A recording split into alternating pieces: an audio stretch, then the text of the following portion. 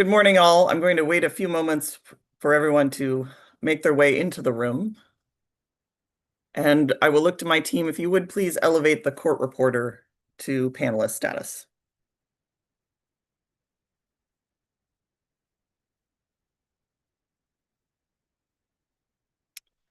And good morning, court reporter. Are you ready for us to go on the record? I am. Can you hear me all right? Yes, I can. Thank you very much. All right. So should we go on the record now then? Yes, we will begin. Thank you. All right, I'll go ahead and get started with introductions while folks may still be filing into the room, so to speak. Good morning. It is May 14th, 2025. I am Nicole Kinsey, presiding hearing officer for the Administrative Hearings Office of the State Water Resources Control Board. This is the hearing on the pending petitions for change of water right permits 16478, 16479, 16481, and 16482 of the Department of Water Resources for the proposed Delta Conveyance project. I'm conducting this hearing in accordance with the July 31st Notice of Public Hearing and subsequent amendments. The hearing this morning is being conducted by Zoom webinar. If you have any technical difficulties today or trouble logging in, please send us an email at dcp-wr-petition@waterboards.ca.gov. The hearing is being broadcast live on the AHO YouTube channel. Both audio and video of the hearing are being recorded, and we will post files of this recording in the FTP folder for this proceeding. The YouTube recording will also be available on the AHO YouTube webpage. I expect we will probably go for our full day today. We will take breaks and a lunch break as appropriate. And once again, we will have a hard stop at 5 p.m. Ms. Mullen will be handling exhibits once again for us today. So if you are a witness and you would like her to advance your slides, please just go ahead and ask her to advance your slides. And attorneys, you're welcome to address Ms. Mullen directly. With that, I think we will proceed with appearances as we have done. When we get to a point in the proceeding today when you are speaking for the first time, we will elevate you to panelist when you will have a chance to introduce yourself and then go ahead and make your statement. I think I have one procedural issue that I did want to address about time limits. I know we brought that up last time, and I wanted to return to time limits because I see that the local agencies are essentially out of time, and Ms. Meserve had also raised the issue with respect to her clients who are not local agencies and were not explicitly included in any of the groups. So I did want to address that issue, and then any other procedural issues that we need to address before we return to our um, uh, regularly scheduled items, if you will. Where I recall that we left off was with panel 2. We had completed cross-examination of panel 2. I had some questions for the witnesses. I did ask my questions of Dr. Hatch, but we have our other witnesses that I have a few questions for from the hearing team, so I would like to proceed there. Then I would turn to DWR, Ms. Carroll, whether you have redirect for your remaining witnesses, and then we would proceed from there. We were not going to start the panel 3, I think, before 10 o'clock. I believe we had that discussion last time, although I think that will naturally occur. And then we would proceed with panel 3, as I understand the panel related to potential impacts to fish. Am I missing anything? Before I turn to time limits, we can start there. But is there anyone who would like to step in at this point and either revise my summary or we can raise other issues as well?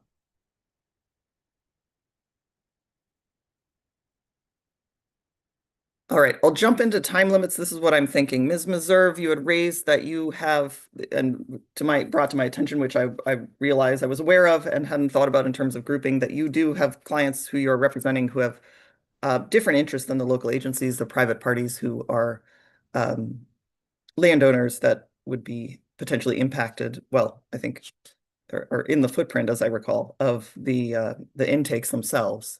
My intent there was to grant you an additional 4 hours, and instead of making some attempt to try to distinguish between those clients and your other clients, we would just separate you out. And I think that's the best way in this proceeding going forward. And I'll look to you if you have other input on this.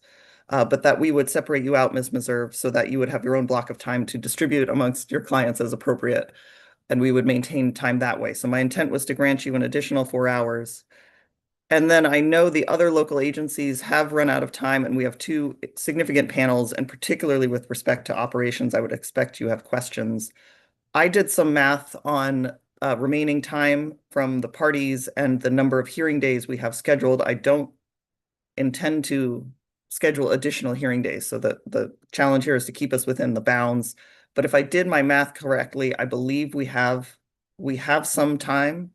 My intent would be to grant the local agencies an additional 6 hours. I know your questions are important. I do want to hear from you on these. These were initial estimates. On the other hand, time limits are important. I mean, we need to get through the hearing, and I don't want to constantly be extending. So my thought was an additional 6 hours, but that would be tentative on making our way through the questions within the time that we have. So if other parties ask for more time after this conversation, I may revise that back. So I'm granting it. This is maybe an inadvisable way to do this, but I would like to grant it out as a target that 6 hours, if available, could be used.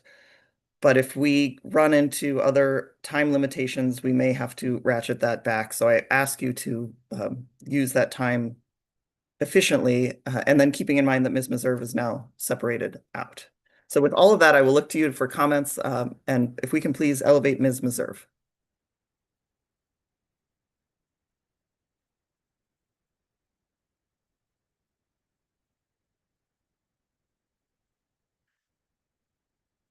Good morning, Ms. Meserve. You're welcome to come on camera and off mute. Good morning. Thank you. Um, yeah, I mean, I think I'm concerned, obviously, as long as the hearing officer can maintain some flexibility to deal with the need for cross-examining. I definitely, for the local agencies that are represented by me and others, we want to make sure there's adequate time. Obviously, those entities are very affected by the project. I guess the only thing I would point out is I think with respect to this panel, the on fish and wildlife that we would be hearing next, I do have questions for that would go to the Friends of Stone Lakes and and ECOS, those kind of like regional conservation groups.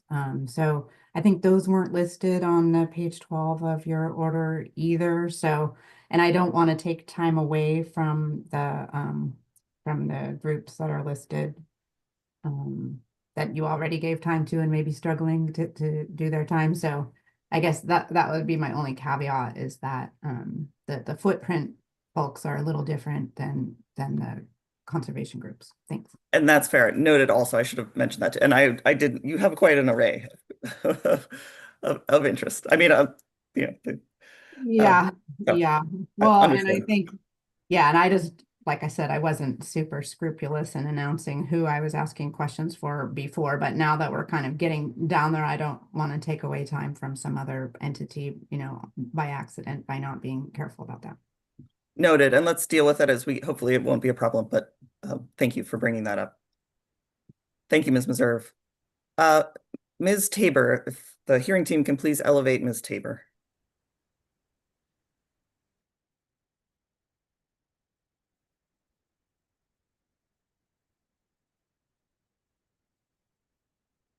And Ms. Tabor, good morning. You're welcome to come on camera. Hello. Good morning, Officer Kenzie. Kelly Tabor on behalf of County of Sacramento, Sacramento County Water Agency, Byron Bethany Irrigation District, Sacramento Area Sewer District, and City of Stockton. I do have significant concerns about limiting the local agencies' cross-examination to 6 hours when we have at least two significant panels left, and possibly three with the water rights information. I don't know if El Dorado Irrigation District and Placer County Water Agency's representatives are in the hearing this morning, but the upcoming panels present significant issues for all of the local agencies, and we have tried extremely hard to be efficient and coordinate our cross-examination, but 6 hours for two major panels for so many represented parties based on discussions, I think that we've had about issues parties want to cover seems likely to be insufficient. So I would recommend or request that you consider increasing that to 10 hours. Thank you, Ms. Tabor. And you raise a good point for clarification. These time limits, I did not intend to include the hearing days on June 10th and 11th. So that I consider to be separate. We'll deal with that when we get to that point. And I think the objectives of those hearing days are a little different. So let's separate that out. And then keeping in mind, of course, that Ms. Meserve now has an additional block of time and is out of out of the time for the local agency groups, but let's continue to think about it. I note your concern, and we'll just let's proceed as efficiently as possible going forward. I recognize these panels are significant, but also I recognize that there have to be some limits, and there was an awareness of what the time limits were in advance. But I do think these questions are important. So let's return to this if as necessary. I appreciate that. And just on the comment about additional, not intending to schedule additional hearing days, the Department of Water Resources did consume a significant amount of hearing time with its conflict allegations. And I don't think we should be limiting the opportunity for parties to participate and cross-examine in the panels based on running out of hearing days, the notion that we'd be running out of hearing days when they've already been constrained through no fault of the protestants. Thank you. Noted, Ms. Tabor. Thank you. To the hearing team, if we can please elevate Mr. Busher.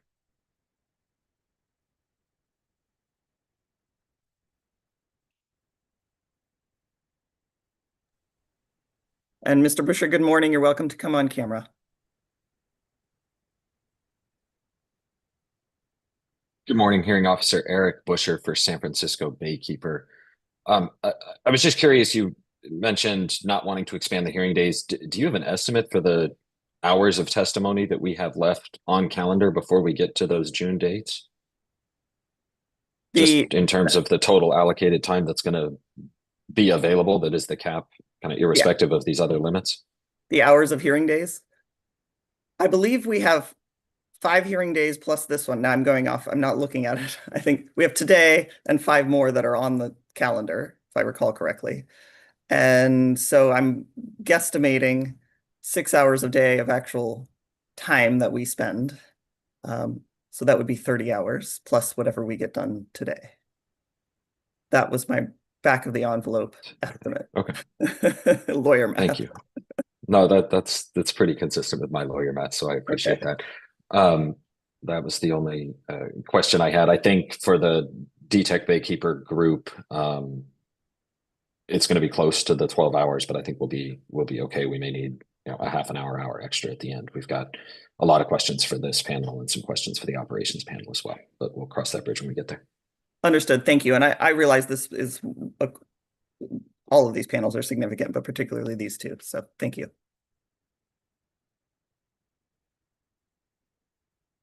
Is there any other procedural issue we should address before we move to elevating DWR and the witnesses? Ms. Meserve, please.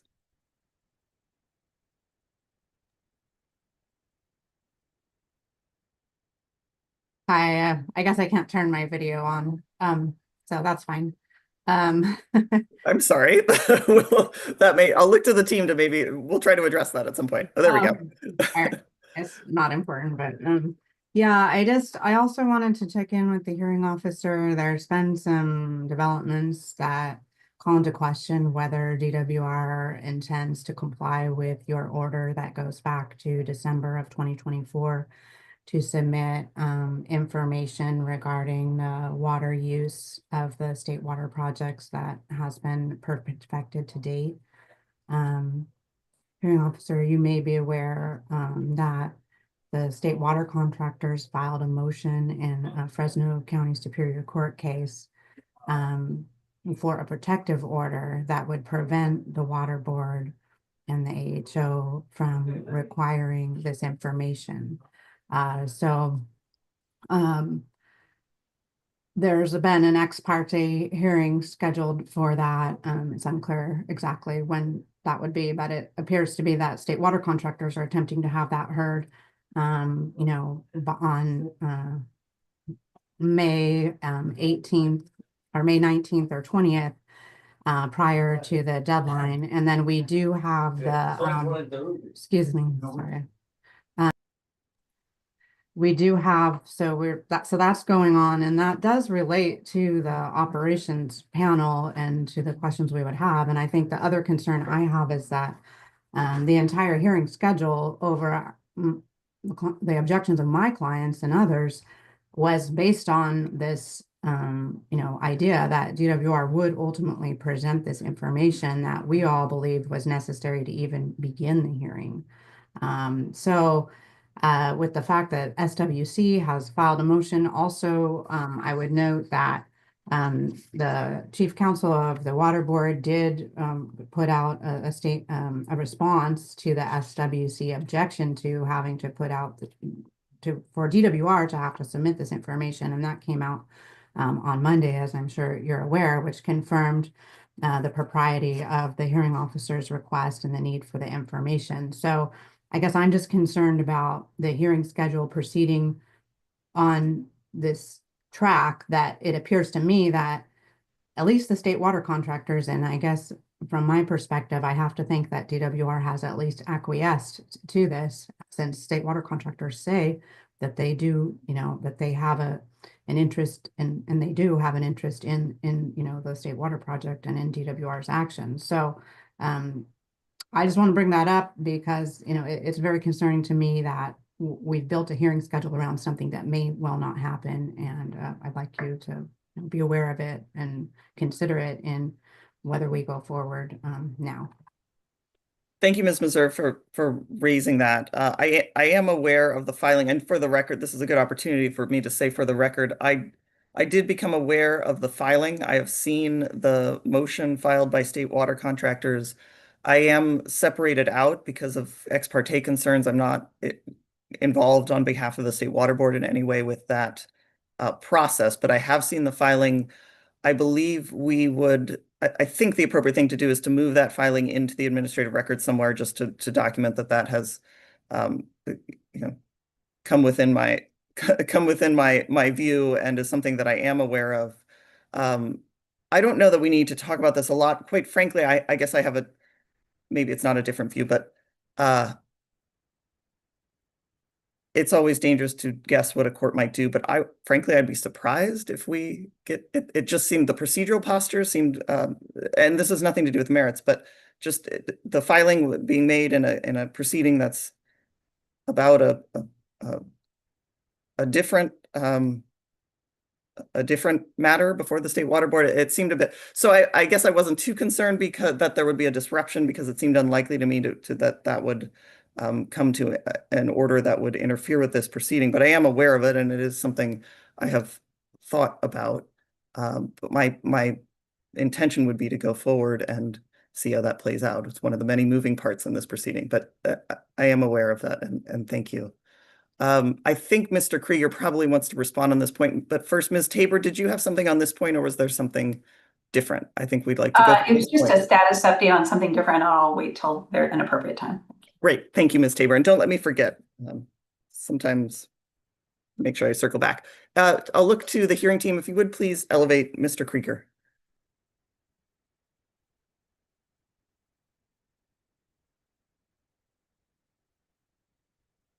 Good morning, hearing Morning. officer.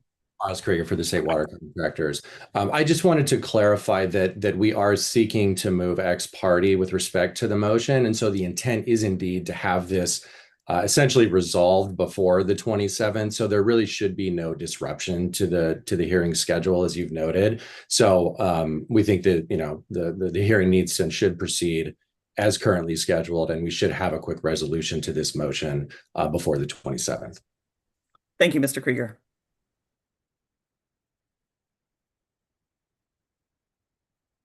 And it looks like Mr. Kelly, I'll look to the hearing team. Please elevate Mr. Kelly.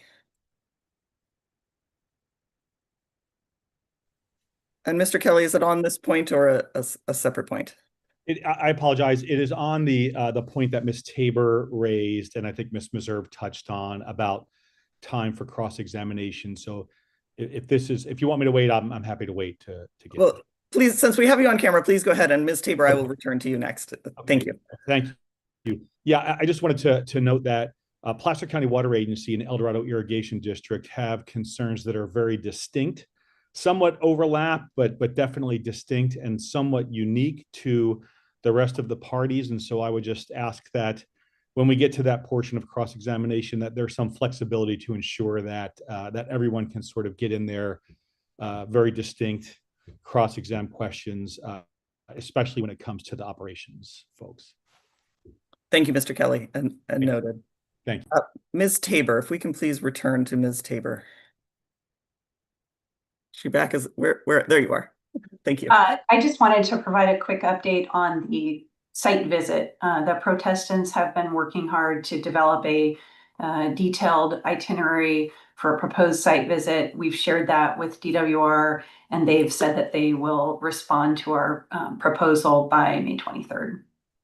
Wonderful. So our Thank you. goal is to reach agreement on something. If we're unable to reach agreement, we will nevertheless submit our proposal to you for consideration. And I think it's well thought out. It's got some specific dates proposed with the hearing schedule in mind. So we're hopeful that we can work that out. Thank you, Ms. Tabor.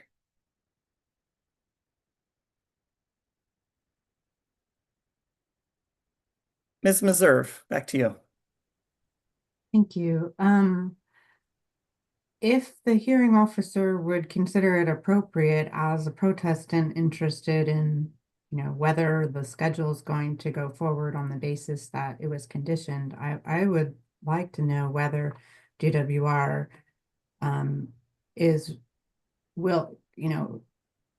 believes it is ready to submit the information on the 27th as planned, or whether additional time or other objections will be raised. Thank you, Ms. Meserve. I think I will pose that to Ms. Carroll, but to me, I think DWR can, we'll pose the question to Ms. Carroll and she can respond, I'm sure, quite capably. If we would, please elevate Ms. Carroll.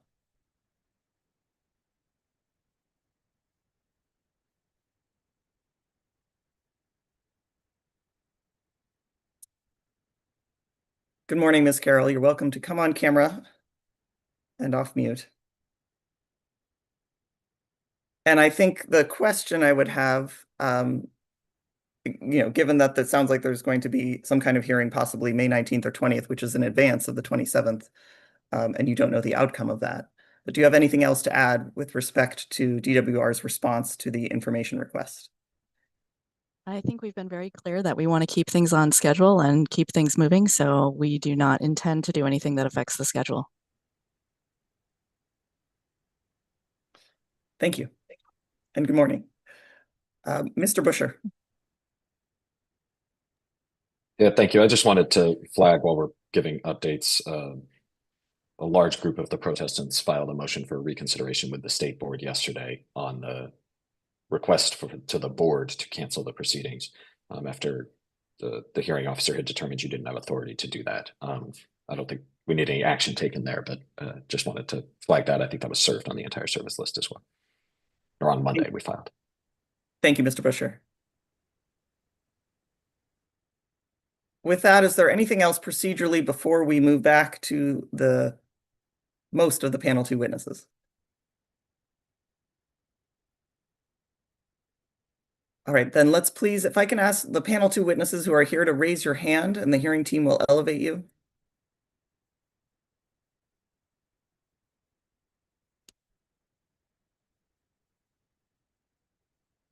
And I look to the hearing team. Please go ahead and elevate Dr. Priest, Mr. Fitzhugh, and Mr. Singh.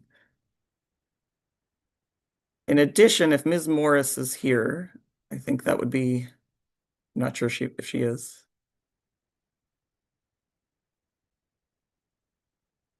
Hearing Officer Carol, Kinsey and please. Carol appearing for DWR. Ms. Morris is not joining us this morning.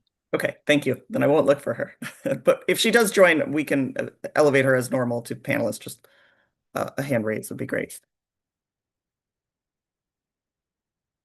And then we have Mr. Krieger already. Is there before we get started, is there anyone else who would like to request audio privileges at this time? And we can always do it later. I see we have Christopher Butcher. Is this one of the, if I'll look to the hearing team, if you would please elevate Christopher Butcher. And Hearing Officer Kinsey, Christopher Butcher is my colleague at DWR. Excellent. Thank you.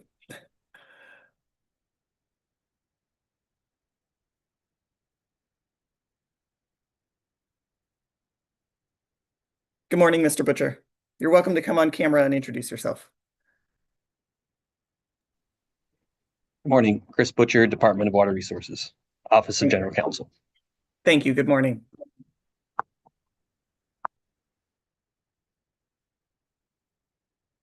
All right. I think looks like we have our witnesses. Welcome back, Dr. Priest, Mr. Fitzhugh, Mr. Singh. I know it's been a while and I know you've been here a number of times, but just for the record, I will remind you of the administration of the oath earlier in this proceeding with respect to your testimony. I believe where we left off is I had questions for these witnesses. Does that fit with your memory, Ms. Carroll? Yes, it does. Okay, let me pull up those questions and we will go from there. And thank you for your patience.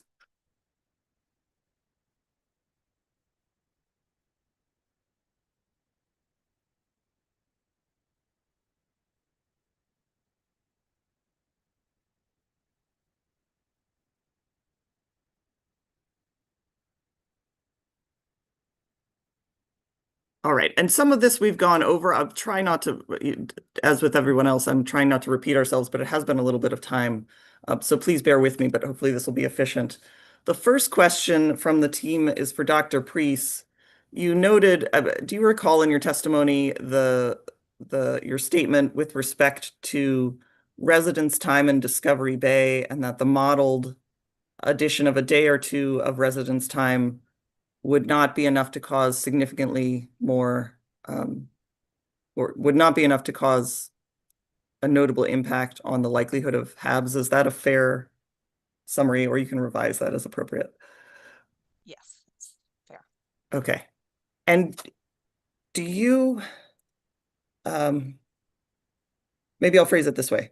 If the State Water Board were drafting an order and was citing to that testimony and reaching the same conclusion, is there evidence in the record that you would point to support that conclusion? In addition to your testimony, is there other technical evidence that you would point to, or is that a conclusion based on your own expertise solely? I would say a combination of available literature and knowing literature that supports what we know about cyanobacteria growth and accumulation. There's no specific study out there that says X number of days of residence time lead to a bloom, especially in an estuarine environment like the Delta. So it's really using kind of the information that is available on residence time combined with the information in the literature known about cyanobacteria and microcystis specifically, and then also my own expertise having worked on harmful algal blooms in the Delta and seeing that Discovery Bay blooms nearly every year with the very long residence time that it already has. And therefore that extra day or two is not going to cause the bloom to be any different than what is occurring under current conditions. Thank you, Dr. Priest. So to put it in a, just for clarification, and I think this is what you said, it's not the case based on your understanding of cyanobacteria growth that, for example, there's a threshold that you generally see between, I'm just making this up, day 12 and day 13, for example, that there would be a significant difference. That it's more of a, the growth is more of a gradation, that it's not the time step itself is not a sudden difference in impact on whether you'd expect to see a bloom. Yeah, and to clarify, I did say growth because that is important, but with residence time, we're really more concerned about the cells aggregating. So it's like temperature and nutrients that cause the cells to grow, and then they need a still enough environment that the cells can come together and aggregate in such a way to form a bloom. But we don't know exactly how long that is, I think, which is what you mentioned, but we know that the areas like Discovery Bay that have residence time of 2 to 5 weeks are more likely to have a bloom than areas with shorter residence time. And a day or two here or there is not going to impact either a decrease of a day or an increase of a day is not going to cause a bloom to become more severe or better, less severe. Understood. Thank you. And then I wanted to follow up on your conclusions. You looked at in your testimony, you looked at different factors that were modeled that might increase or affect the risk of a harmful bloom. How did you consider the potential aggregate impacts that you might have if these several factors compile together?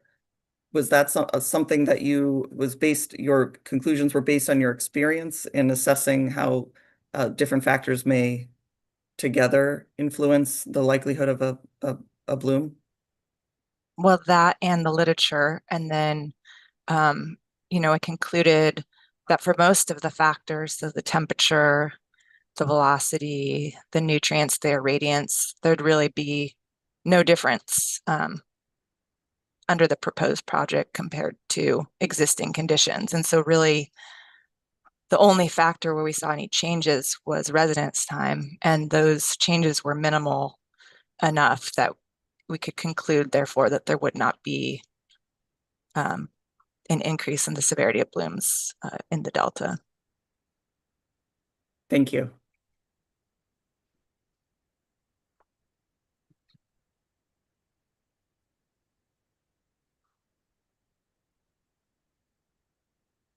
I believe this is a question for Mr. Singh.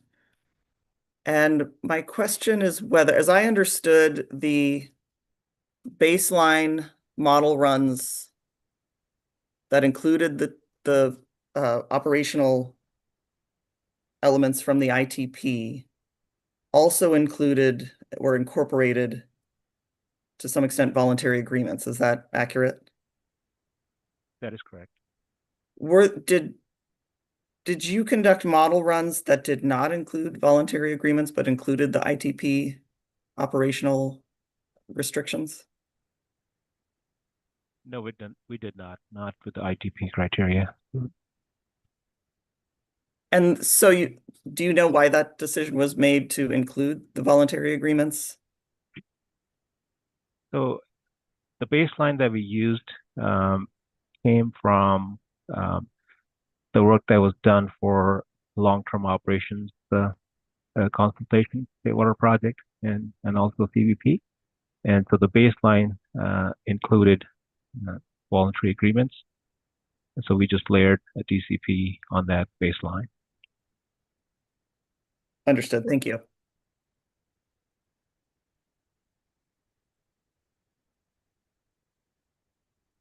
And then with respect to the ITP model runs, is there detailed information in the record that would tell us how much water would be expected to have been exported by year? I mean, could we look at it, say, since the hydrology since 2010, and looking forward instead of the entire, what I understand is a 94-year period?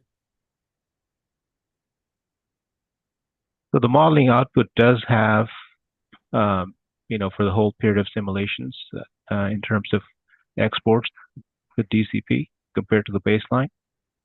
So if you wanted to look at a particular period, that's included in the modeling output, but the results that I presented were based on the whole period of simulation.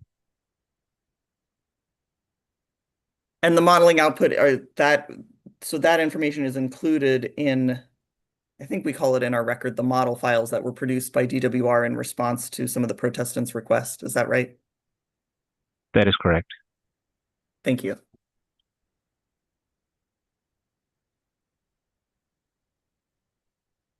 So the next question here,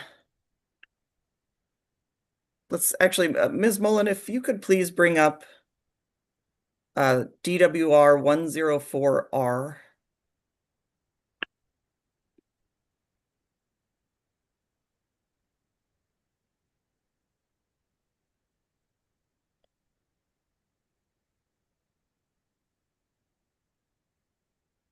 And we're going to go to slide. This is right. Yep, 104R.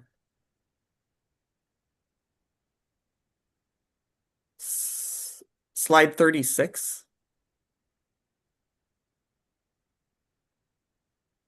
That can't be right. All right, I think I must have some misinformation from the team. I'm looking for a graphic, so maybe I can ask the question without the graphic, but I'm looking for a graphic that shows monthly flows in CFS at various locations for the model runs.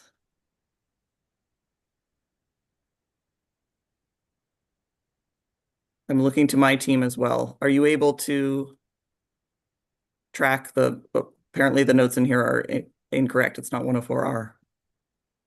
And I'm talking to my hearing team. Could you repeat that? You're looking for flows? I'm looking for and now I can't even, I'm sorry. I'm having trouble with this document. I was looking for flow. I believe you had slides that showed river flows comparing the ITP models at different locations, so Keswick and other locations. Okay, yeah. 101. So now my team is telling me it's 101R. I apologize. Ms. Mullen, can we bring up 101R?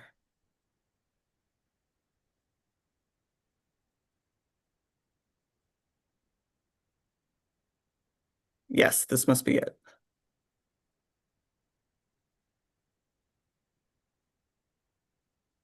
So the question is, I believe these are flows above, some of these represent flows above the proposed intakes, and they are similar but not the same. So I was wondering if you can explain why the model runs would show different flows upstream of the intakes.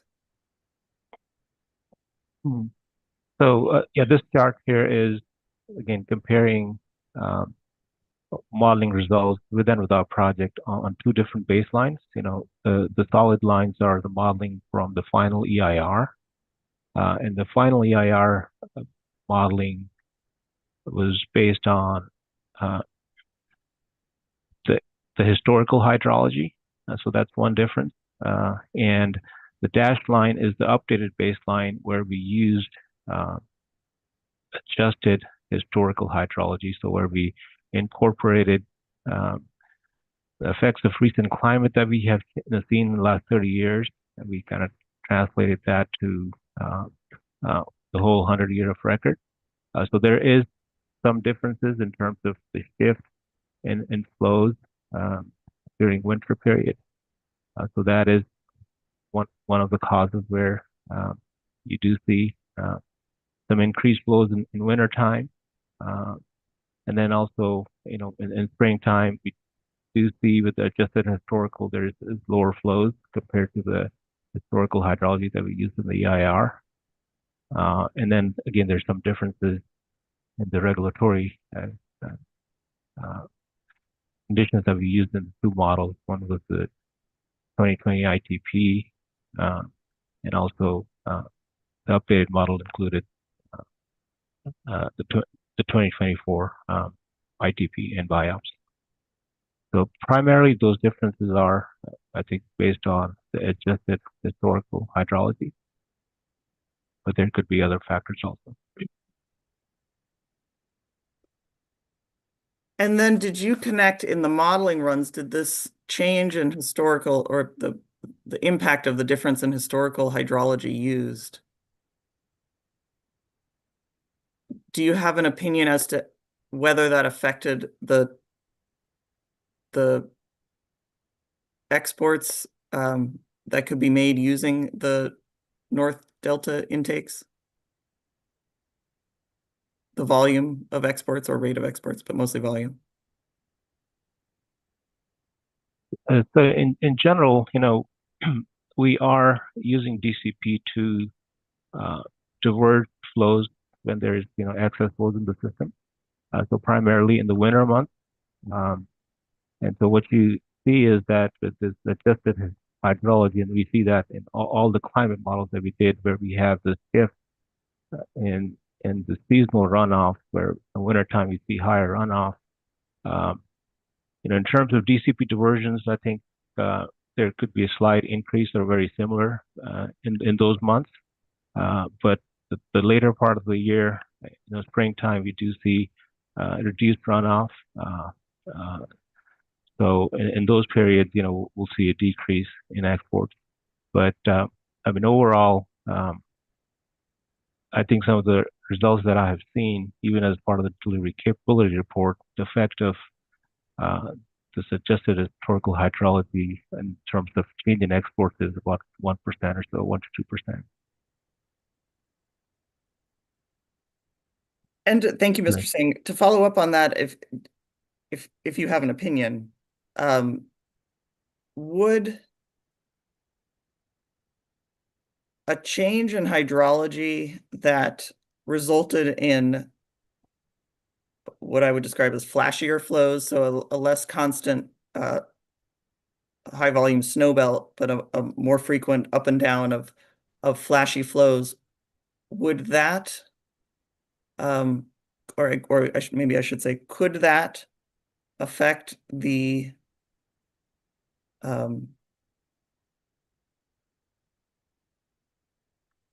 amount of water that could be captured by the North Delta intakes?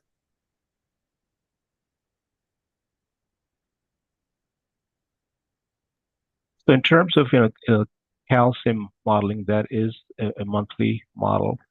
So if you're referring to events that are shorter than a month, we do have a daily mapping in the model that we use, especially when we're looking at DCP diversion. So in terms of the flasher floods or flows, the diversions that are allowed, especially in wintertime, are related to the flows at Freeport. So if we have events where you have higher flows or higher events, there will be diversions that will happen at DCP if there's excess flows available. So I'm not sure if I addressed your question, but I think, thank you, Mr. Singh.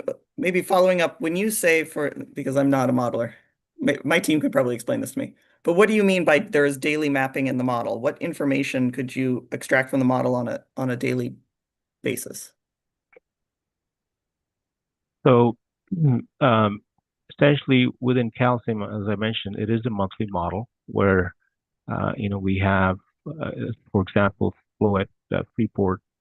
It's a monthly flow, but we looked at in a historical period, a historical record, where we have some daily flow data depending on the total annual flows in a year and the water year type. So that information was used within calcium for different years to kind of come up with a pattern of daily flows that the intakes will see.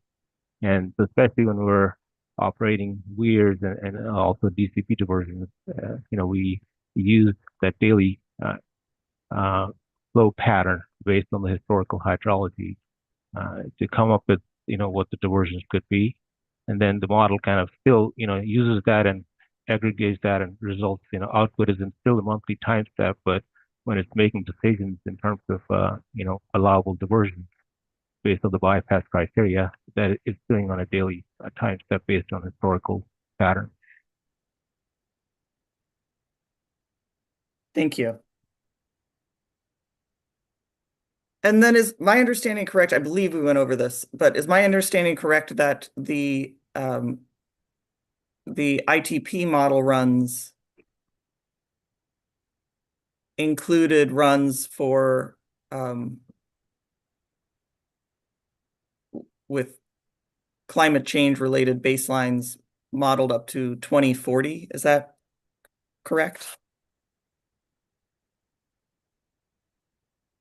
Could you repeat that one more time? That the ITP model runs includes a climate change scenario for 2040? So the modeling that we presented in my testimony, it's just the existing conditions that uses the adjusted historical hydrology. So for the final ITP criteria, we did not present any climate change scenarios like 2040. But really, based on the analysis that we did, the sensitivity study, we looked at incremental changes with the project, and we compared that to the EIR existing conditions, and we found that those changes are very similar. And we do expect similar results even with the climate change, changing climate and having a different set of operations criteria. We'll expect similar results. So basically, the EIR does have 2040 scenarios. So whatever conclusions are there compared in reference to the DCP impacts, that those will be similar if we ran this new criteria with a climate model. And to follow up on that, in the FEIR modeling, were there model runs conducted for future conditions beyond 2040, 2050, or 2060, anything like that? So within the EIR, there was a discussion looking at future conditions close to 2070, but there was no quantitative results that were presented in the EIR. But we do have some modeling that was done that was summarized in a separate memo that's referenced in the EIR that included 2070 modeling. So looking at hydrology or climate change in 2070 with projected sea level rise. So we do have modeling that was summarized in a separate memo that is in the record. Thank you. And then the 2040 modeling, my understanding is that modeling included temperature and precipitation, or potential temperature and precipitation changes. Is that a correct understanding? Yes, the 2040 future scenario that was developed using the available climate models from Team of 5. So they do were used to basically project changes in precip and temperature using those climate models that was incorporated into calcium input. And then were there any changes in demand incorporated in those model runs, or was it just but it was temperature and precipitation, but not demand? Maybe Mr. Fitz, you can answer that question in terms of demand within calcium. And are you speaking about M&I demands or ag demands or both?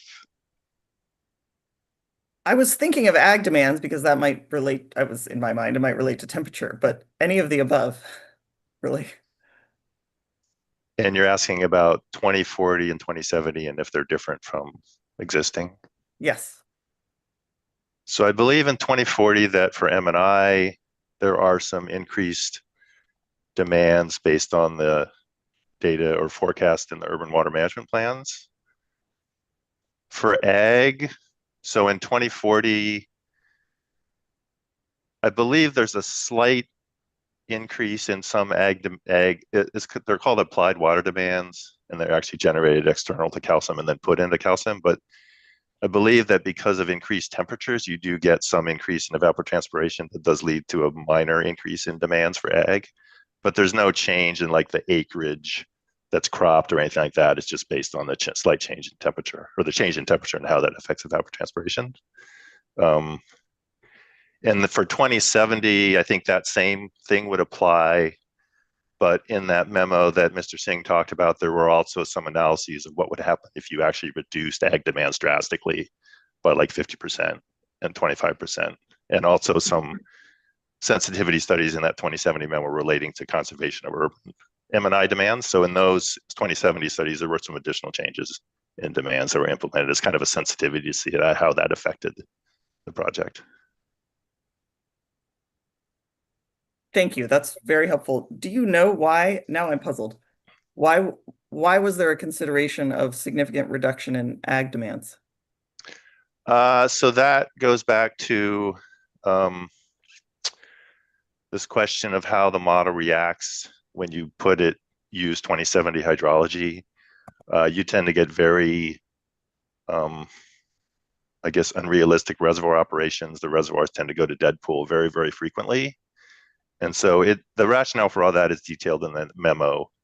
But basically that was part of an attempt to try to make some very speculative changes, admittedly, but some changes in how the kind of system works and the demands work across the system, and other things too, like water conservation for urban, just to try to get the reservoirs to operate in a more realistic way.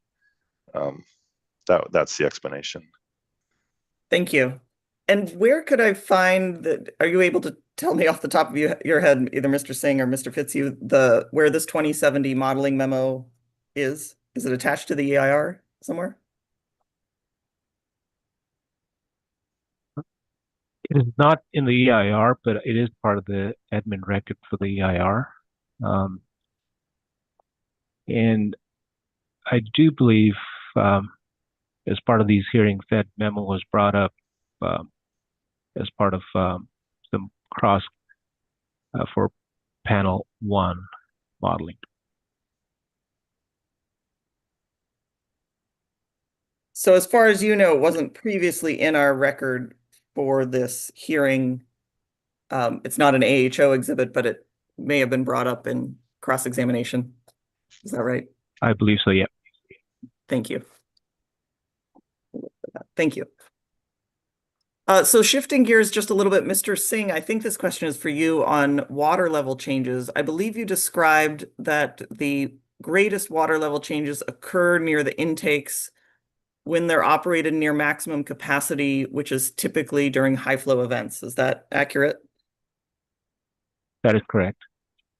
And then the question is, are there what we might call atypical times when the pumps will be operated at maximum capacity that are not during high flow events? Are you aware of any circumstances for that? So typically when we're shifting, the only other time would be when we're shifting from south to north for carriage water saving.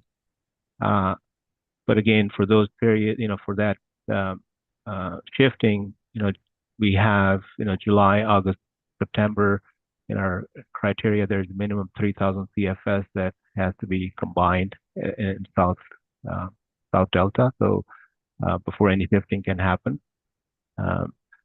So there, I'm not sure if there will be a capacity outside those months. There could be 1 or 2 months in the whole simulation, but I can't kind of pinpoint that offhand. But mostly, the capacity will be when we have high flows, typically at DCP. Okay, thank you.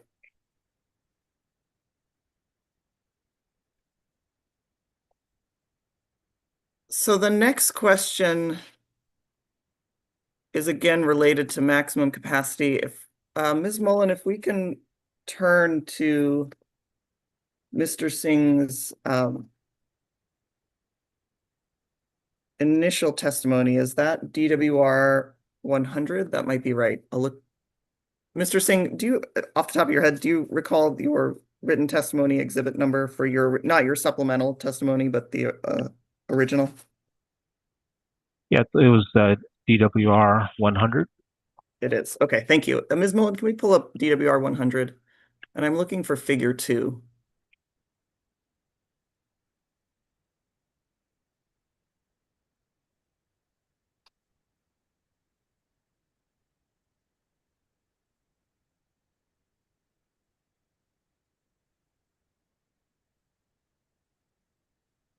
I believe there's a figure too.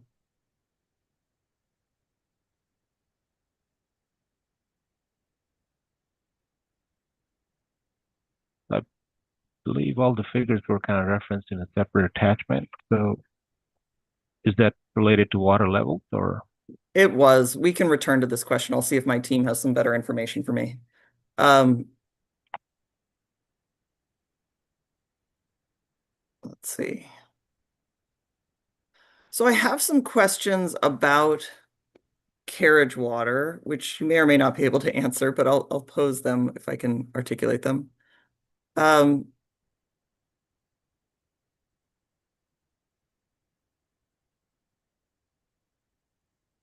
my understanding of carriage water is that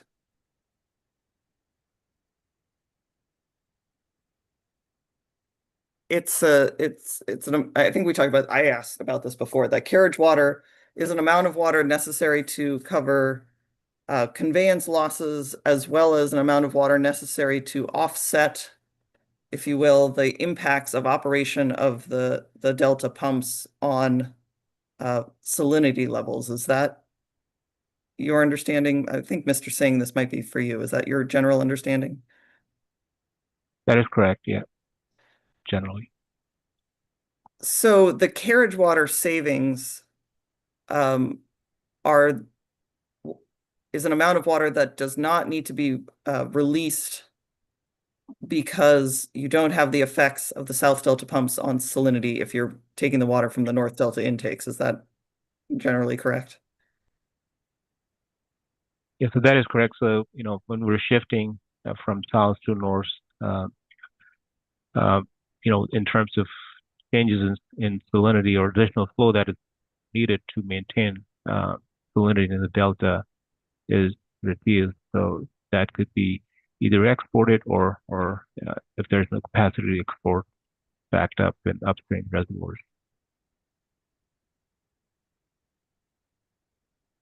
So would the modeling for the operation of DCP include any impacts that you might expect to see on water quality if carriage water is not being provided? Is that incorporated into the modeling? Yes. So so model is looking at opportunities to shift and have those carriage water savings, under balanced conditions. So any effects to the salinity, in the delta or to the system are part of the modeling outputs. So once we run DSM-2, using this calcium results where we are shifting when possible, when we have those savings are, analyzed in DSM-2, looking at the water quality for the whole year. So the analysis that we have in water quality does include the effects of this shifting and the water quality changes in the delta. Okay. And then my understanding is that the operational parameters proposed for the Delta Conveyance project would not allow exports from the South Delta intakes to decrease below 3,000 CFS. Is that correct? So the proposed criteria is that during the months of July, August, and September, before any shifting can happen, the combined exports at the South Delta facilities, that includes both CVP and State Water Project, have to be at least 3,000 before any shifting can occur. And that's how the modeling was done to represent the proposed operation. Thank you. Thank you for clarifying the time frame there. And do you know why that is? Why is there a 3,000 CFS minimum? So that is kind of based on, I think, some of the work that was done maybe during water fix and looking at some flows that are needed in the South Delta to maintain water quality.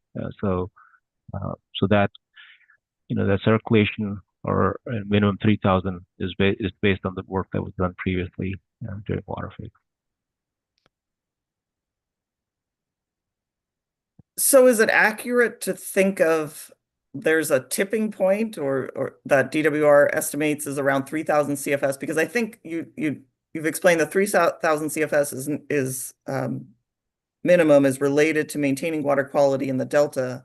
But on the other hand, a reduction in pumping from the South Delta pumps and shifting to the North Delta pumps will improve water quality somewhere such that you don't need carriage water. And I'm trying to understand how those two pieces, which seem to be, they're not conflicting, but they go in different directions. Is that an accurate description, that there are two factors here, and the 3,000 CFS was somewhat of a balancing point between the positives and benefits of pumping from the South Delta versus the North Delta?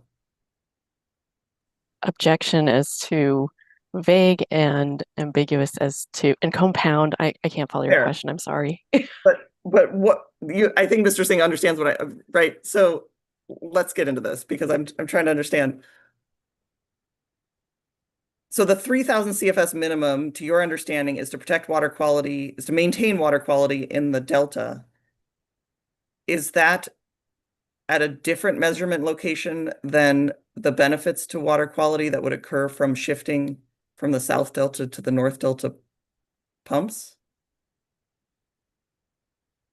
Yeah, in general, the shifting typically, at least in the model, and I think in real-time operations, we look at Western stations. The Jersey Point will be, or Roxley will be a couple of stations where we look at the water quality there, and model is also doing that. And if those stations are controlling, then shifting to north does help in terms of water quality in those locations. So model will shift, and that helps with EC at those locations, and so the flow needed to maintain that is saved. And then again, when we shift, then we also look at Edmonton. There's standards at Edmonton on Sacramento River, so it's kind of a balancing how much we can shift while still maintain that water quality at Edmonton also.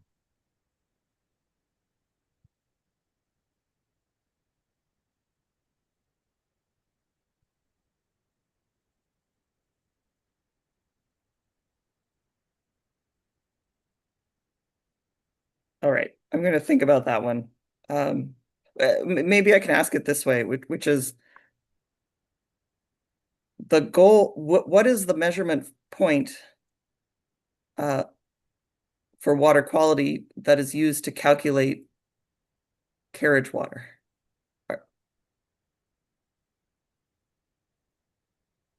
What is the could you repeat that one more time? I'm trying to understand. It seems to me that carriage water is, let's see.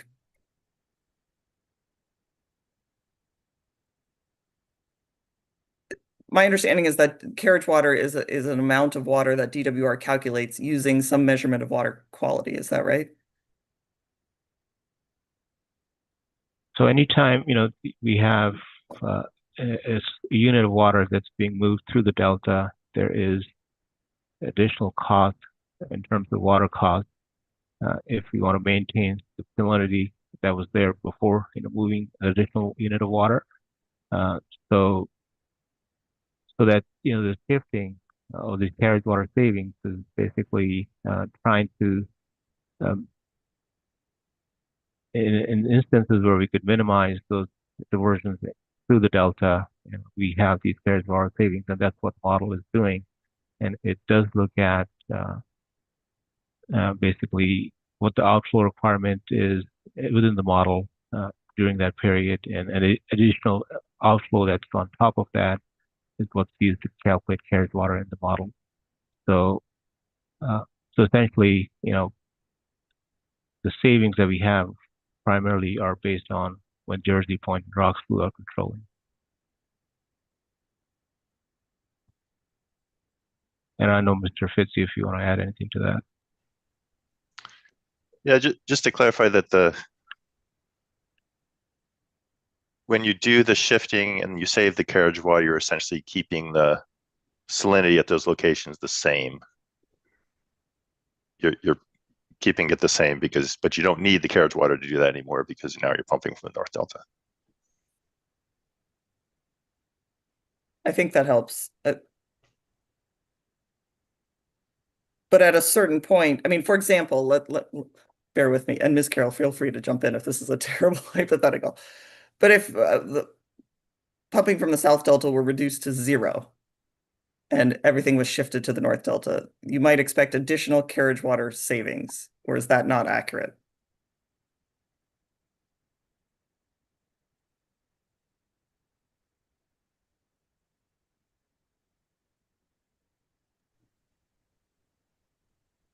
So you're saying like we do have that 3,000 minimum, right? So we are not going to shift. Understood, but I'm saying take that away. Yeah. Would there be additional carriage water savings? This is to help me understand what carriage water is doing in the system. Because anytime you shift, again, there will be some effects at Edmonton also in terms of water quality on Sacramento River if you're diverting more. And then there's standards at Edmonton too that we're trying to meet. And that would be the base. I don't mean to cut you off, but that would be the basis for the 3,000 CFS minimum, or one of the reasons for the 3,000 CFS minimum. 3,000 minimum is more, not just them, it's more, it could also be the South Delta, in terms of water quality there. Edmonton, the stations that we're discussing in terms of shifting are more Western Delta locations like Jersey Point, Roxborough, and Edmonton are those key locations that operators look at real time also. So maybe a way to say this in general would be that the water quality at different locations are controlling when we're talking about carriage water versus reducing below the 3,000 CFS minimum. That for carriage water, the controlling factors are these locations more in the Western Delta, whereas with respect to the considerations for the 3,000 CFS minimum, that's more with respect to locations, water quality at locations within the Southern Delta. Yeah, it could be. It definitely will include Southern Delta also. Okay, thank you. And I realize those were tricky questions, but I think that helped advance my understanding here. If I could, I just want to clarify one of the statements I said about the 2070. So when I was talking about reductions in ag demands and M&I demands, those are actually just in the droughts, like dry critical years, because those are the periods when it helps the dead pools. All the rest of the years, there wasn't a change. Thank you, that's helpful. Okay. Mr. Singh, if you know, is there a minimum level of pumping that would be required, I don't know, at all times or during certain seasons at the North Delta pumps?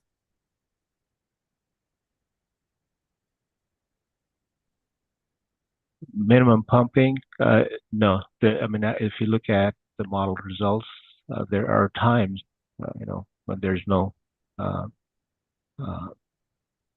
pumping at DCP, because we are prioritizing South Delta first. So there will be periods when there are no diversions. The only exception is that there could be some flows required for maintenance of the system. In terms of minimum flows, I think there could be that. But in terms of regular DCP operations, there is no minimum that are required or modeled. So based on your understanding of how the physical operation would work, these possible minimums just to maintain the pumps or the tunnel were not great enough in your understanding to include in the modeling.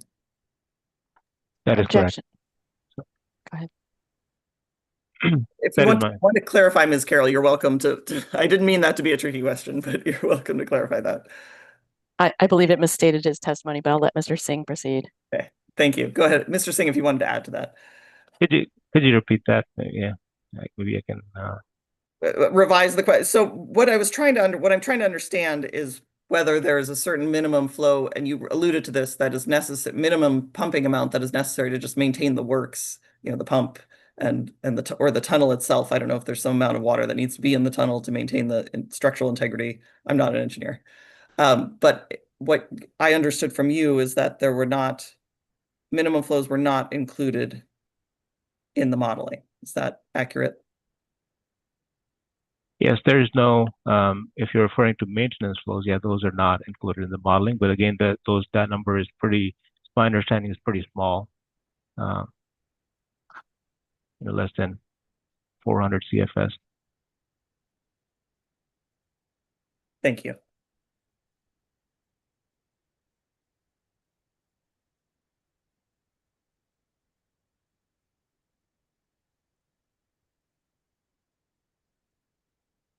All right, let's see if I can go back to, I think I have some more information about this.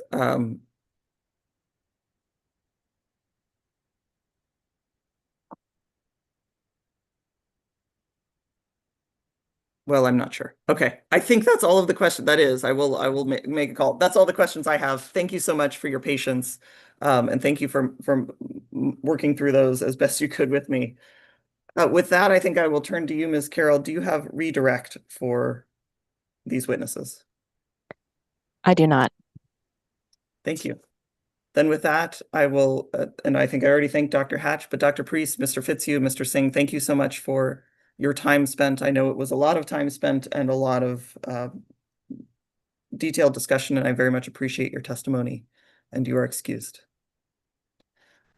I think with that, it's a good time for us to briefly break. I know it's a little early, but probably briefly break, and then you can shift to the panel 3 witnesses. Does that work for you, Ms. Carroll?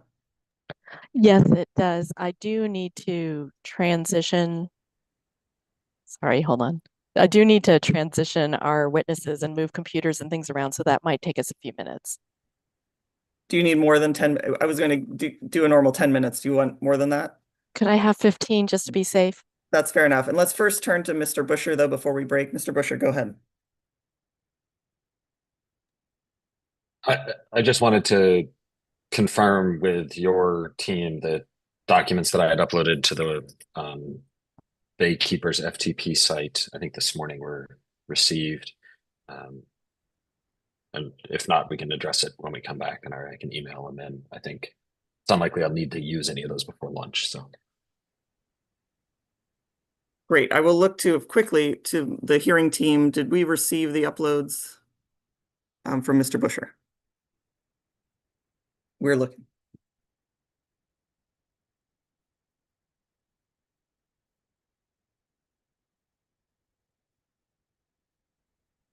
Yes, it sounds like we received 2 documents. Is that accurate, Mr. Busher? I think it was more than that. I'll go back and look at our website, our end of it during the break. I think there's 6 or 7 that I had 6 or uploaded. 7. Okay, we'll take another look too, and then we can come back to it and we'll make sure. Thank you. Thank you. Thanks for bringing that up. Anything else before we break for 15 minutes? All right, I'll call it an even 16. Well, now it's 15. Let's come back at 10:30. Thank you.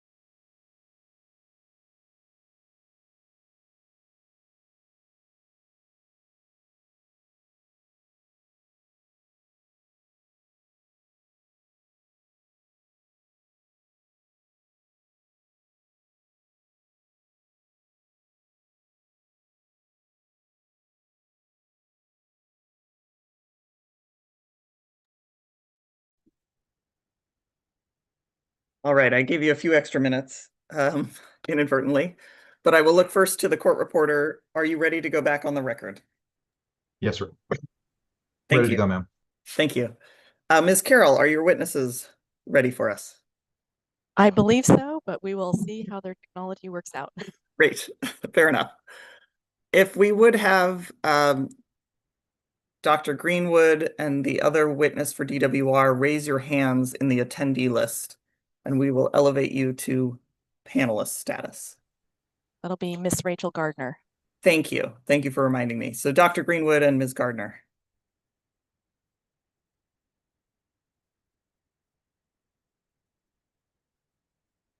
And you should get a note inviting you to be elevated.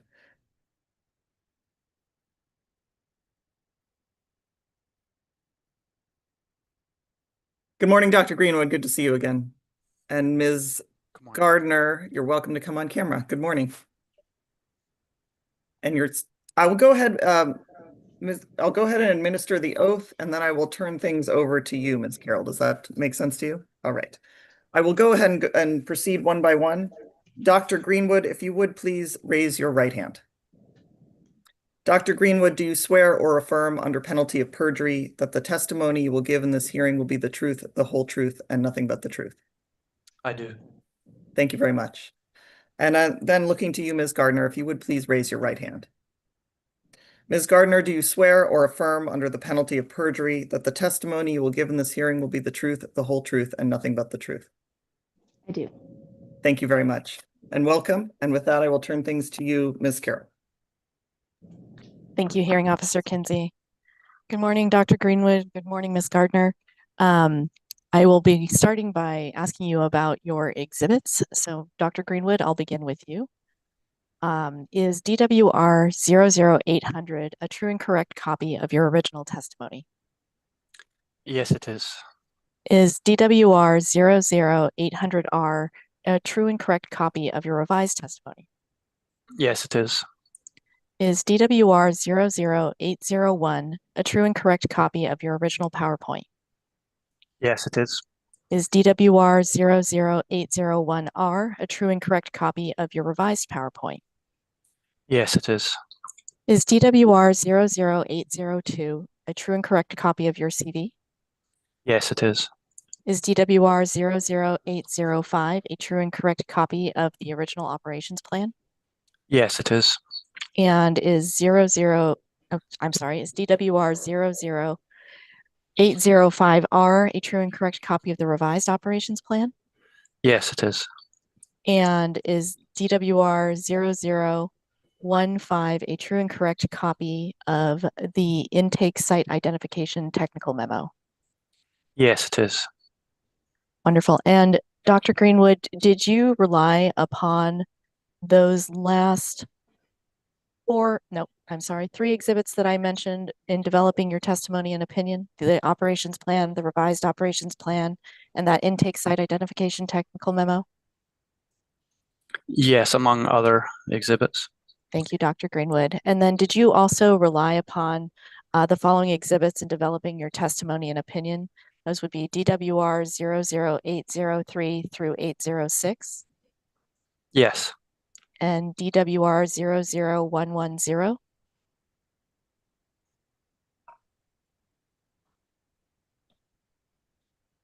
I'm sorry, could you remind me which one that is?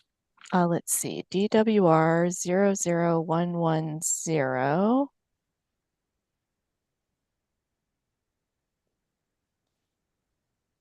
I'm going the wrong direction in my numbers. I apologize. Is the supplemental testimony of Mr. Amardeep Singh. I think. I don't recall if I specifically cited it. I may have just generally referred to it. Okay, thank you, Dr. Greenwood. And then also in developing your testimony and opinion, did you rely upon the following administrative hearing officer exhibits? That's AHO-065. Yes. AHO-066. If you need a reminder, that is the incidental take permit transmittal letter. don't believe I'm not sure if I cited it, but I certainly cited 065 prior one. Thank you, Dr. Greenwood. And then also, did you rely upon the following to develop your testimony and opinion? Administrative Hearing Officer Exhibit 1007. Yes. Administrative Hearing Officer Exhibit 1059. Yes. Administrative Hearing Officer Exhibit 1099. Yes. Administrative Hearing Officer Exhibit 1101. Yes. And Administrative Hearing Officer Exhibit 1104. Yes. And then, Dr. Greenwood, are there any additional revisions that you would like to identify to your PowerPoint or to your testimony? Yes, to my written testimony, there are several. Beginning page 2, line 1, the reference to P13, page 13, should be deleted. On page 2, footnote 3, the reference to AHO-1104 should be changed to AHO-1099. On page 3, line 7, AHO-1104 should be changed to AHO-1102. On page 8, the footnote, the second AHO-066 should be changed to AHO-065. And finally, page 12, line 8, the reference to 1A should be changed to 1C. Thank you, Dr. Greenwood. And then would you... I'm sorry, Ms. Carroll, will you follow up with a revised version of the testimony that shows those changes, please? Yes, we can do that. We will Wonderful. do it in track changes so it's obvious. Great. Thank you very much. I appreciate that. Great. And then I'll also run through the exhibits for Ms. Gardner too before we begin presenting the summary of testimony. Ms. Gardner, good morning. Is DWR 00900 a true and correct copy of your original testimony? And is DWR 00900R a true and correct copy of your revised testimony? Is DWR 00901 a true and correct copy of your original PowerPoint? And is DWR 00901R Sorry to interrupt. I'm not hearing anything that she's saying. Is that just on my end? I think that's just on your, can you hear me? That's just on your end. I can hear you, but it sounds like Miss Gardner, I'm not getting any audio from her. It's not Ms. Gardner, it was Ms. Carroll speaking. Right, but was she not asking Miss Gardner questions? I apologize. I was on mute. Those were yeses. Okay. Thank you. Maybe Ms. Carroll, you can, and I wasn't looking at the screen, otherwise I would have caught that. Thank you, and I apologize. Ms. Carroll, you may want to back up if you want the yeses on the record. Yes, please. I will start over. No worries. It's okay. Thank you, Ms. Gardner. No worries. It's your first day. We know there are technical issues. Is DWR 00900 a true and correct copy of your original testimony?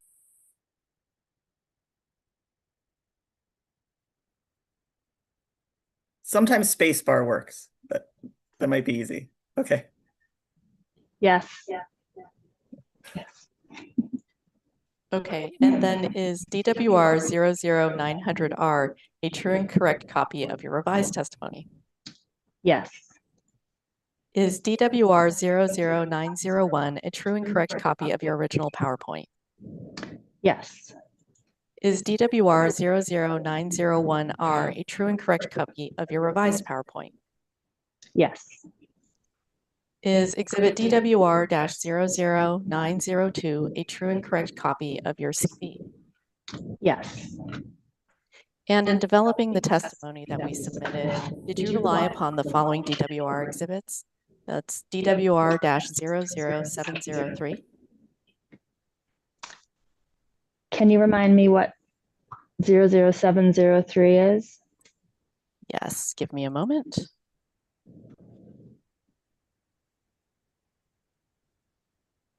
Error.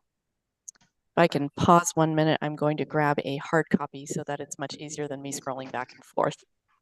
Understood. Thank you.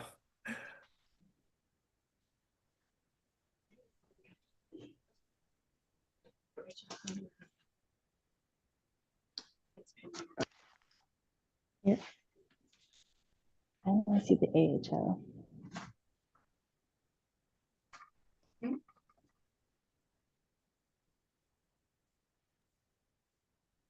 And for the record, I am getting a hard copy of this. I'm going to hand this to Ms. Gardner so that she can refer to a hard copy. It is an exhibit list printed from the AHO FTP site. Thank you.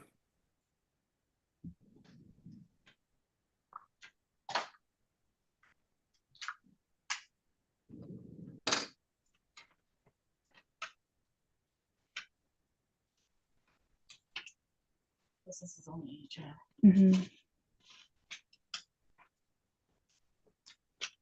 Where's the PWI?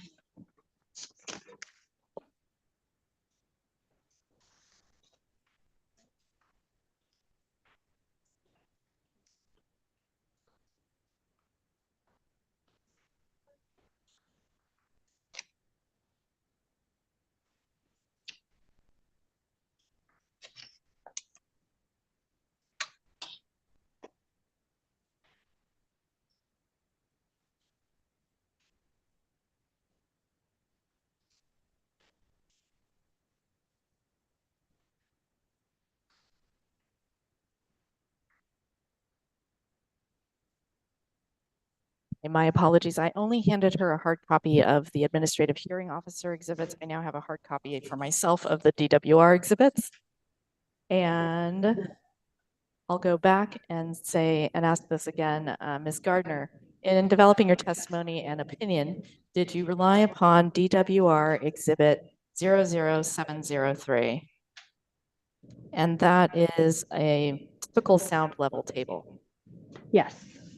And in developing your testimony and opinion, did you rely upon DWR 00714? For your reference, that is the noise testimony table 2, sources of construction noise. Yes. Okay, and then did you rely upon DWR 00804, which is the DCP MMRP 2023 ADA? Yes. Okay. And then did you rely upon, in developing your testimony and opinion, DWR exhibit 903 through 930? Those include a series of literature that were submitted after your CV. Yes. Okay, and then also in developing your testimony and opinion, did you rely on the following administrative hearing officer exhibits? That is AHO-1007. Yes. And did you also rely upon AHO-1107? Yes. And AHO-1109? Yes. AHO-1012? Yes. And AHO-1013? Yes. And then finally, AHO-1183? Yes. Okay, thank you, Ms. Gardner, and apologize to all of you and appreciate the patience. With that, Ms. Mullen, if you could please pull up DWR 00801R, and we will begin with a summary of Dr. Greenwood's testimony.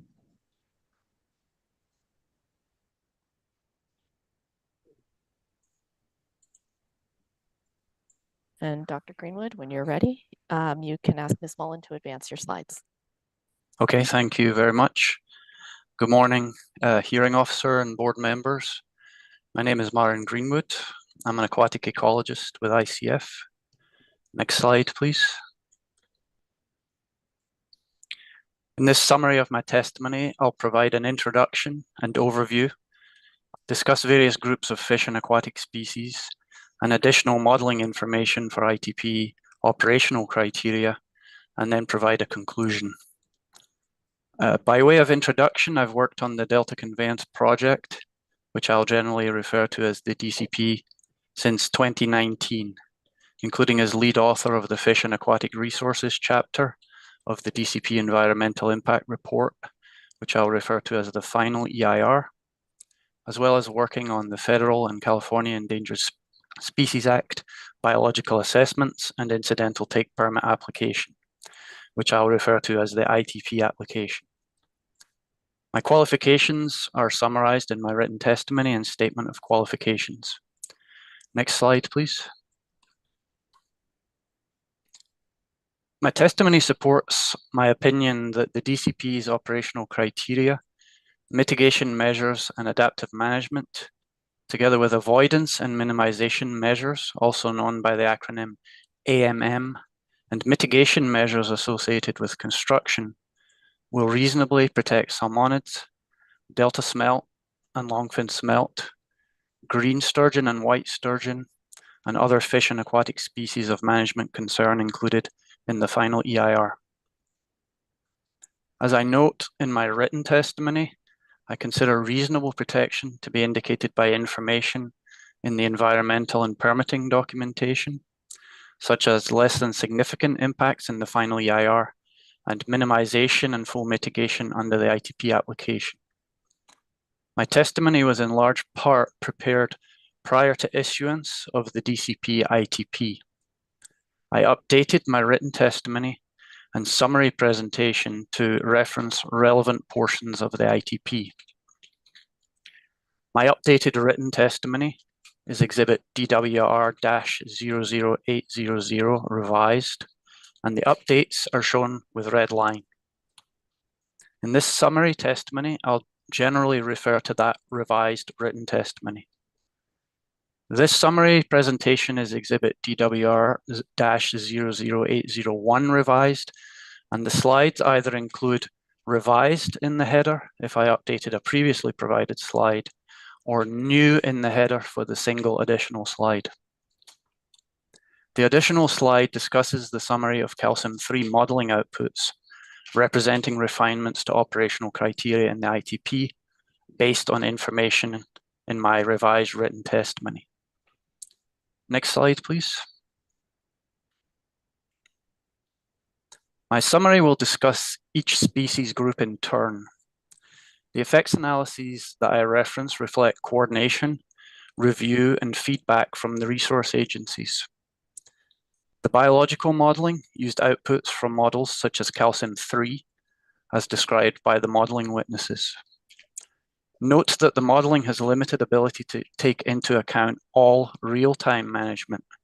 Molly White, in a subsequent panel, discusses real-time operations. Next slide, please. My testimony focuses on the North Delta diversions, or NDD, because South Delta facilities are governed by applicable regulatory requirements. The DCP does not seek permits for South Delta operations. Analyses accounted for both NDD and South Delta, and the risk of South Delta entrainment is minimized by inclusion of ongoing regulatory requirements. I also do not discuss areas upstream of the Delta, because a screening level summary indicated minimal differences between DCP and existing conditions. Next slide, please. First, I'll discuss salmonids, for which there's 4 species of Chinook salmon, as well as Central Valley steelhead. We analyzed various construction effects and avoidance, minimization, mitigation measures. The types of construction effects assessed included acoustic effects, sediment disturbance, and reduced habitat extent. Such effects would be avoided and minimized by limiting work to a summer, early fall work window to minimize potential for overlap with salmonids. There are several mitigation measures related to underwater sound control for impact pile driving, barge operations, fish rescue and salvage, and mitigation for habitat loss to construction.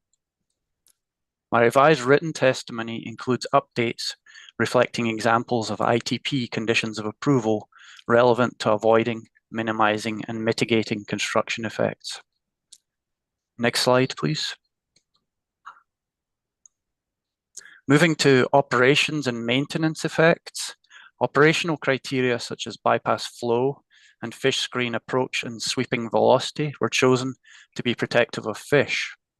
As I illustrate in my revised written testimony based on calcium-3 modeling, the operational criteria from the ITP frequently limit DCP operations so that the DCP would not constantly be diverting at the full 6,000 CFS capacity.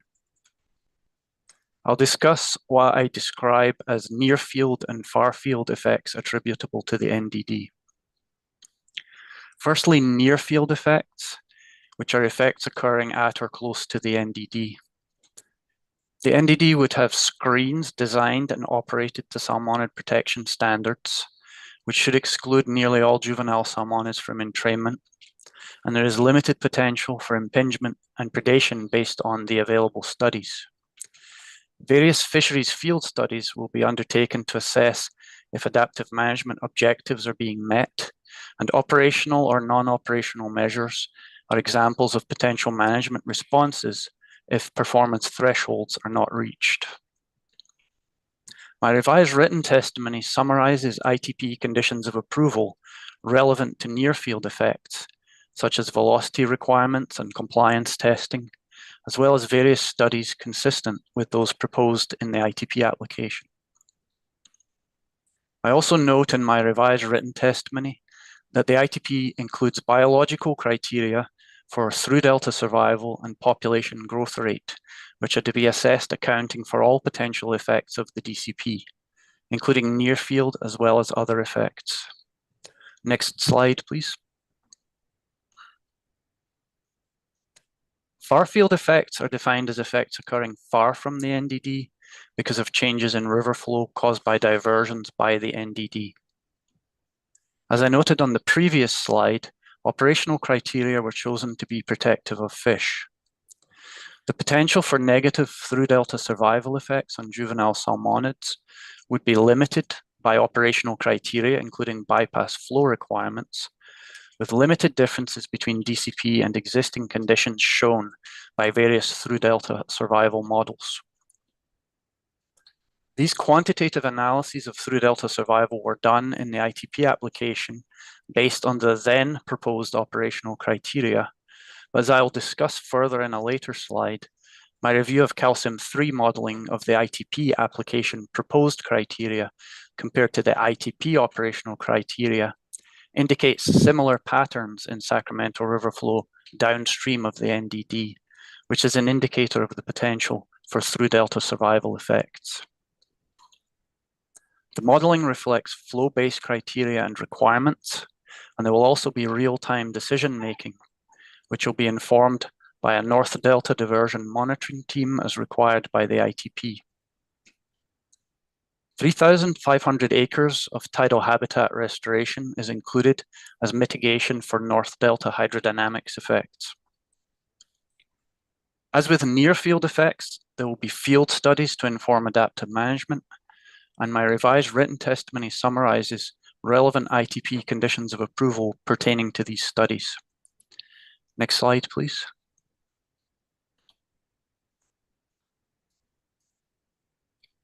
Regarding other far field effects, the operational criteria I mentioned previously limit the potential effects to riparian and wetland bench rearing habitat, and there will be channel margin habitat mitigation for residual negative effects. No other far field effects analyzed for salmonids were found to be significant. Lastly, with respect to maintenance of the NDD, there is very little potential for effects to salmonids from activities such as lifting and washing the screens.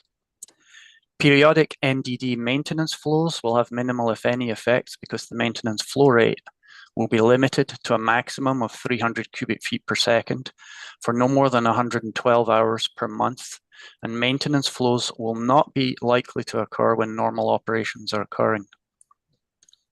When maintenance flows are undertaken, operational criteria will also apply. Next slide, please.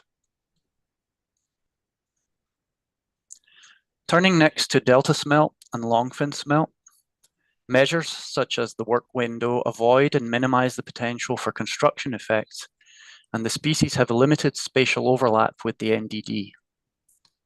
There is the potential for negative effects to adult upstream migration, but two-dimensional modeling indicates availability of suitably low velocity habitat near the work area, and there is the potential to use other portions of the river channel. As noted for salmonids, there will be various mitigation measures for construction effects. In addition to tidal habitat, the ITP includes a condition of approval requiring more than 1,500 acres of spawning habitat compensatory mitigation for the potential adult upstream migration effect that I mentioned, which will be informed by a spawning habitat study also required by an ITP condition of approval. Next slide, please. Moving to near field operations effects, as I mentioned for construction, there would be relatively few smelt near the NDD, and the design and operation of the NDD would be consistent with Delta smelt protection standards.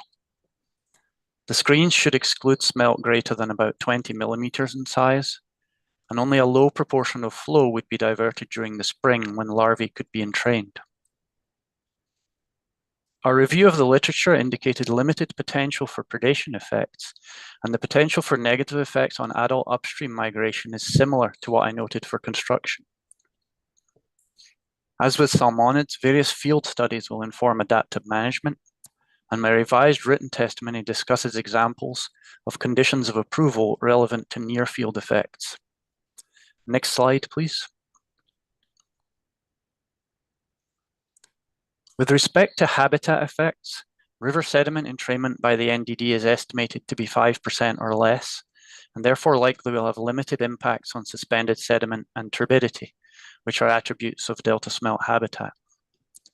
Further detailed assessment of the potential for effects will be addressed with sediment monitoring, modeling, and reintroduction adaptive management, and is addressed by an ITP condition of approval, as I discuss in my revised written testimony. The entrainment of food web materials in terms of phytoplankton is also estimated to be limited, with any potential effects on smelt likely very limited because of factors such as in situ production of phytoplankton within the delta and the larger scale of losses to clams. Our analyses found little evidence for potential effects to smelt zooplankton and mysid shrimp prey from changes in spring delta outflow. And although less delta outflow is needed to meet delta salinity requirements in summer fall under DCP compared to existing conditions, it is uncertain whether this would result in negative changes to smelt prey, given the range of relationships observed in previous studies. As I note in my written testimony, statistically significant relationships between fall outflow and delta smelt prey are limited to two less common taxa in the diet, and summer-fall habitat actions implemented under DCP as well as existing conditions would limit the potential for negative effects. My revised written testimony describes that an ITP condition of approval requires study of food web material and larval fish entrainment, as well as study of the effects on food web resources from changes in hydrology, and the results of these studies are to be included in assessments of smelt biological criteria via life cycle models. Next slide, please. Life cycle modeling analyses showed limited potential for outflow-related effects to delta smelt. For longfin smelt, the ITP application included March to May minimum delta outflow requirements to further minimize potential effects to habitat. The ITP refines spring criteria for longfin smelt and requires DWR to work collaboratively with CDFW in order to reduce the effect of DCP operations through use of hydrologic and biological modeling in order to develop an operational scenario that best achieves delta smelt and longfin smelt biological criteria. As I discuss further in my revised written testimony, the patterns in winter-spring delta outflow are similar between the ITP application and ITP modeling. Tidal habitat restoration of just over 1,350 acres is included to mitigate operations effects on delta smelt and longfin smelt. Next slide, please. Our analyses also showed limited potential for other types of habitat effects. My written testimony notes that the ITP includes conditions of approval requiring study of potential harmful algal bloom and selenium effects, with the results to be incorporated into life cycle modeling. As with salmonids, maintenance activities would have very little potential for negative effects to smelt. Next slide, please. Moving on to the two sturgeon species, as with salmonids, the various avoidance and minimization measures limit the potential for negative construction effects to sturgeon. For example, the in-water work window avoids adult upstream migration, and there would also be the various mitigation measures I previously described. Next slide, please. With respect to operational effects, there would only be risk of entrainment of larval white sturgeon at the NDD because green sturgeon larvae occur well upstream. The screen's approach velocity would provide protection from impingement, and as I noted for smelt, only a limited proportion of flow would be diverted during the larval white sturgeon period of entrainment susceptibility. Our analyses indicated potential outflow-related effects on white sturgeon of 0 to 3% based on a March to May delta outflow period, and 0 to 9% based on a March to July delta outflow period, with considerable overlap in the prediction intervals between the DCP and existing conditions scenarios.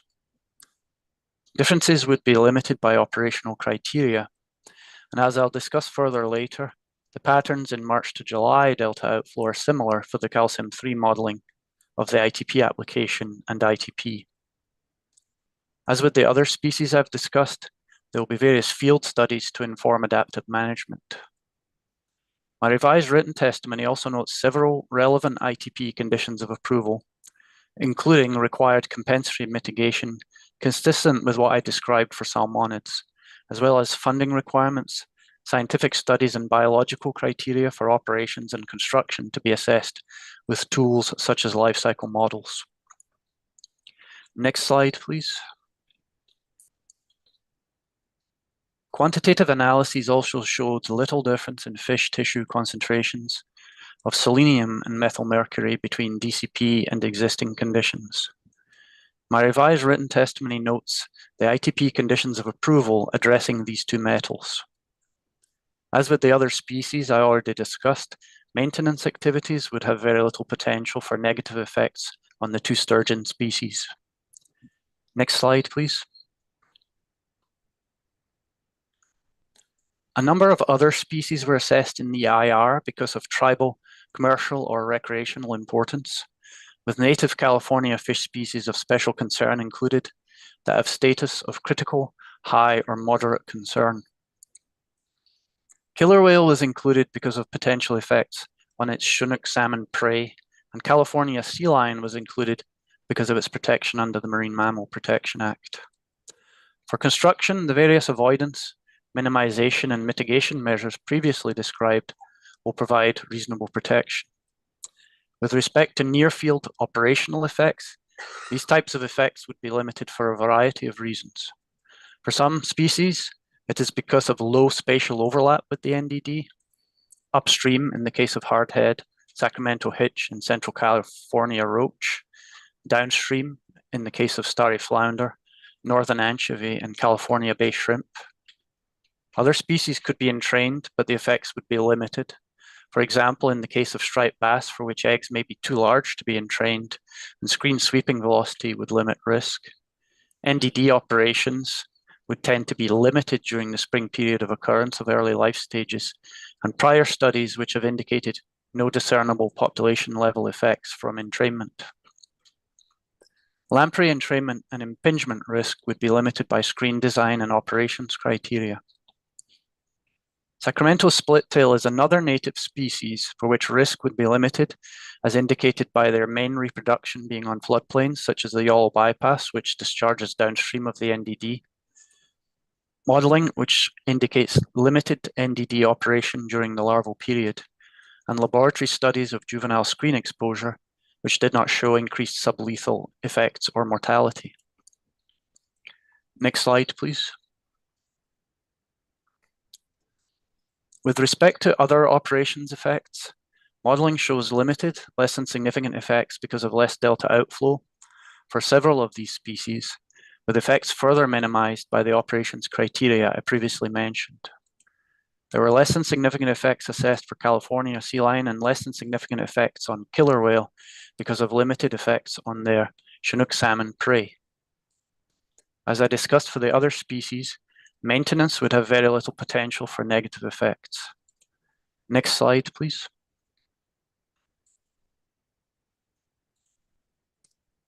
My revised written testimony includes comparison of calcium-3 modeling outputs representing the ITP operational criteria to outputs from the final EIR and the ITP application.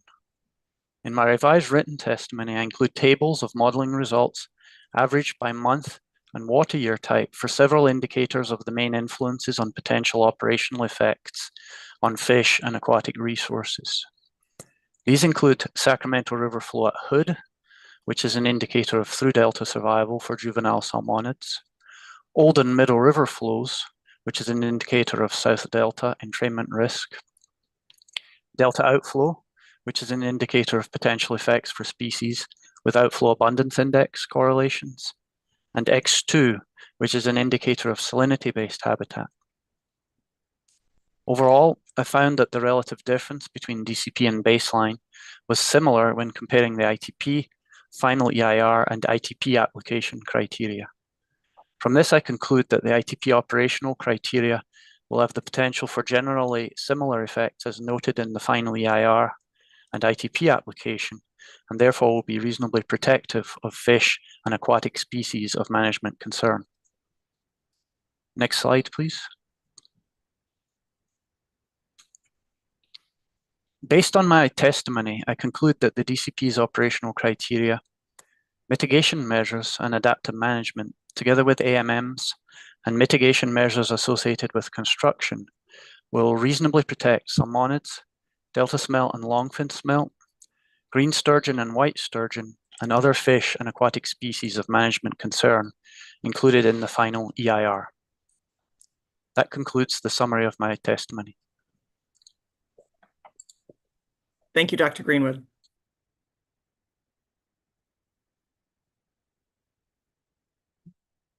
And then Ms. Carroll, are we turning next to Ms. Gardner? Yes, we are. And Ms. Mullen, if you could please pull up DWR-00901R.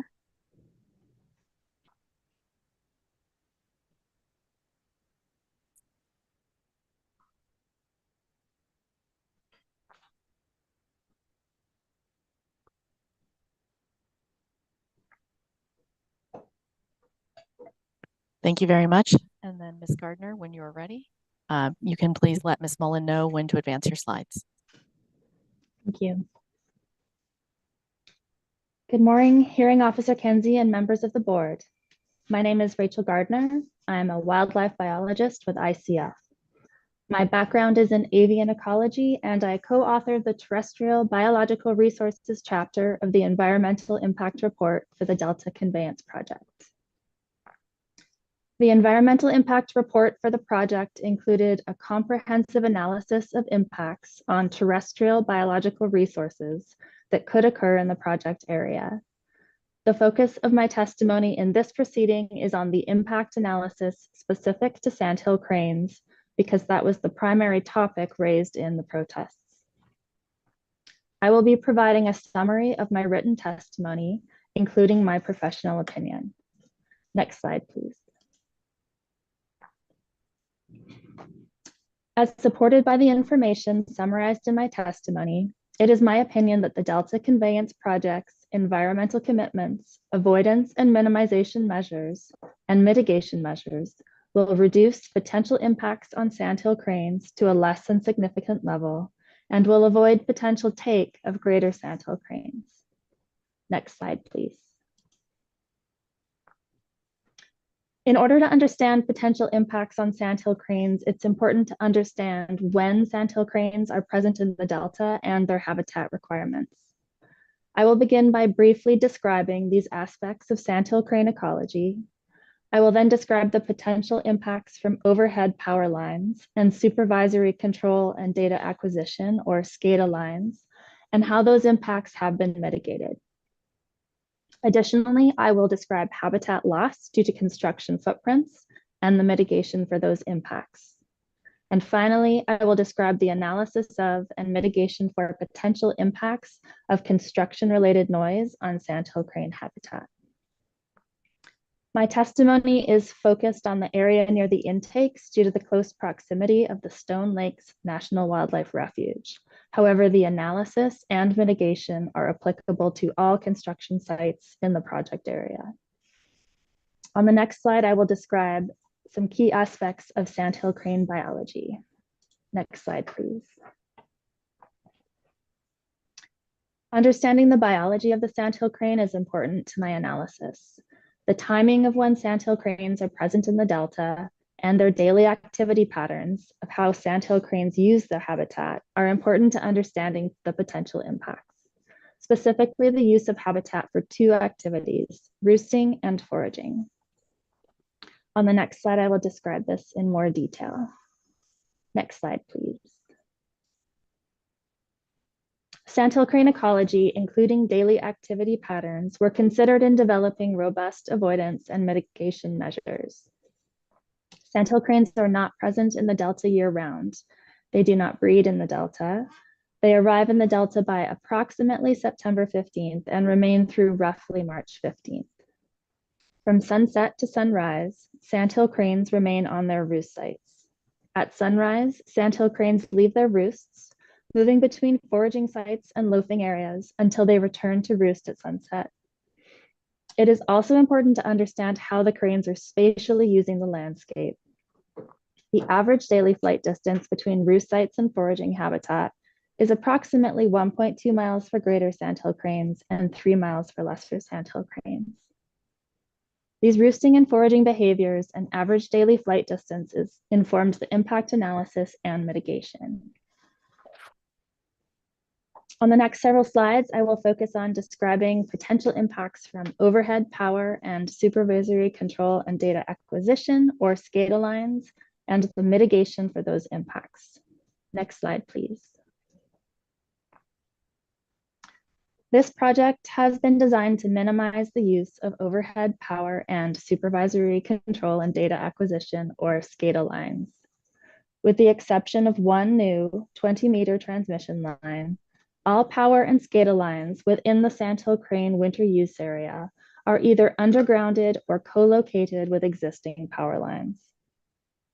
The next slide depicts the location of the one overhead 20-meter transmission line. Next slide, please. One new overhead 20-meter transmission line within suitable habitat for sandhill cranes would be required to connect a new substation to existing transmission lines on Lower Roberts Island. This line is greater than 3 miles from previously surveyed permanent roost sites. The small red line in the center of the figure is the new transmission line. The hash-marked box is the new substation, and the hash-marked linear features show the associated access road. And to the right of the red line in the aerial, you can see the row of existing transmission towers traveling north-south in a diagonal direction. The solid gray box is a temporary work area, and the figure also depicts an undergrounded SCADA line in blue and an undergrounded power line in yellow. Next slide, please. The project minimizes potential impacts from power and SCADA lines by undergrounding all feasible lines. All other lines within suitable habitat for sandhill cranes, except the one overhead 20-meter power line described previously, will be co-located or undergrounded. Co-located lines will be configured to reduce the vertical spread of lines, consistent with Avian Power Line Interaction Committee guidance. All new overhead lines will be marked with bird flight diverters that are visible under all conditions, for example, glow-in-the-dark markers or near ultraviolet line markers. This measure, when included on co-located lines that are not currently marked with bird flight diverters, would make unmarked spans safer than under existing conditions. Furthermore, undergrounding the majority of Delta Conveyance project lines provides the infrastructure for other utilities with existing overhead lines to underground their lines at a reduced cost. In the next several slides, I will now discuss the data used to identify roosting and foraging habitat to analyze potential impacts from the construction footprint. Next slide, please. A habitat model was used to identify potential sandhill crane roost sites and foraging habitat. Roost sites include both permanent roost sites and temporary roost sites. Permanent roost sites are defined as those used regularly year after year, while temporary sites are defined as those used during some years. For example, lands that do not provide suitable crops or flooding every year due to rotating agricultural practices. The habitat model relied on previously conducted surveys to identify permanent and temporary roost sites. Modeled foraging habitat considered the average daily flight distance from the previously identified roost sites. So to reiterate, those flight distances are approximately 1.2 miles for greater sandhill cranes and 3 miles for lesser sandhill cranes. And the foraging habitat model utilized suitable land cover types within 3 miles of known roost sites for greater sandhill cranes and within 6 miles of known roost sites for lesser sandhill cranes. The habitat model was used to quantify the acres of impact from the construction footprint. In the following slide, I will summarize the permanent habitat impacts. Next slide, please. It's important to note that in this analysis, permanent impacts are defined as any impact lasting more than 1 year. Some of these impacts are areas where construction at a given location would take place over multiple years, and the area would not be restored to its pre-disturbance condition until the completion of construction. However, for the project, they will be mitigated as permanent impacts. The permanent impacts are shown in this table. There are no impacts on permanent roost sites, 3.65 acres on temporary roost sites, and approximately 1,350 acres of impact on foraging habitat. In addition to these permanent impacts, there are acres that will be calculated based on noise impacts on sandhill crane habitat, and that will be discussed later in this presentation. On the next slide, I will describe the mitigation for the permanent impacts on habitat.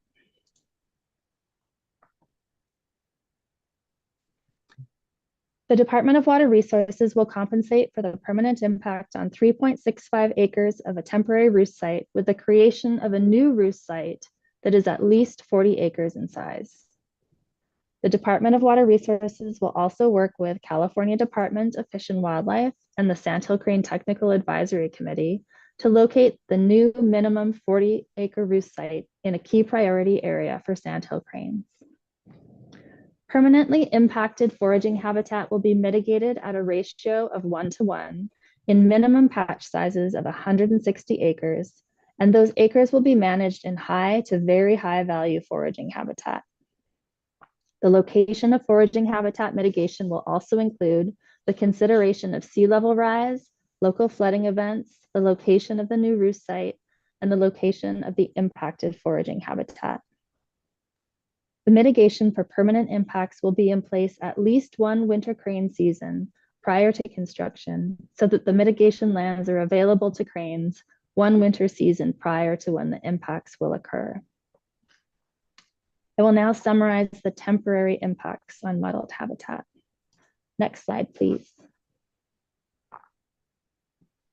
Temporary impacts are those where construction-related habitat losses would occur over less than 1 year and would be restored to the affected area's pre-disturbance condition within 1 year of the initial habitat loss. Temporary impacts on previously identified permanent roost sites may occur from geotechnical explorations. However, these activities would be conducted outside of the time when the cranes are present in the delta. Temporary impacts would also occur on 4.4 acres of temporary roost sites and approximately 79 acres of foraging habitat. These acres would also be restored within 1 year of the impact. Shifting from permanent and temporary construction impacts from the physical footprint, I'm now going to discuss the surveys that will be conducted to inform additional mitigation for potential noise impacts. Next slide, please.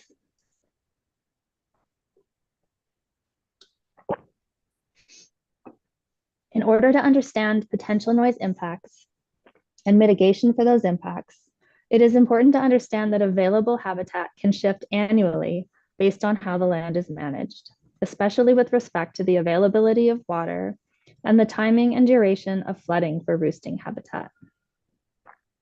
Annual surveys will be conducted at least 1 year prior to construction, and those surveys will be used to calculate annual mitigation requirements for habitat potentially impacted by construction-related noise. These surveys will also be used to guide where avoidance and minimization measures will need to be implemented during construction. The annual surveys will not change the acres of mitigation lands that I described for permanent and temporary impacts, but will instead inform additional annual mitigation requirements related to noise impacts. On the following slides, I will describe the noise analysis. Next slide, please. In addition to quantifying habitat loss from the construction footprint, the final environmental impact report includes an analysis of sandhill crane habitat potentially affected by construction-related noise. For this analysis, we assumed that sandhill cranes may avoid habitat where construction-related noise is greater than 50 decibels. We used noise contours described in the testimony of Jason Volk to quantify the acres of roosting and foraging habitat that may be affected by construction-related noise greater than 50 decibels. DWR will mitigate for any roosting and foraging habitat that is within the 50 decibel contour to make alternate habitat available that can be used by the sandhill cranes.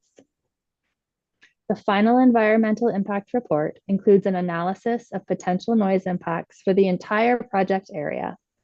For the purposes of this testimony, I am going to focus on potential noise impacts in the vicinity of Stone Lakes National Wildlife Refuge. On the next slide, I describe existing ambient noise in and around Stone Lakes National Wildlife Refuge. Next slide, please. It's important to acknowledge that even though Stone Lakes is a rural area, it is not a pristine environment in that there are existing sources of noise. These include traffic on I-5, Hood Franklin Road and Lambert Road, agricultural equipment, including trucks and equipment used for harvest, and intermittent waterfowl hunting. All of these are sources of noise that occur when the sandhill cranes are present in the delta. Next slide, please. The next few slides depict potential noise impacts near Stone Lakes. Because there are different levels of noise from construction, and because they will be occurring for different durations, I'm going to be splitting them up and talking about them separately, which is consistent with the analysis in the final environmental impact report. As you will see on the subsequent slides, almost all of the construction is occurring during the day, which avoids the sensitive time when cranes are roosting. This slide shows the construction and improvement of haul roads. This is a one-time event that will take 1 to 2 months to complete.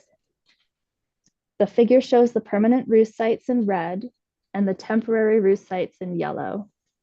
The purple dashed line shows the 50 decibel sound level contour, which overlaps with one temporary and one permanent roost site.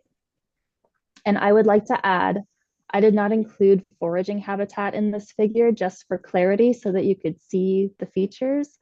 And there are some lands with incompatible crop types, but there is definitely foraging habitat that occurs within the purple 50 decibel sound level contour. Next slide, please. This is the same figure as the previous slide that I have included for reference, and it depicts the same noise contour and roost sites. As described in Mitigation Measure Bio 33, the haul road construction will be conducted outside of the time frame when cranes are present in the delta if possible. If it is not possible, construction will be limited to occur between 1 hour after sunrise and 1 hour before sunset to avoid effects on roosting cranes. On the next few slides, I will describe similar figures for pile driving noise. Next slide, please. There are two sources of pile driving noise in the vicinity of Stone Lakes. The first depicted here is the Hood-Franklin Bridge widening. The second is construction of the two intakes shown on the next slide.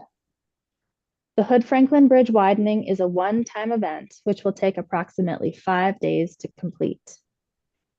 The map depicts 4 permanent roost sites shown in red and the 1 temporary roost site shown in yellow that fall within the purple 50 decibel sound level contour for this work. Next slide, please. This figure depicts the pile driving for the 2 intakes. And it is important to note that pile driving will not occur for the entire length of construction. Pile driving will be conducted intermittently within 21 months at each intake. Next slide, please.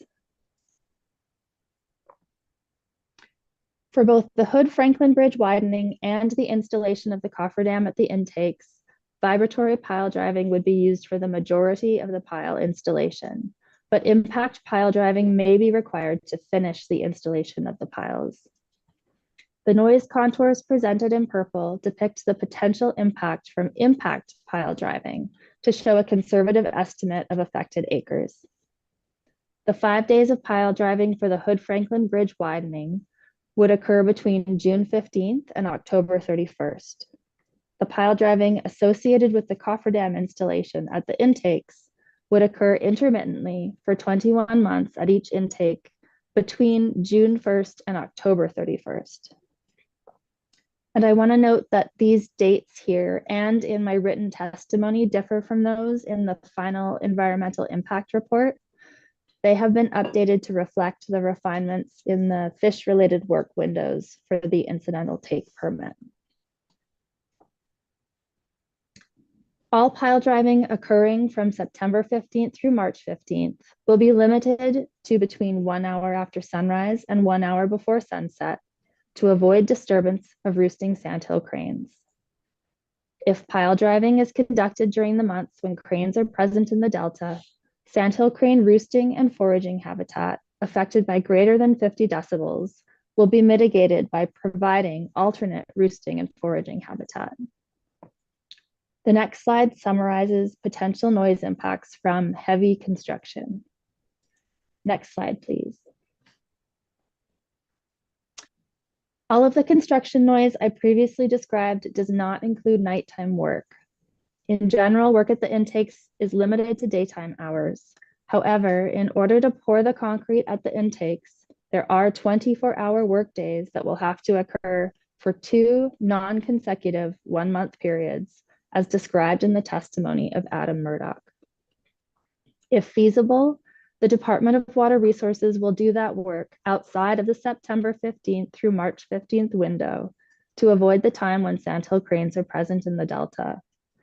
If it is not feasible, mitigation will be provided for sandhill crane roosting and foraging habitat affected by greater than 50 decibels of that construction-related noise.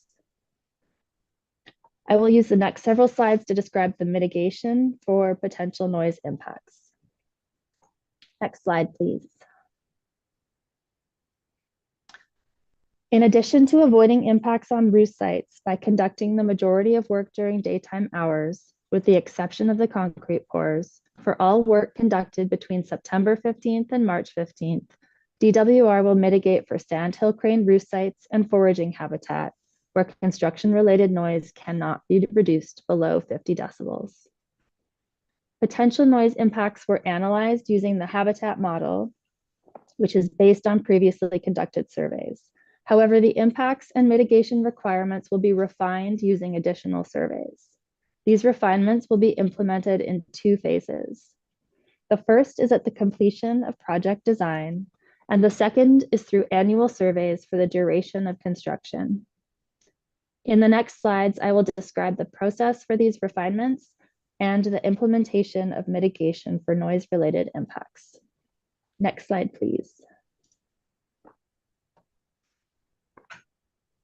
At the completion of project design, noise studies will be conducted outside of the months when cranes are present in the delta to field test noise minimization measures. And based on these data, contours for the 50 decibel limit will be refined. And those contours will be used to inform pre-construction survey areas.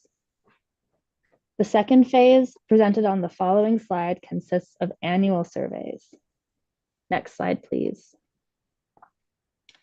Each year, the noise contours will be refined based on the construction schedule and the location of the construction that will occur in the following year.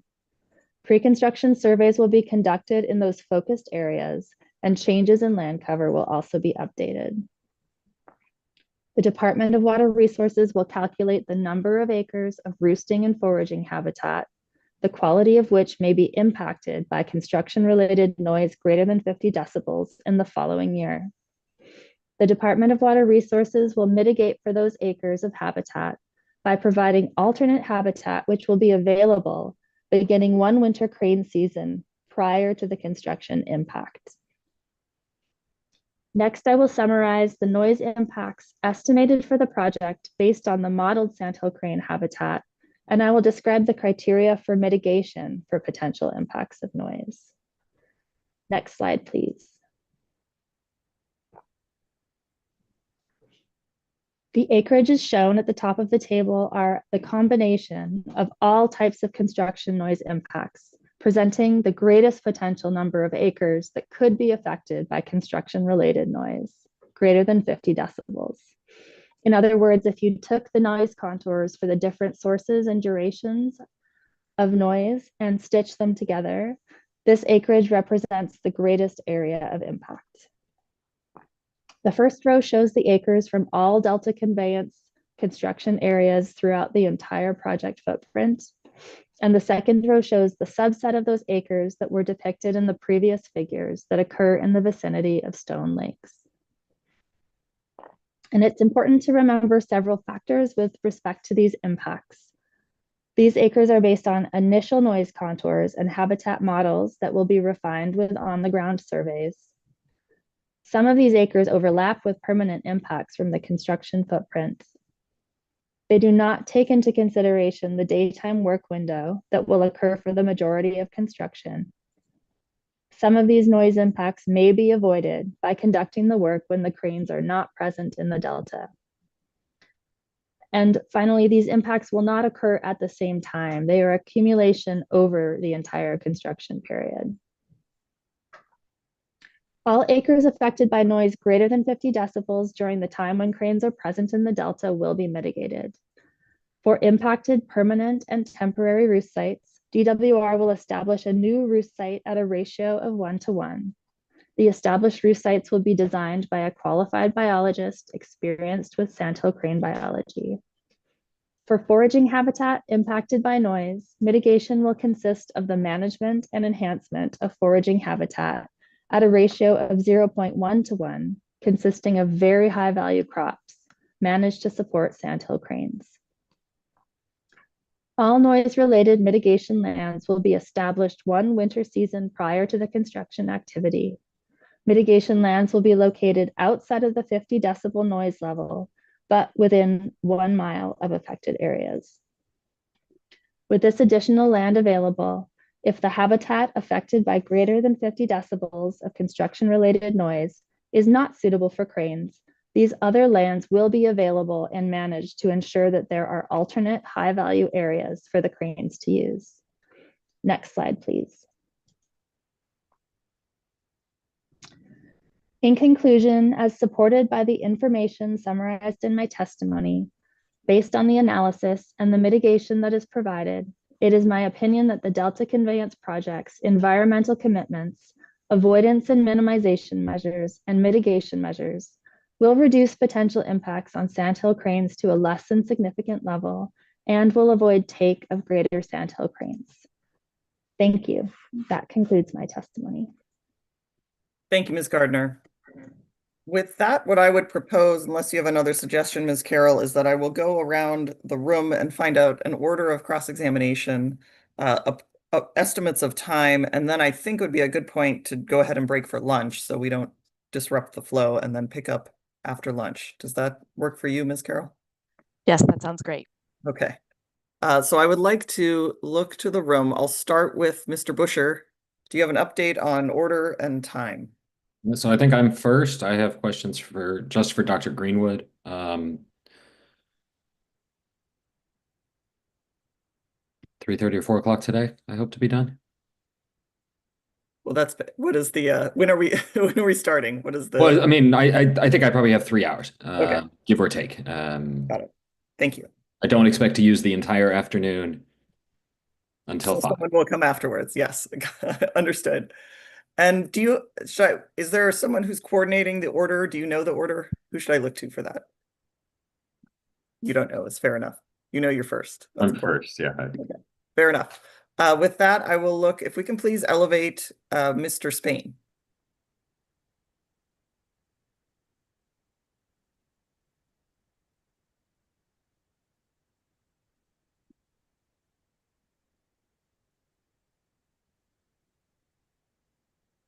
Good morning, Mr. Spain. You're welcome to come on camera and off mute.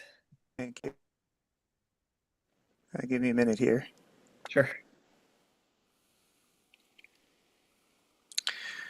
I am happy to go later in the queue after Mr. Busher. I have maybe 90 minutes for Mr. Greenwood or Dr. Greenwood. Great. Thank you. And I also wanted to make sure that the exhibits that I want to use for cross-examination were received. They were sent in April 23rd. That would be marked as PCFFA X1, X2, and X3. But I don't see them on the DCP document list. I just checked that. We probably would not, and that would make sense. Until they're used on cross-examination, we would hold them. Just wanted to make sure that you maybe have move them. over, I but can send them over the lunch period. Understood. Let me confirm with my team. And I did want to look back to you, Mr. Busher. We did receive, I believe, 6 exhibits from you as well. So confirming that. And let me look here. Yes, we have your exhibits, Mr. Spain. Very good. Thank you very much. I'm sorry, my view changed suddenly and unexpectedly. Okay, here we go. If we can please elevate Ellen Moskal.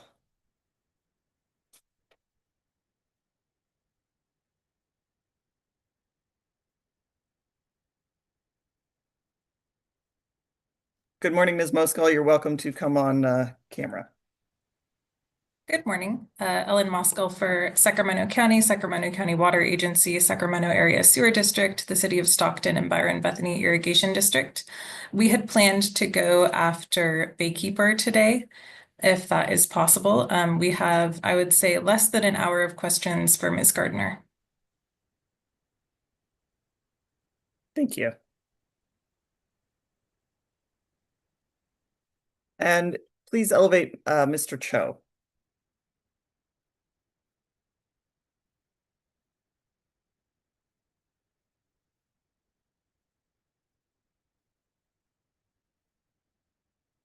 Good morning, Mr. Cho.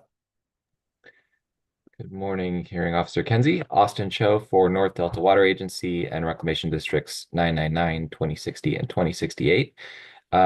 At this point, I think I maybe have about 30 minutes of questioning for Dr. Greenwood. I was planning on following Ms. Moskal, and my questions may even be reduced from that.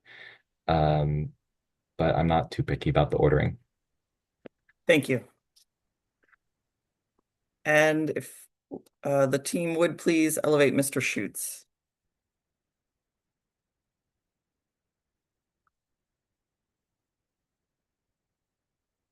Good morning, Mr. Schutz.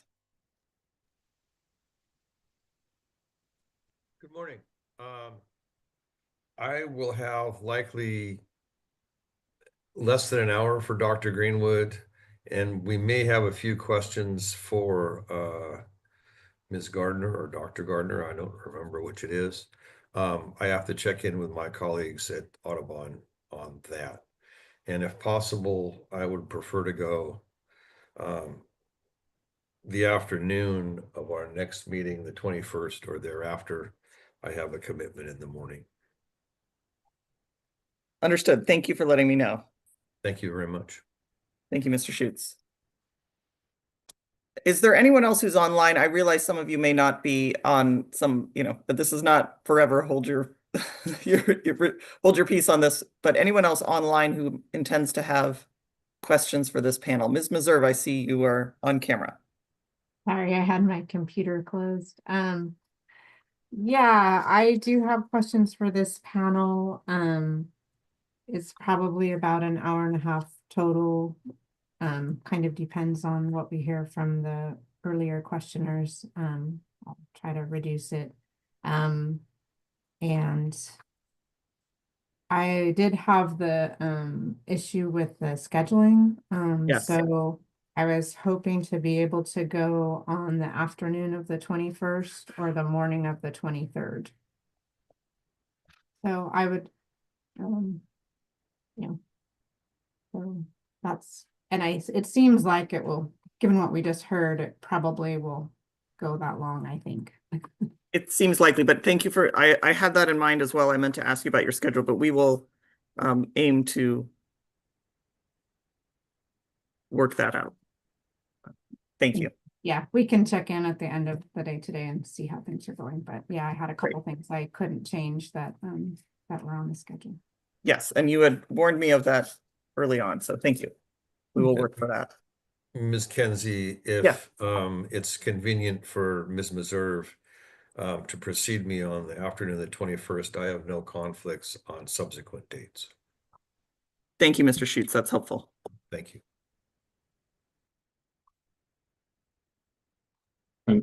Mr. Busher.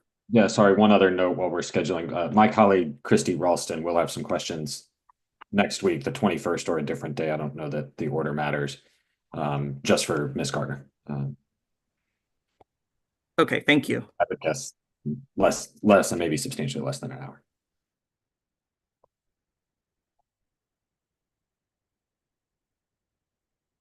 Thank you. And is there anyone else who we have online now who intends to ask questions of this panel? Great. I think we have an order of how to proceed. Let's go ahead and break for, no, I see we have Mr. Moore. We would please elevate Mr. Moore. Did he disappear? There he is.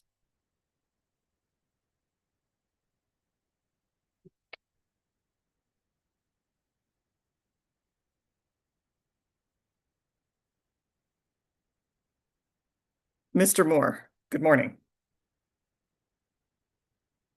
Good morning, Roger Moore for California Water Impact Network. It's quite possible that I won't have any, but just so you have the full lay of the land, probably bringing up the rear at or near the end, I may have, I'd say, probably half an hour, slightly more combined, that I may end up needing to use. Thank you, Mr. Moore. I appreciate that. Are there any other procedural issues we should address before breaking for lunch? All right, then with that, let's go ahead and take a full, oh, I'm sorry, Ms. Meserve. Just a question, and maybe this was in some of the emails, so I apologize if it was.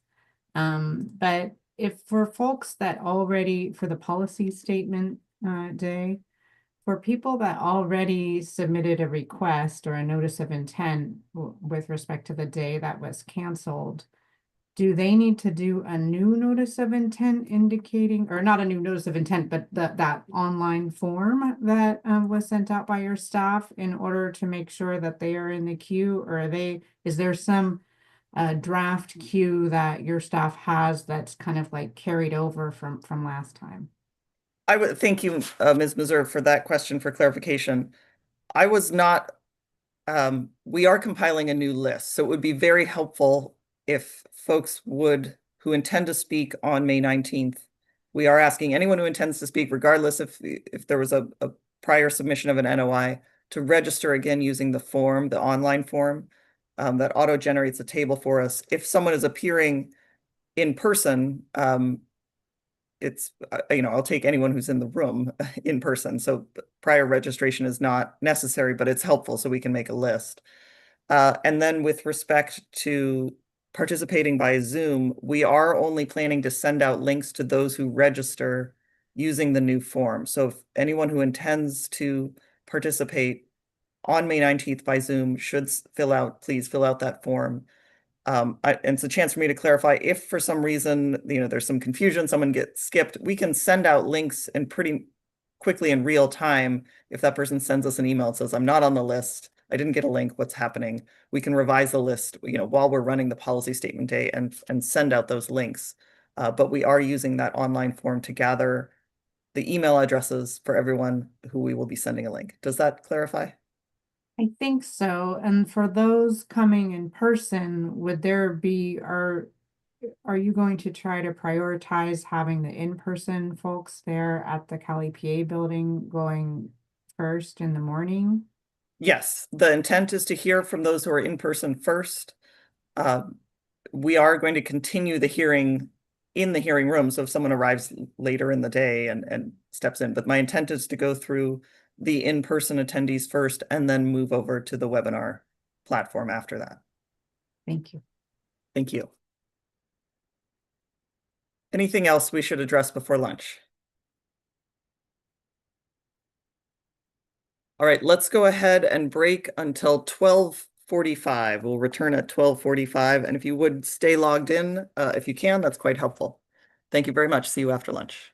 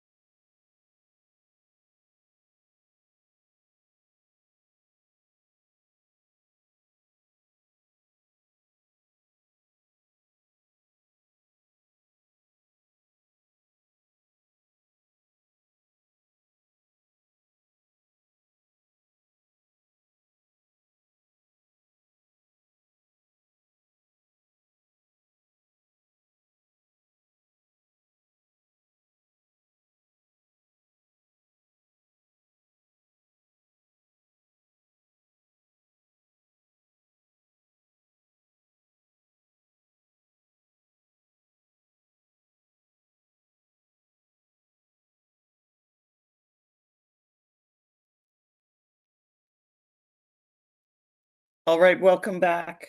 It is 12:45. I will look to our court reporter. Are you ready for us to go back on the record? Yes, ma'am, ready to go. Wonderful, thank you. Just to reorient us, this is the afternoon session of the hearing on the proposed Delta Conveyance project. We're picking up with beginning cross-examination of panel 3, which addresses fish and wildlife, potential fish and wildlife impacts. I believe based on our discussion before lunch that Mr. Busher is expected to ask questions first of our panel, but before we turn to that, are there any other procedural issues we should address?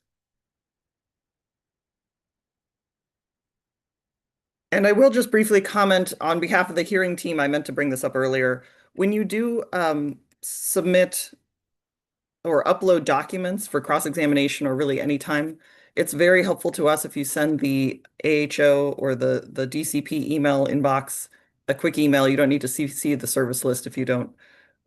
That's not necessary, but just let us know that you uploaded documents. Otherwise, we're not notified automatically in any way. We have to check. So that's very helpful if you're willing to do that.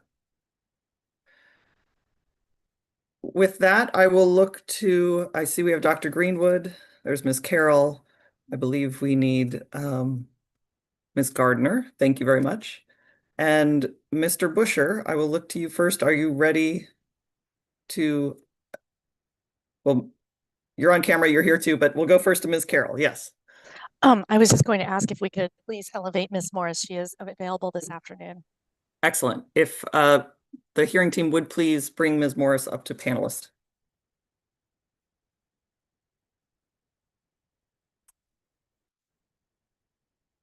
And good afternoon, Ms. Morris. You might as well come on and do a formal appearance. Good morning, Stephanie, or actually good afternoon, I guess. Stephanie Yes. Morris on behalf of the Department of Water Resources. Wonderful. Thank you. Good afternoon. And with that, I will turn things over to you, Mr. Busher, for your questions for these witnesses. Thank you very much, Hearing Officer Kenzie. Good afternoon, Dr. Greenwood and Ms. Gardner. My name is Eric Busher. I'm attorney at San Francisco Baykeeper, one of the protesting parties in this matter. And my questions today are just for Dr. Greenwood. So I'll jump in there.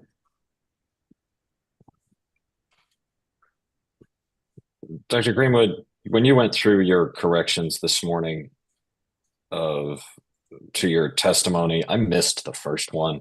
I thought you said page 2, line 1, but can you just clarify that one for me? Yes. I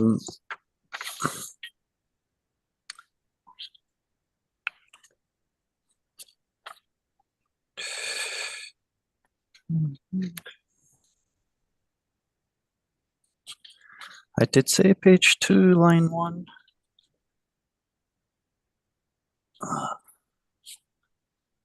I'm no longer seeing. Oh, my apologies. I meant to say page 4, line 1. And then on that top line, there's an inadvertent P13, page 13, which should be deleted. Thank you very much. I appreciate that clarification. And then you had a correction on page 8, I believe it was, to the footnote, one of the footnotes. Is that correct? I did.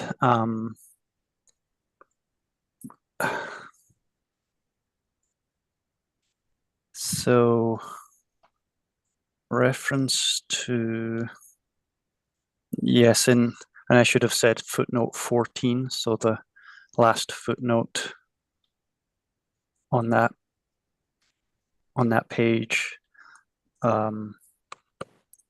the AHO, so the reference in the third line of the footnote 14, I believe the reference to AHO-066 should be changed to AHO-065. Thank you very much. I appreciate that.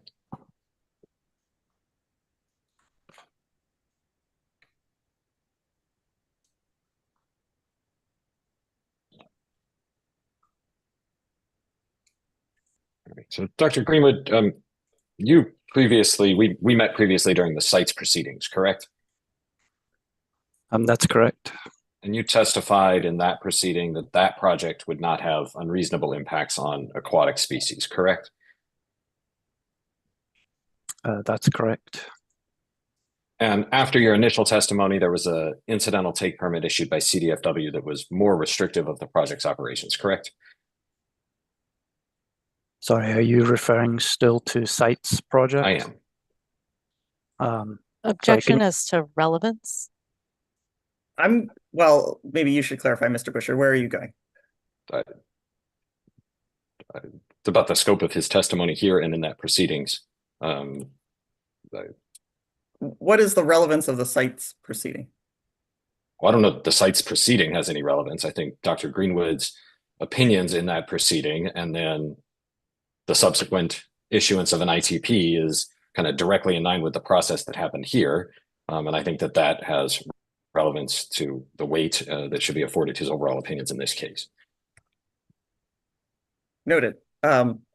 Objection is overruled. Go ahead, please.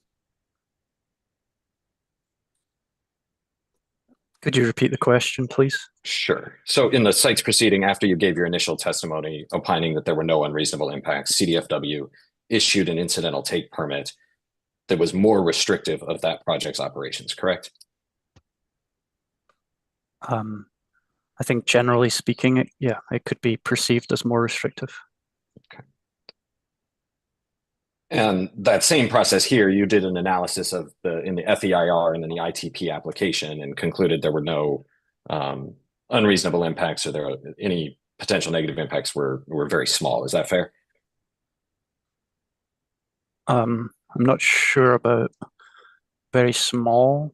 I think we had, with respect to the EIR and ITP application, there were impacts that needed to be mitigated.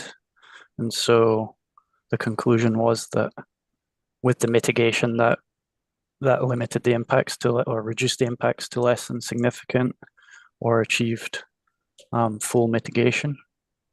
Okay. And CDFW, since your initial analysis, issued an ITP with respect to the Delta Conveyance project, correct? The initial analysis being the initial testimony for DCP, is that what you mean? So I was referring to the FEIR and the initial application, but the initial testimony as well. The ITP was issued after those things, correct? Okay. And is the ITP, in your view, more restrictive of DCP operations as it relates to impacts on aquatic species than the application or FEIR were? I think it's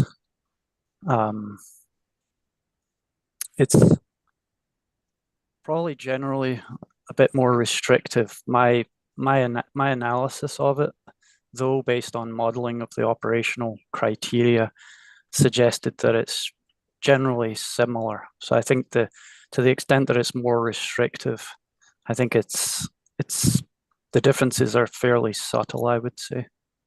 Okay.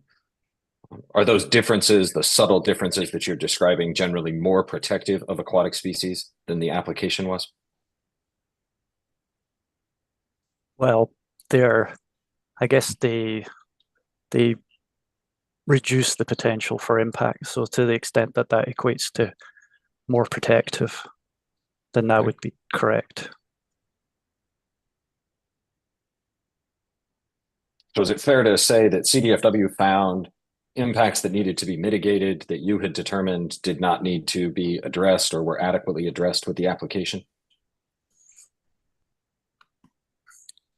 I think that's true. I think given that they are looking to minimize potential effects, then I think they felt that there was additional measures needed to minimize the potential effects following,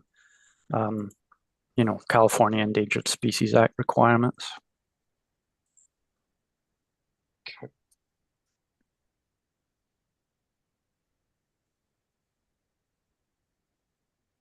So is it fair to say then that in both the sites proceeding and this proceeding, you offered an opinion that there were no significant impacts or no unreasonable impacts. And then CDFW found additional measures needed to be taken based on the impacts that were before it. I think CDFW felt that additional measures would be appropriate to minimize the potential impacts that were found.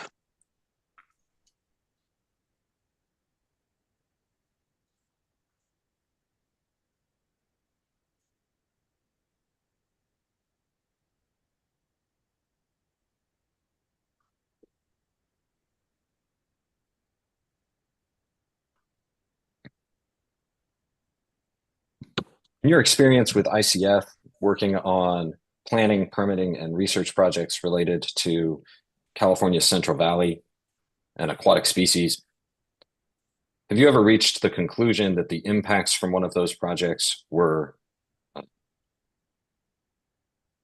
too great to recommend the project go forward? I've never been asked whether a project, I've never been asked my opinion about whether a project should go forward or not. Okay. Have you ever reached the conclusion that the impacts of a project on aquatic species would be unreasonable? Are you meaning unreasonable in the context of a water rights proceeding? Unreasonable in whatever context you performed the work. Generally, work I've performed as far as unreasonable has been limited to water rights proceedings. So for the ones that I've been involved with, I haven't reached the conclusion that the impacts would be unreasonable given the measures that are proposed for a project, such as operational criteria, mitigation, and so on.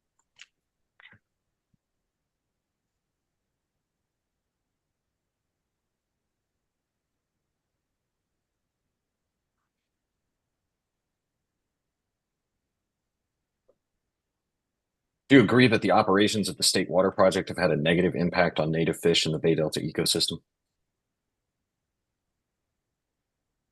Objection. Vague and ambiguous as to operations. I'm going to overrule it. Go ahead, Dr. Greenwood, if you can answer it. Do you have a specific definition of negative impact? Which operations?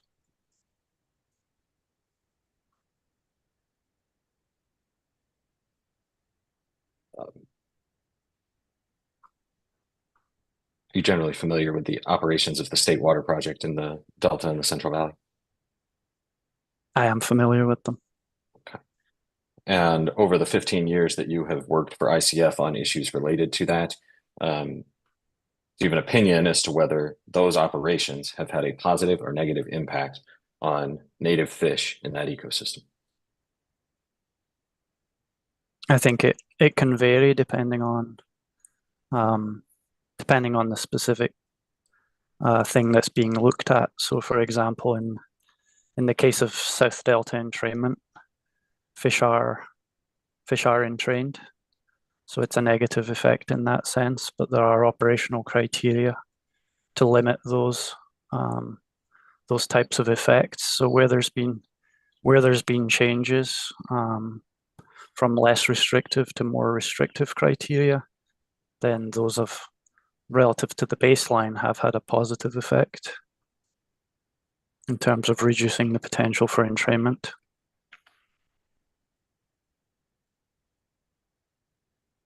Overall, that entrainment, even despite that improvement that you describe, is still a total negative effect. Is that correct? Total negative effect? You mean it's in fish are entrained? Do you have any opinion about the impact of the operations of the State Water Project beyond entrainment as to aquatic species?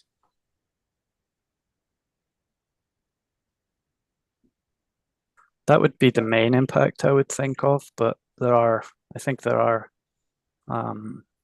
effects, for example, on delta outflow. which has been correlated with abundance indices of some species.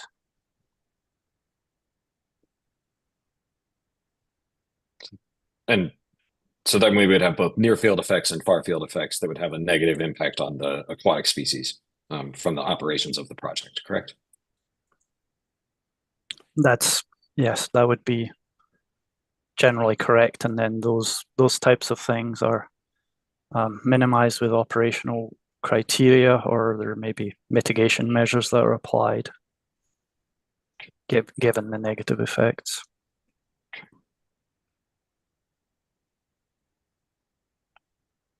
And for purposes of your analysis for the Delta Conveyance project, am I correct in understanding that you looked at 7 state or federally endangered species among other aquatic species?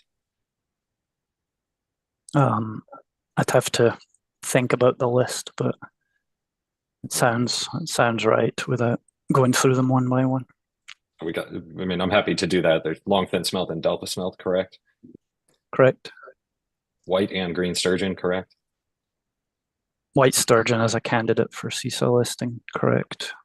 Green sturgeon's federally protected, correct? Correct. Do you do any analysis of impacts on green sturgeon? Analysis of green sturgeon impacts was done, correct. And then we'd have California Central Valley steelhead, correct? Correct. And then both winter and spring run Chinook salmon, correct? Correct. Okay. In your opinion, are any of those 7 species at a high risk of extinction? I don't recall the specific conclusions in thinking about risk of extinction. I'm usually looking at sources where resource agencies have actually done a specific assessment. So generally speaking, I think risk of extinction being high, it may be based on my recollection of status reports and so on. But I don't recall specifically.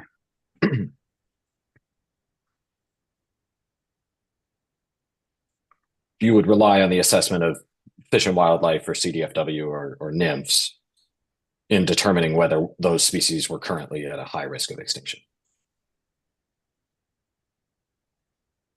Given the framework that they generally have for assessing risk of extinction, then I would kind of defer to that and look at those types of sources given the different factors that they're considering, as opposed to, simply looking at a trend in abundance, for example, abundance index. Thank you.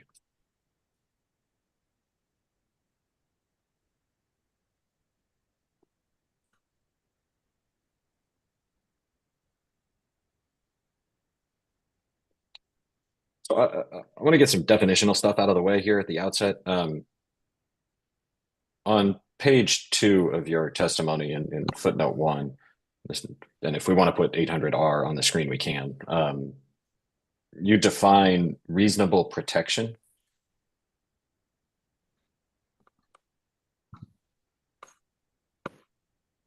And you refer to information in the environmental and permitting documentation, the CEQA and CISA processes.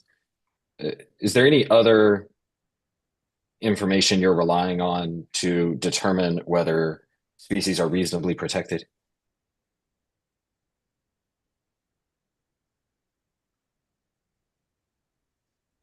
I think these were the main ones.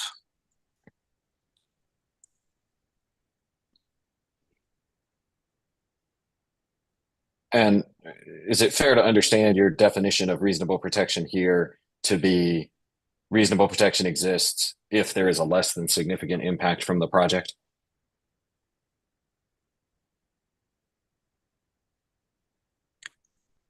That's right, for the given fish and aquatic species that I'm focusing on. Correct.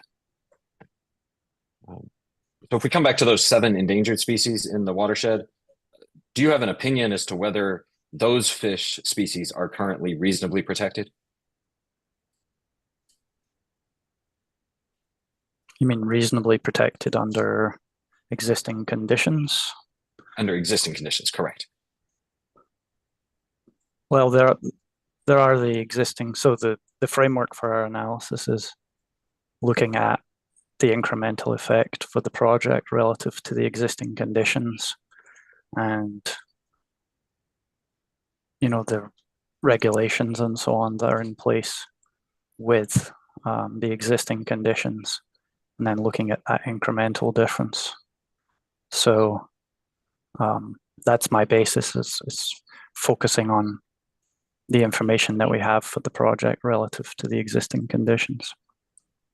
So do I understand that correctly then, that your analysis or your framework for determining reasonable protection in the context of your testimony here does not account for the status of the species and the status quo? It does account for the species, and I think I give examples in chapter 12 of the final EIR, which I cited as far as where for example, the conclusions of significance are made, and we consider a threshold for quantitative results of about 5%. We take into account the status of the species by, in some cases, making conclusions that are less than 5% difference, so a negative effect of less than 5%, depending on the outcome that we're talking about, the biological effect. That may be significant given this, the current status of a species.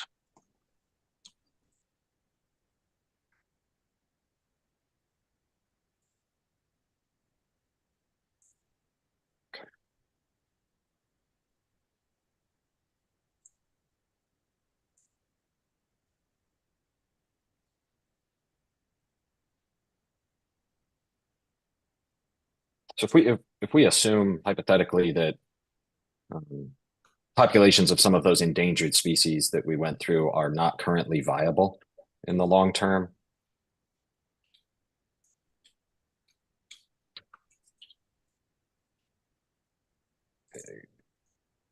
what effect would that have, if any, on the framework or your analysis as to whether the DCP would reasonably protect that species? Objection. Vague and ambiguous as to long term. Incomplete hypothetical. Can you clarify, Mr. Busher, what you mean by long term here? Dr. Greenwood, let me try it this way. Do you have an opinion on whether any of those 7 native species populations are currently non-viable?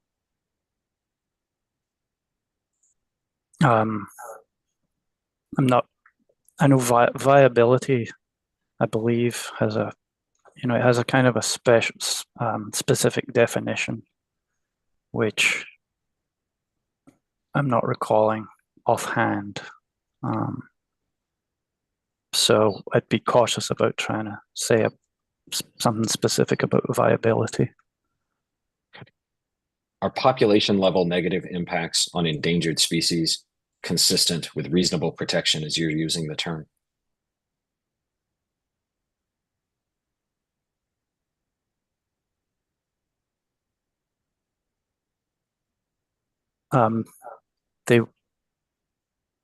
It depends on it would depend on the magnitude.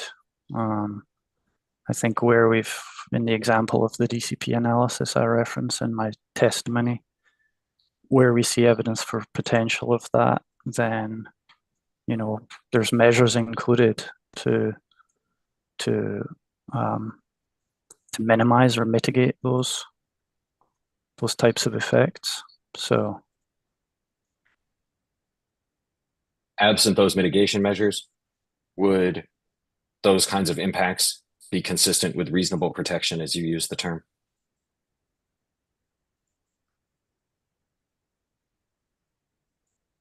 I don't think so. Not in my framework. My framework's considering the totality of, for example, in the case of the final EIR, significance conclusions and then mitigation that's applied. So the mitigation is integral to the finding of reasonable protection. Okay, thank you.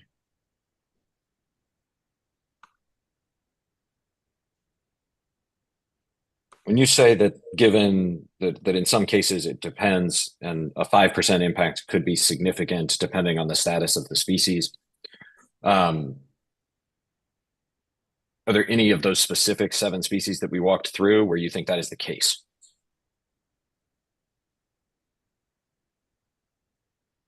Could you repeat that? Sorry. Yeah, for the 7 endangered species that we walked through, would a 5% negative impact be a significant impact on those species?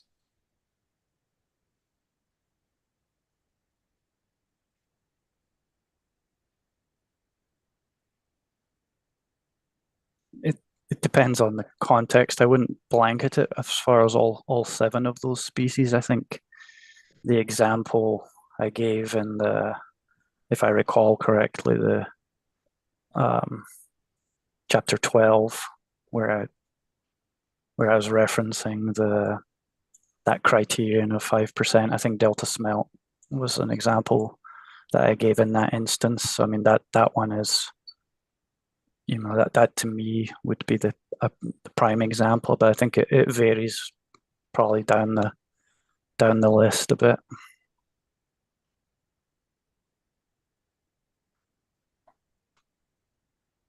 So,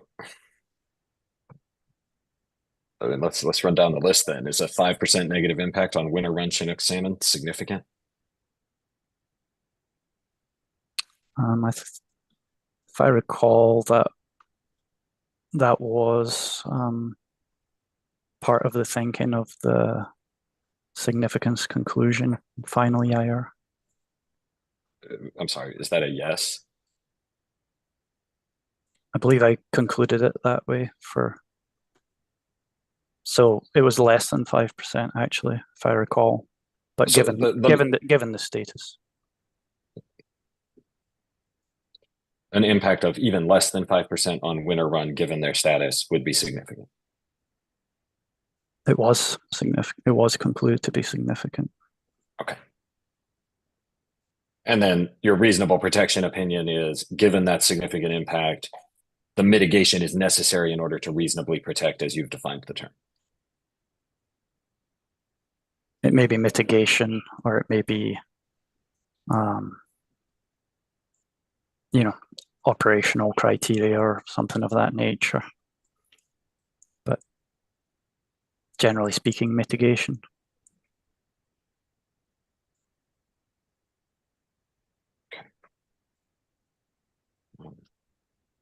For spring run, would a 5% impact be significant?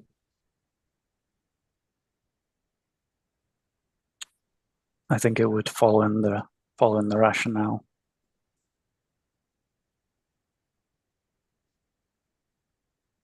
And I don't mean to be dense, but is that a yes? I think it was concluded, so similar to winter run. Okay. For delta smelt, I think we did this 5% would be significant. Correct. Okay. Longfin smelt, same question. Yes. Okay. Steelhead, same question. Steelhead, I believe so as well. Correct. Okay. What about white sturgeon? White sturgeon, there's, I think, generally less known, but that one, not necessarily. Okay. And green sturgeon, would 5% be significant? I would say similar to white sturgeon. Okay. Thank you.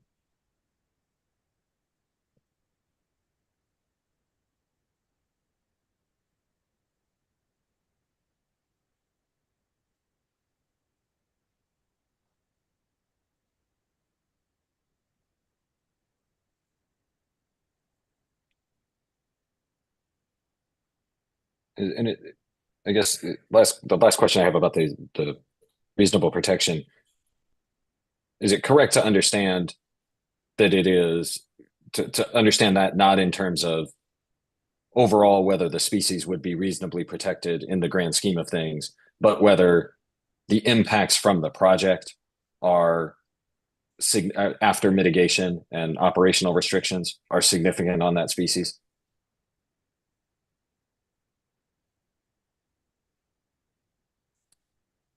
Sorry, could you repeat the question? I just want to be sure to answer it correctly. Yeah, so you're using reasonable protection as a proxy or a synonym for less than significant impact from the project, not as a description of the status of a species overall in the watershed.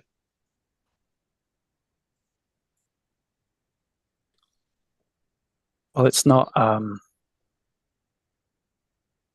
Yeah, I believe what you said correct. I'm focusing primarily on the DCP and whether the proposed criteria and so on are reasonably protective.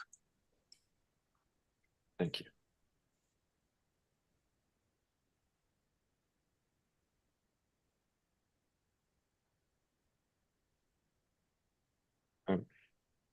Can we go to page, sorry, DDR 800R, page 3, please?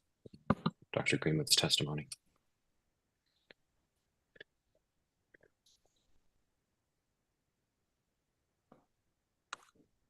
Starting down at line 19.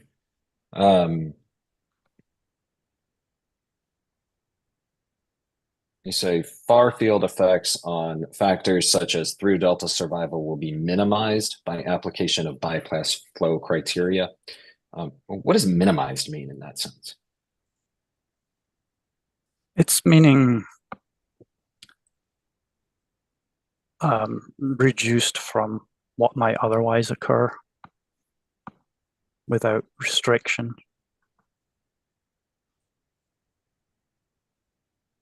What might otherwise occur by operation of the project without restriction.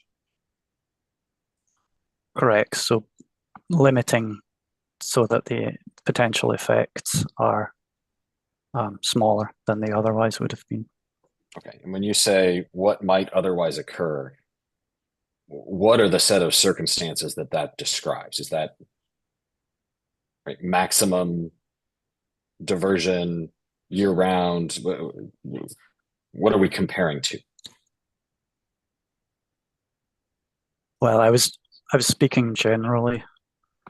Obviously, it would be possible to, given capacity, to have more diversions, assuming other criteria within the delta are met, that type of thing.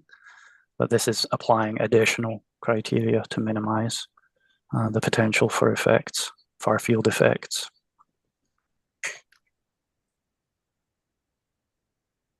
Is there a list of those original and additional criteria that you're aware of that we could use to compare what is done in order to minimize the potential for those effects?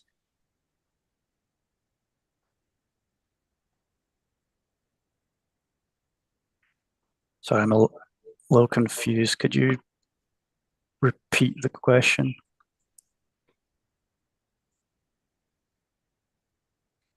I took your testimony or your answers to be that, as used here, minimize means reduce the impacts of the project through operational criteria, bypass flow, et cetera. So I'm trying to understand, right, what condition A was that we are minimizing from with the criteria that you're describing. So is that written down anywhere, a list of those differences that cause minimized potential effects? Well, here, I mean, actually, in this sentence, it's really saying minimized relative to the existing conditions. So there are these bypass flow criteria that are applied to limit the diversions. And when you say relative to existing conditions, that is without the project. That's right.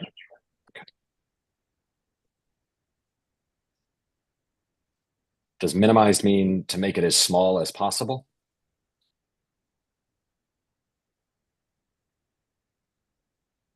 I don't think I would say that it's making it as small as possible. Okay.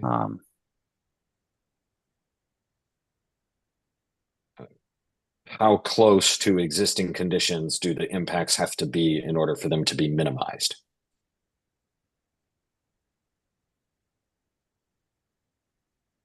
I don't have a specific definition. Is it different than reasonably protect?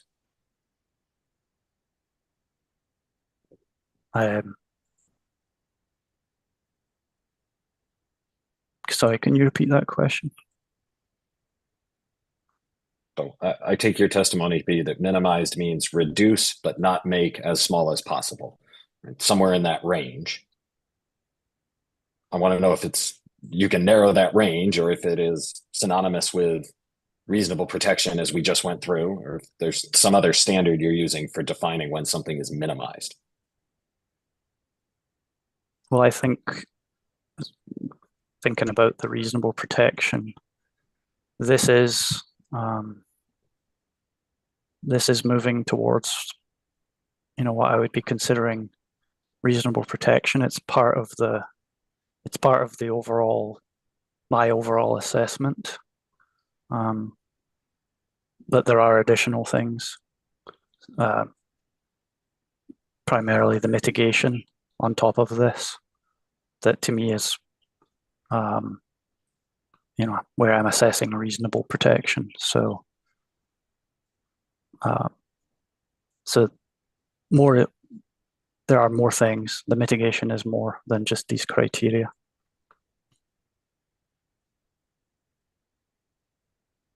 Okay. As you've described, minimize in this context here, in paragraph 5, is it correct that not constructing the project would further minimize the impacts, those far field effects?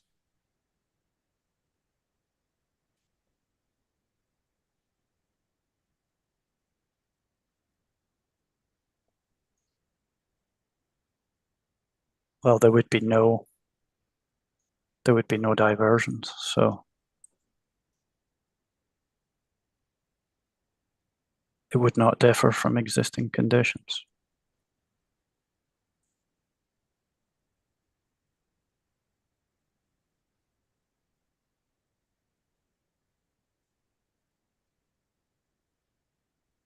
We go down to page 8, please, of this document.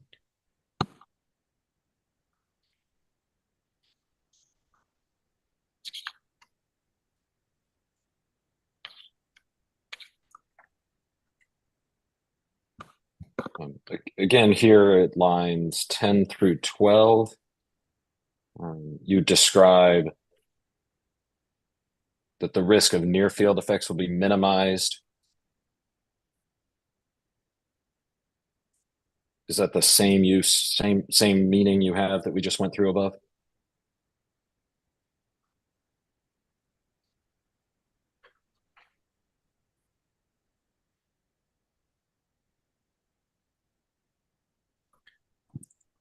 Yeah, I think what I was aiming to state there is the potential for negative effects would be minimized by meeting or exceeding these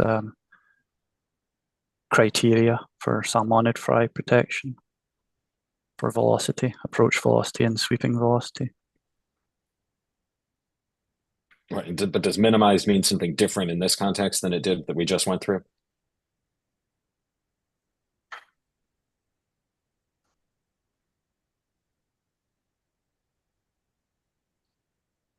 I think it's similar. I mean, I think these are protective criteria from Fisheries Agency, and so with those criteria in place, they would be expected to be minimal risk of near field effects.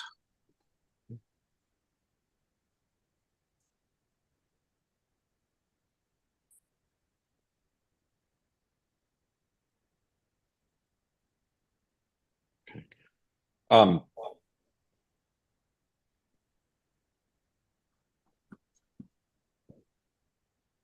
are you aware of any analysis of whether smaller intakes would further minimize the potential for negative impacts?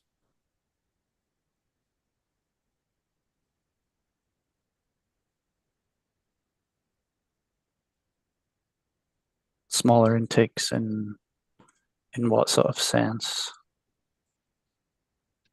Are you meaning in terms of the size of the structure, the amount of diversion? Well, so we can walk through any of those. Let's start with the size of the intake. The circumference of the intake gets smaller. Would that further minimize potential negative effects, these near field ones?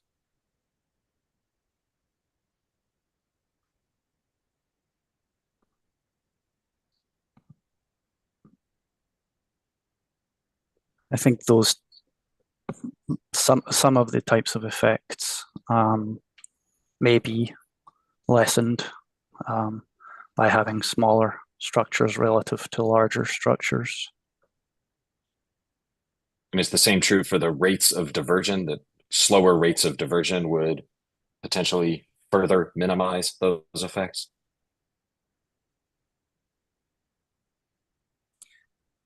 Potentially. I mean, I think it depends on the nature of the biological response that's involved. So there may be a larger intake with more diversion possible. But for example, if there may be a flow survival relationship, depending on the slope of that flow survival relationship, then there may be little to no difference between different sizes of intakes depending on the rate of diversion, for example. And would differences in the criteria used for approach or sweeping velocity also potentially further minimize impacts, the near field effects?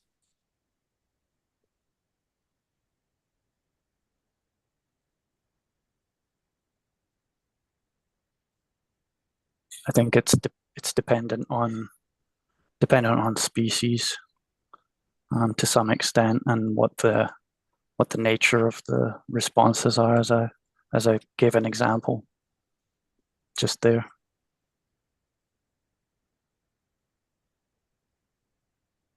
Is it generally correct that a lower approach velocity is less likely to cause the near field negative impacts?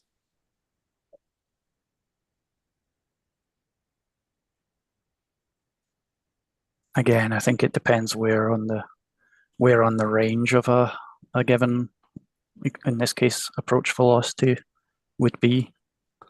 I think this 0.2 feet per second is a relatively low approach velocity, given that it's for delta smelt. The salmonids have higher approach velocity criteria. So I think it's actually 0.33 for salmonid fry. So whether there would be a difference between 0.33 and 0.2 for salmonids, I don't know.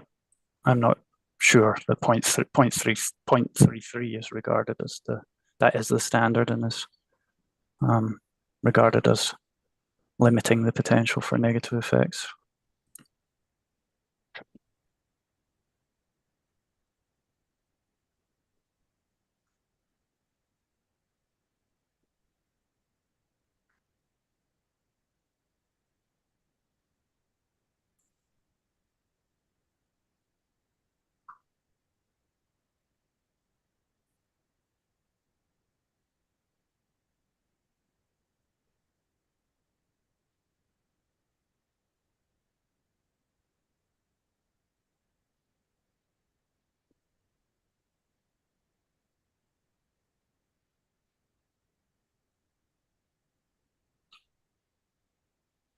Ms. Mullen, can we go back up to page 4, please?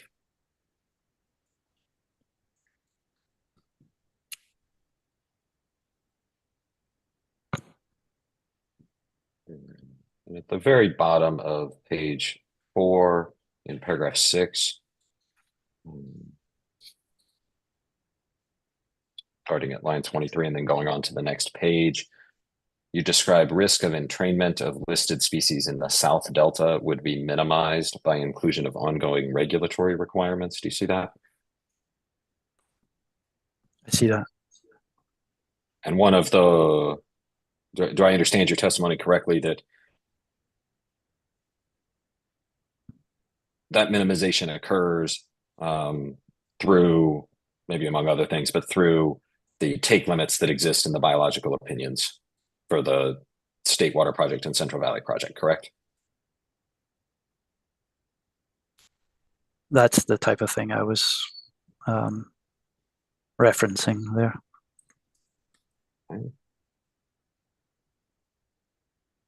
How does the DCP minimize those impacts based on compliance with ongoing regulatory requirements?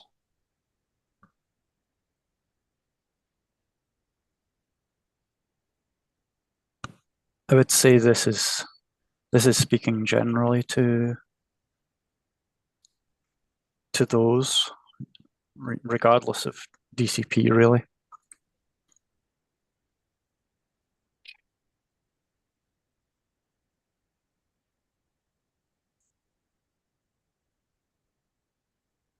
And in this instance, by minimized, do you mean essentially compliance with the ESA permitting?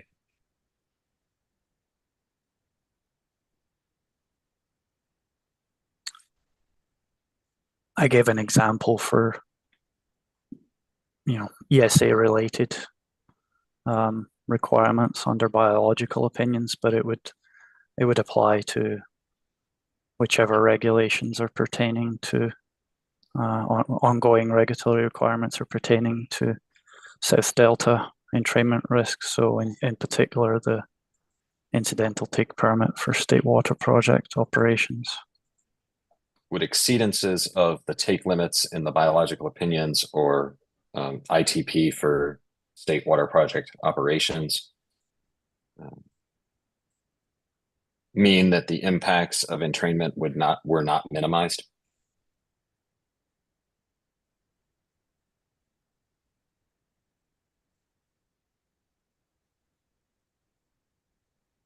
Objection to the extent it calls for a legal conclusion. Noted.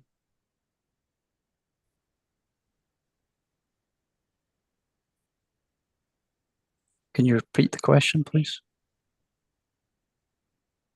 Would an exceedance of the take threshold or take limits in the biological opinions or ITP mean that the entrainment of listed species in the South Delta was not being minimized?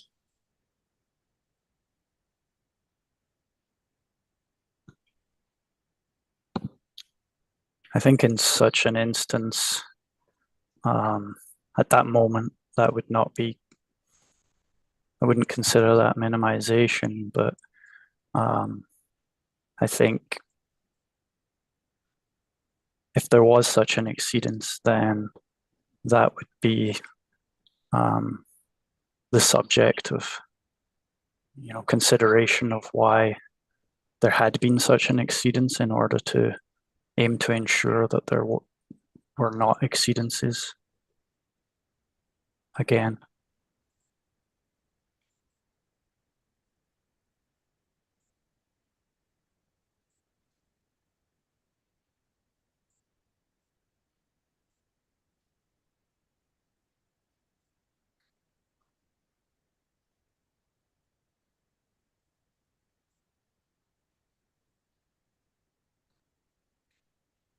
Do you have any knowledge about whether operations of the CVP or SWP from January through May of this year exceeded take limits in the biological opinions or ITP?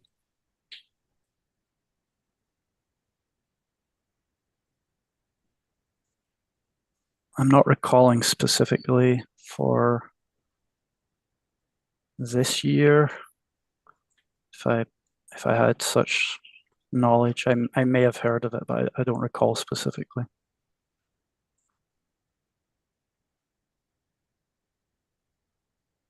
If the projects had exceeded take limits this year for winter run hatchery fish or steelhead, would that change any of your opinions that you're expressing in this context?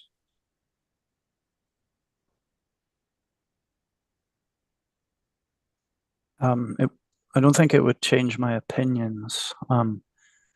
As I mentioned in response to the prior question, if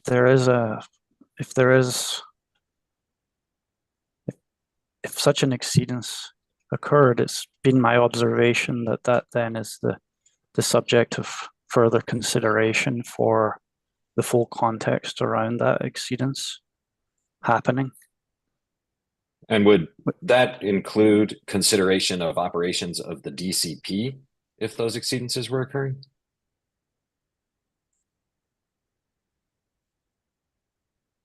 Well, I was speaking more in terms of just observing of what has happened in terms of not this year but prior years. But I think in the DCP context, sorry, can you repeat the question just so I can be sure to answer it correctly? Yeah, so if the DCP were constructed and operating and the take limits in the South Delta were being exceeded, right, so as to mean that the entrainment impacts were not minimized in your words, in the South Delta, would operations of the DCP be included, properly included, in figuring out how to adapt to those exceedances?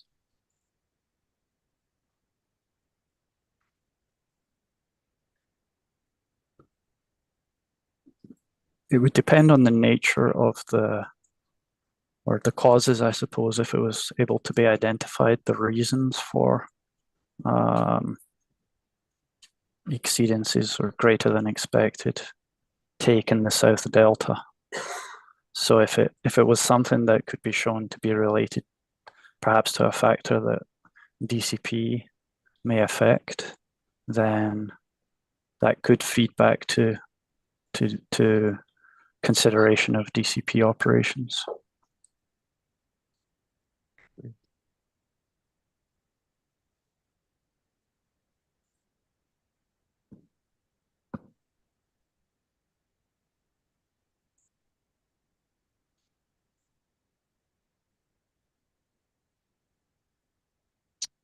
We go to page 18, please, Ms. Mullen.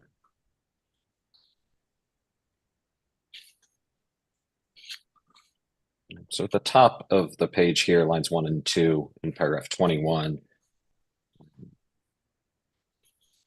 you're talking about entrainment of sediment in the North Delta intakes, and you describe it as expected or estimated to be limited less than 5% or less of the Sacramento River settlement. Is that 5% figure a rough estimate for when you think impacts are limited, right? If they're less than 5%?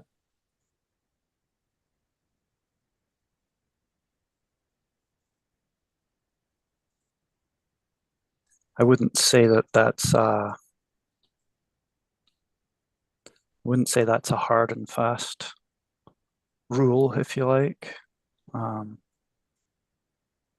Here I've said limited, and then I've given the specific number in this case, but I don't think that's something that would apply always. But generally speaking, if I refer to limited, I do mean something of that nature in terms of low single digit percent differences.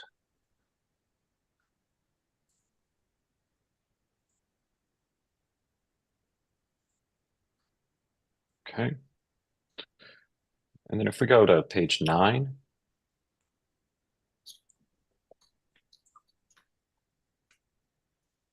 at the top again,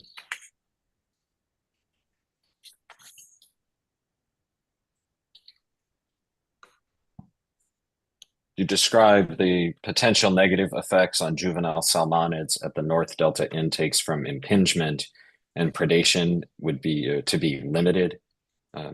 Is that the same sense in which you're using that word?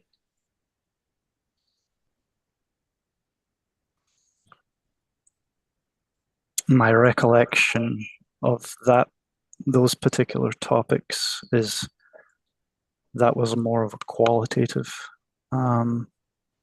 assessment based on the available literature. I don't recall specific numbers in that case.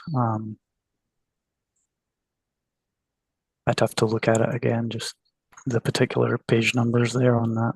But I don't think in that case it's necessarily thought of in the same way. Okay, thank you.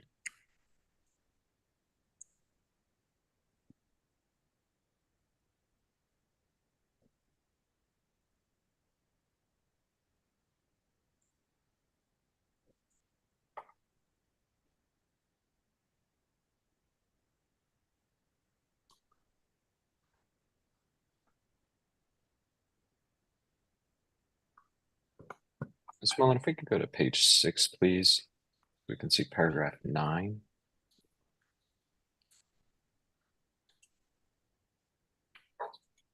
But lines 6 and 7, there's a deletion of pulse protections.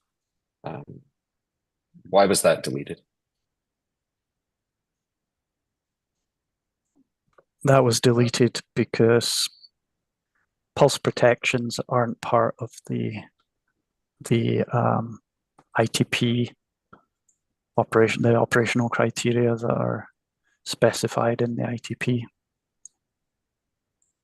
Were the pulse protections identified in the ITP application chosen in order to be protective of native fish?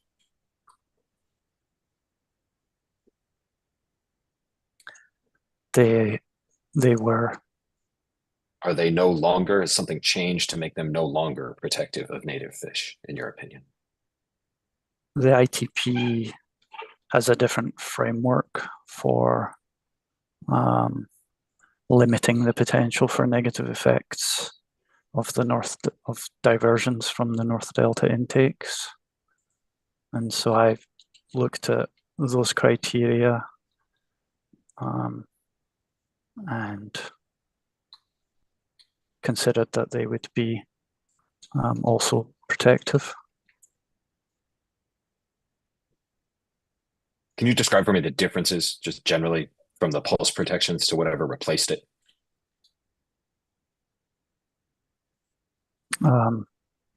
Generally speaking, pulse protections included depending on specific flow criteria, eventually fish criteria for pulses of flow and fish moving into the delta, restrictions on North Delta diversions at that time. And the ITP criteria are more of a percentage diversion, depending on the flows coming downstream. So the pulse protection included a period of limiting the diversions for a number of days. The ITP criteria, I'd have to look at the specifics of them again just to kind of get at the differences, but that's generally speaking what I recall. Did you perform any analysis to determine whether diversions that would have been prohibited by the pulse protections could now occur under the ITP framework? I have not performed such analyses.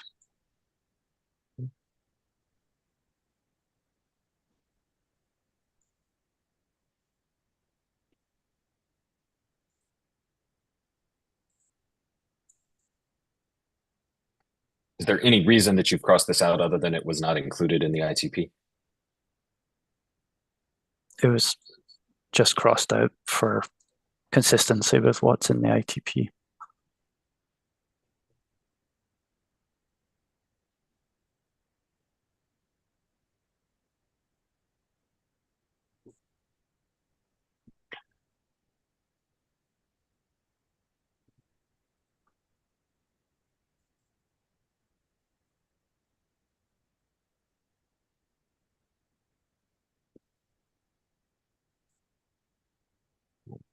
You go to page 7, please, of Dr. Greenwood's testimony. Lines 13 through the end here on this page, you describe mitigation of habitat loss due to construction, correct?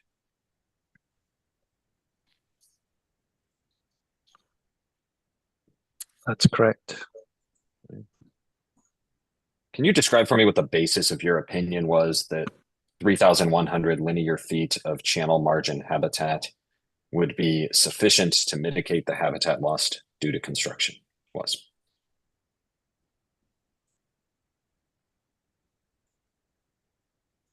I believe that corresponded with the essentially the footprint, the length of the footprint in terms of channel margin habitat for the effects of the construction of the facilities, North Delta intakes, determined, I think, by a GIS analysis.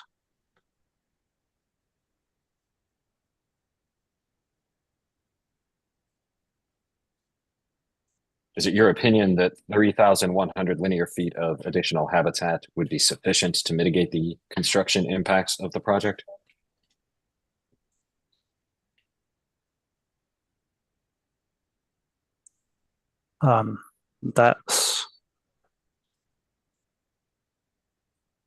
That's not the only thing that's proposed to mitigate the construction impacts of the project. So sorry, could you ask your question? You're asking about whether it would mitigate? Yeah, so sorry, how did you phrase it?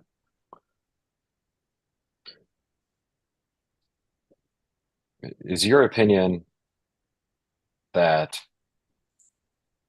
among the other things that were required, 3,100 linear feet of channel margin habitat was sufficient to mitigate habitat loss to construction?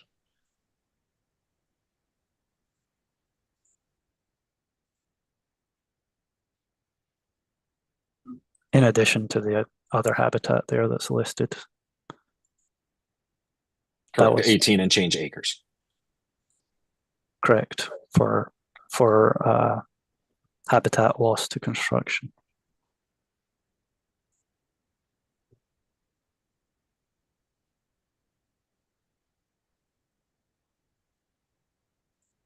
We go down to the next page.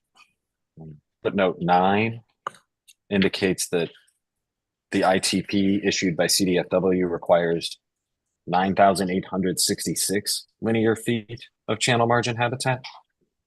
Do you have a understanding for why the additional 6,500 feet were required by CDFW?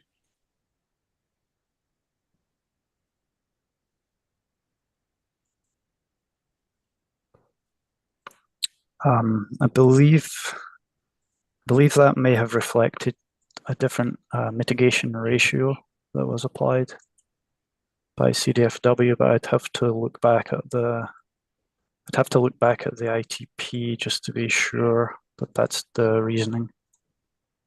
Right.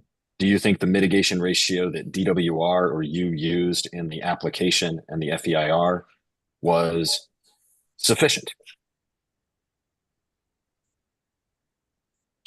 I do, because the habitat being replaced was of relatively low quality, and the channel margin habitat that would be restored is anticipated to be of higher quality, and so therefore a 1-to-1 ratio seemed appropriate.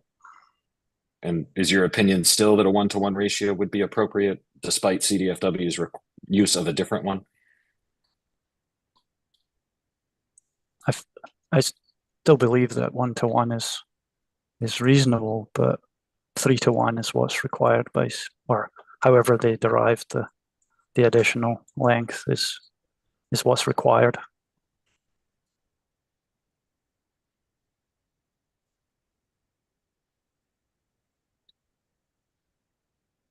Thank you.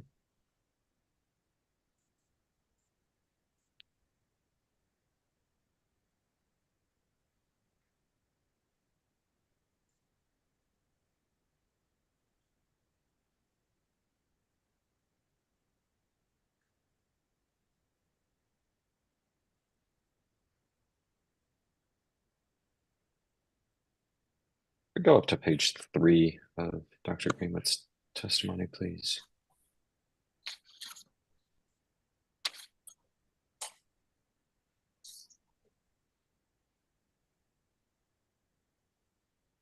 You say at lines 8 and 9 here that the modeling results should be viewed comparatively between scenarios, correct?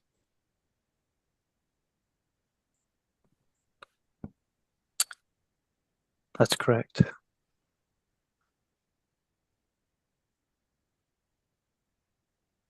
Do the modeling results provide any insight into the absolute impacts as opposed to the comparative impacts of the project? Objection, vague and ambiguous as to what model.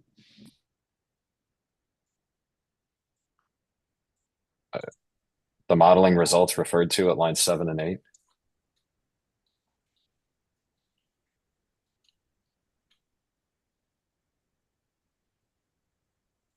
Again, those are 7 and 8 is talking about biological models, and the testimony pointing to is talking about Eric Reyes's testimony in terms of other models. So same objection, vague and ambiguous as to models. All right, Mr. Bush, I guess the question is whether you're referring to the biological modeling method or the underlying calcium and DSM-2 models. Let's take them in turn then. For the calcium-3 and DSM-2 modeling results, you relied on those informing your opinions, correct?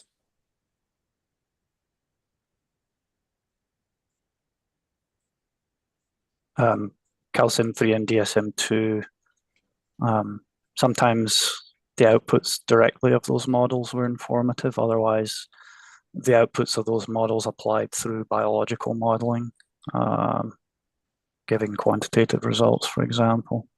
In the case of the ITP, the comparison I did for this testimony, it was just calcium outputs. Okay. And for the biological models that you describe in line 6 here, or that you used in your testimony, are those also intended to be used comparatively? I'd say in large part they are.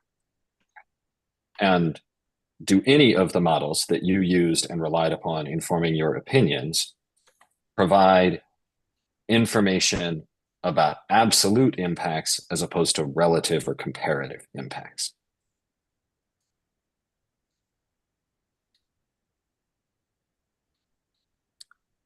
I would say that most of them are, or the main, as it states in the testimony, the main purpose is for comparative between scenarios.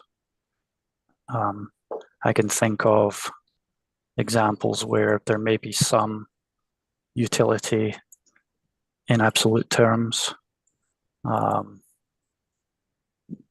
channel margin that we just spoke of in terms of operations effects, the determination of mitigation for that was on the basis of a relative difference, more, I would say, in absolute terms than relative terms. But I think the outputs such as, abundance of species, those would be definitely more appropriately looked at comparatively between different operational scenarios. And so setting aside that example you gave and point taken about the absolute values as it relates to the volume of mitigation, for the impact on aquatic species, on their abundance, on their survival, do I understand correctly that the modeling you used is designed to be comparative, not absolute?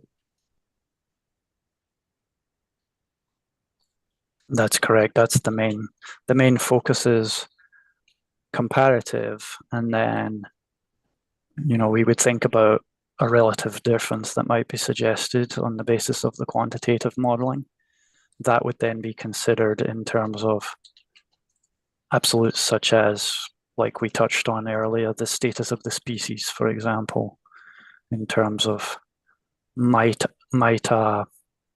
relatively smaller percent difference in some sort of outcome, could we consider that to be a significant impact in terms of the species? So the emphasis would be on the comparative scenario.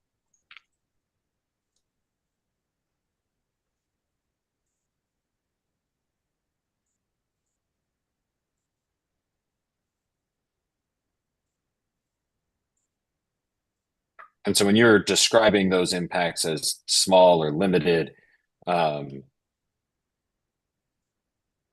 is, are you using that in a comparative sense?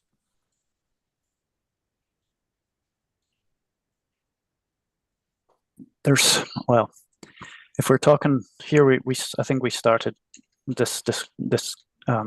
these questions specifically referring to these,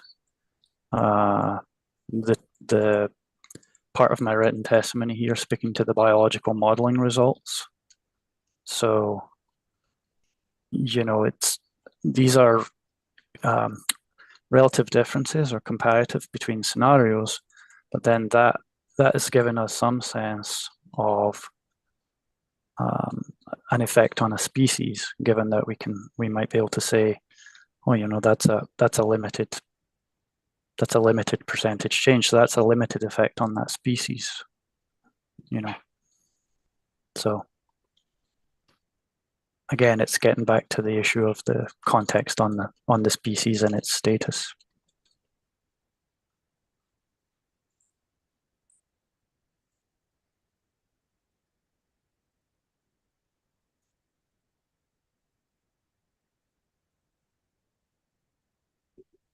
Thank you.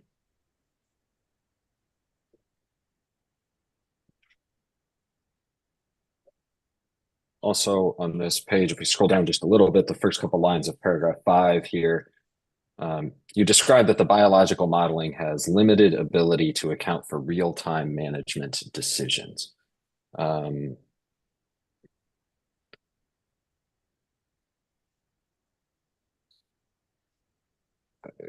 you explain why that's the case?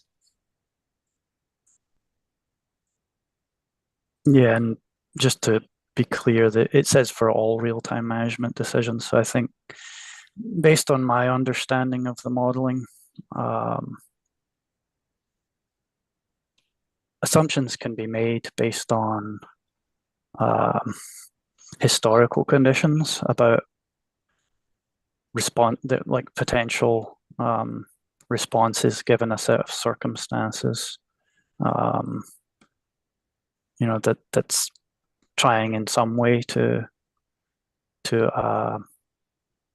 reflect beyond just the not broad, but like operational limits and things, how there may be some real-time decisions within those limits, that sort of thing. But this is really going back to your question. I think this is speaking to if you had decisions to be made in real time based on monitoring of species, for example, fish species, that there's not really a good basis for how you could model that necessarily. So then it's just really noting that you can't necessarily account for all of those types of things.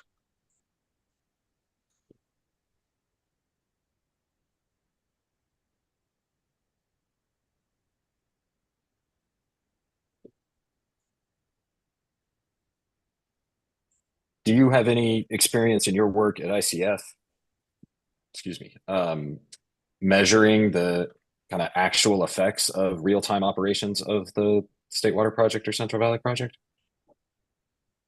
Mm.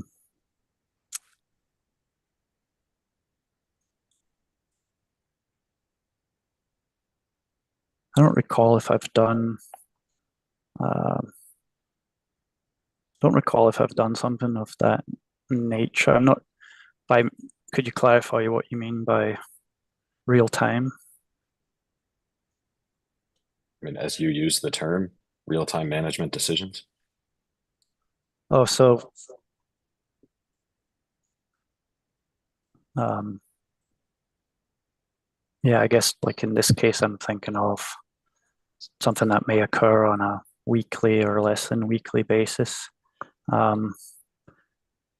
I personally, I don't think I've been involved in that. I've really just seen the results of others doing that type of thing in terms of South Delta operations, for example.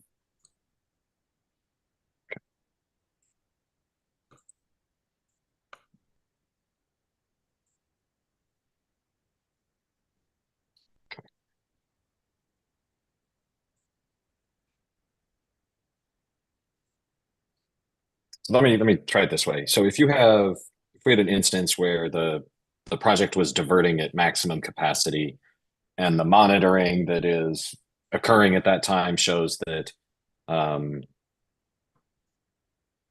endangered fish are approaching those diversion points, what would the real-time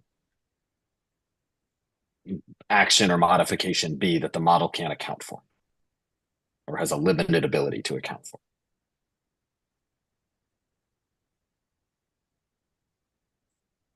Well, I think it would depend on the specifics of, well, you said maximum, is that right? Maximum diversions. I think it would depend on maximum diversions may have different effects depending on the amount of flow that's in the system to begin with, but with additional monitoring that might occur,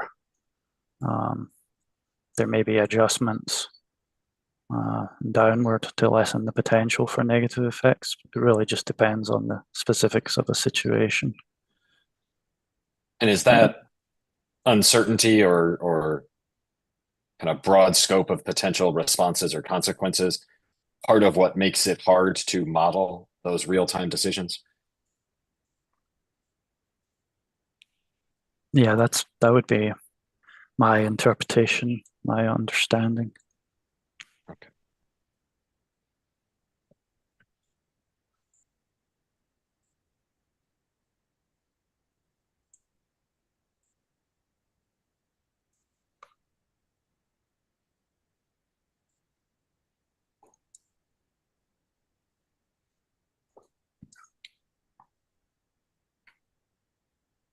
Are you generally familiar with existing real-time management of the State and Central Valley water projects? I would say I'm generally familiar.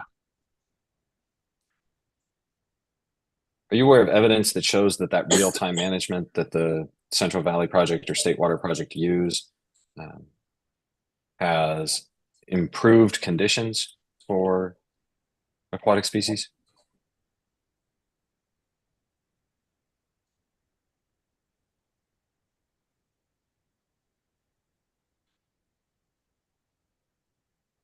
I'm not sure I've seen that sort of assessment. I think the focus is really on limiting the potential for negative effects.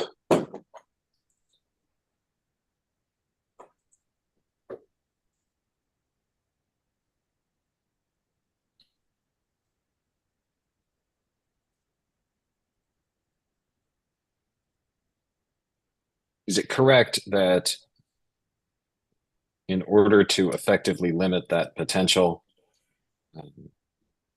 one of the things that DWR or the operators will need in the future is the ability to identify specific location of fish and something approximating real time?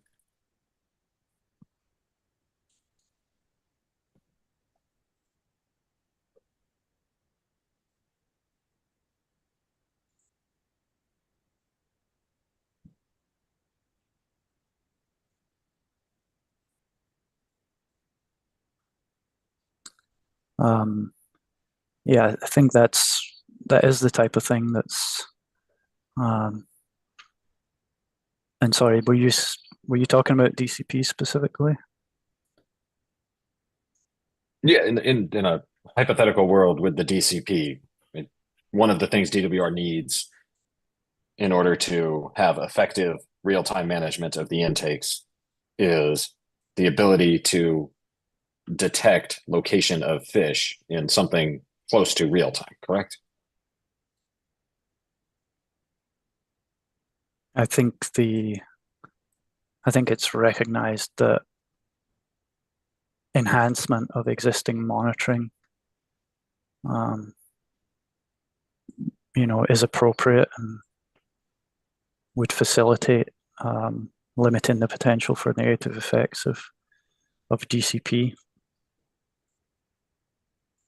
Is that because generally if fish are present when the intakes are being used, the likelihood of harm to those fish goes up? Objection, incomplete hypothetical. Which part, Ms. Morris? Well, there's many parts missing from the question about timing, about diversion flow rate, all of that kind of information. So it's an incomplete hypothetical. Will you try the question again, Mr. Busher, please? Sure.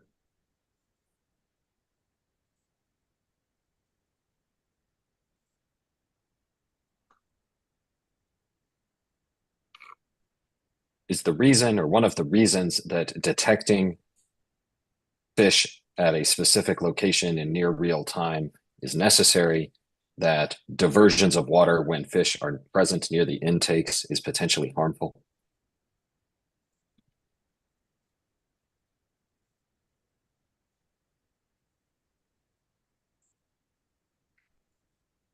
I'm sorry, could you repeat that question?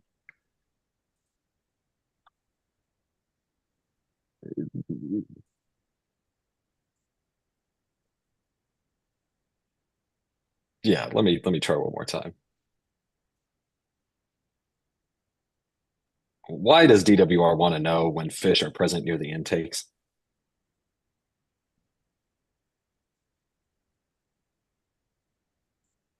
It's, well, near the intakes, I would say, as much as anything approaching the intakes. So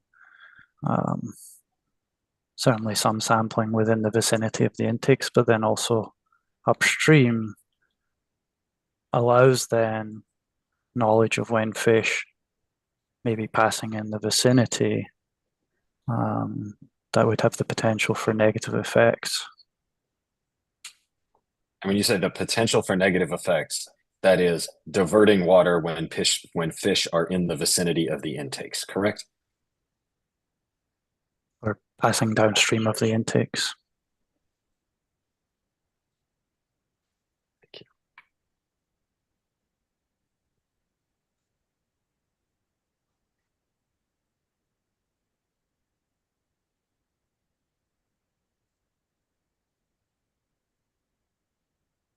And that monitoring or modeling information about the location of fish does not currently exist, correct? I believe there is some of that. I think the DCP, if I recall correctly, is considering additional monitoring. But there are some locations that I think that would inform potential risk to covered fish species.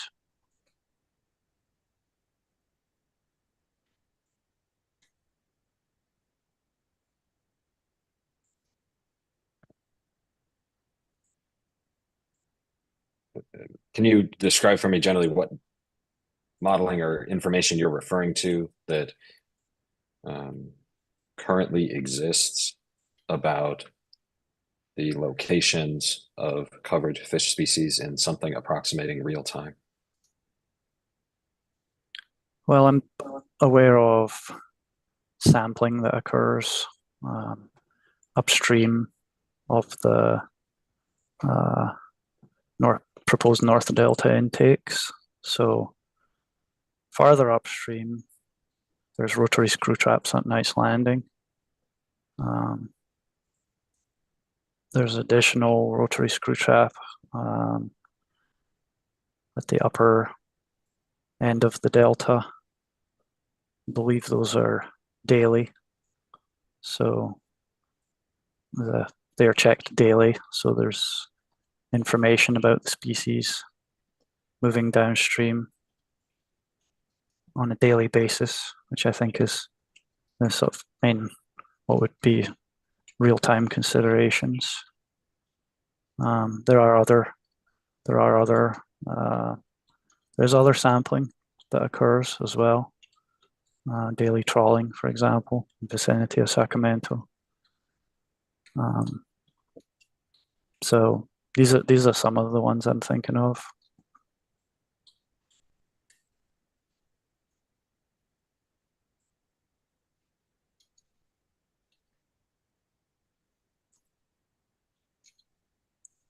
We go to page 9 of Dr. Greenwood's testimony, please.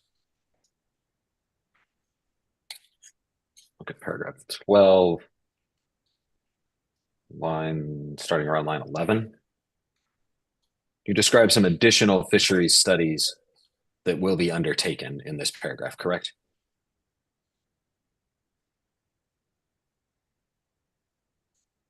That's correct. Okay. And the first group of those, starting at line 11, is near field studies using acoustic telemetry to assess trends in horizontal and vertical distribution, movement patterns, and survival past the North Delta intakes of juvenile salmonids, correct? Correct. Are there existing models or studies about those subjects that would allow for DWR, before doing this additional analysis, to operate in real time to avoid diversions that would potentially harm fish in the vicinity of the intakes?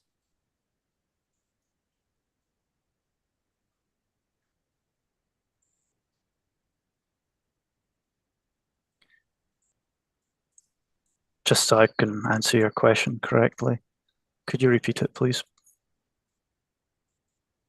Are there studies or models that you're aware of that answer the questions that are described by the new studies that DWR is going to do in category 1 there?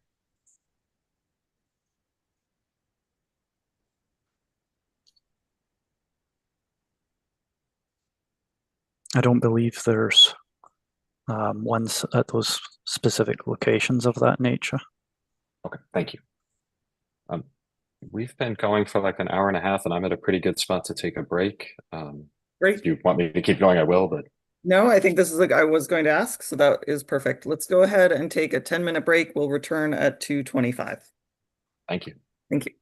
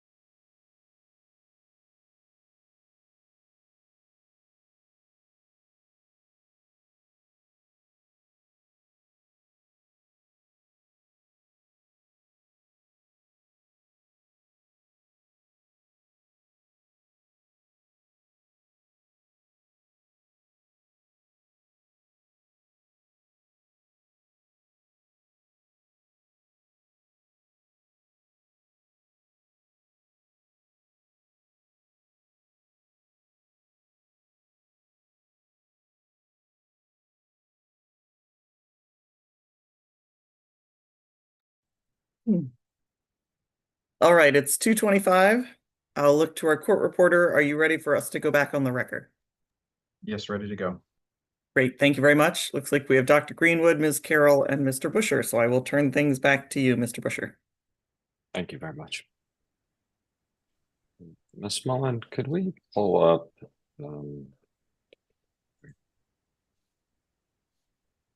page 7 of Dr. Greenwood's testimony?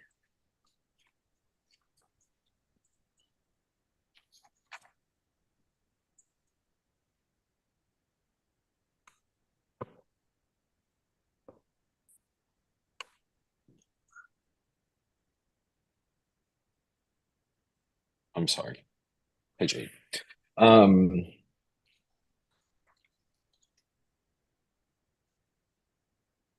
Thank you.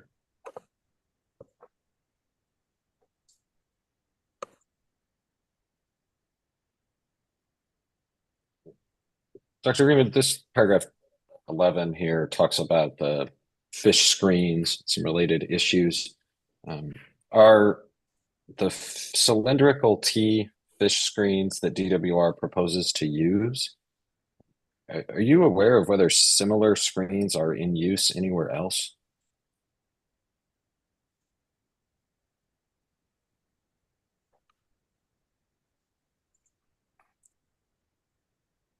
Similar screens are in use elsewhere.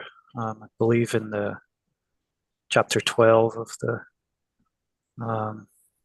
final EIR, I think the sections I'm citing here speak to that. So that would be AHO-1099. I think I have some examples of where cylindrical screens are in use. And do you know whether those examples or any other use of cylindrical screens, right, the kind of size and magnitude of the screens are the same as what is proposed here?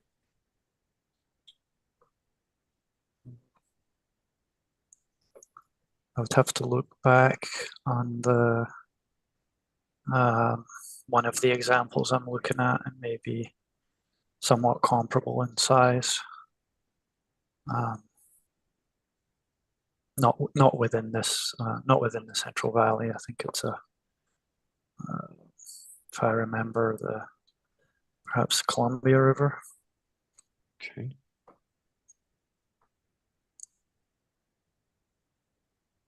And do you know if the fish screens in use in the Columbia River and those other examples you referred to were similar in terms of the size of the openings in the fish screen, the 1.75 millimeters? I'd have to look back at the specific studies. I believe they were generally similar. Small openings.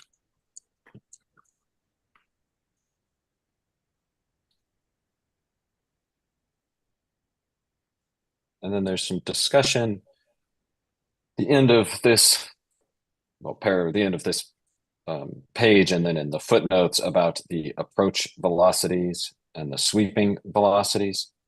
Do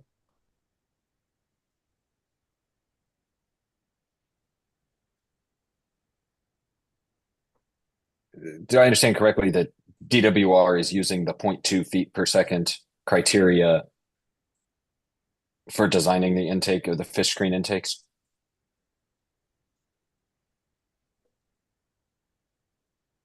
I believe that. Sorry, can you repeat your question? I just want to be sure to answer it right. Yeah, in footnote 13 here, there are reference to several different criteria for approach velocity. And I just want to make sure I understood your testimony that DWR used the 0.2 feet per second criteria that is listed in that footnote among those various choices. That's correct. The screens are designed for 0.2 feet per second.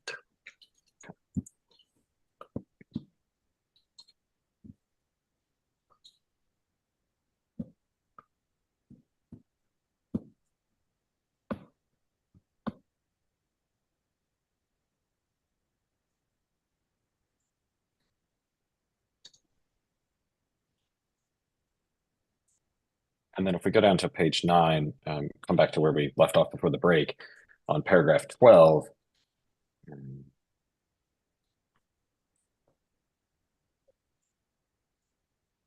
Are the fishery studies you described in paragraph 12 necessary in order to understand whether the proposed screens are effective?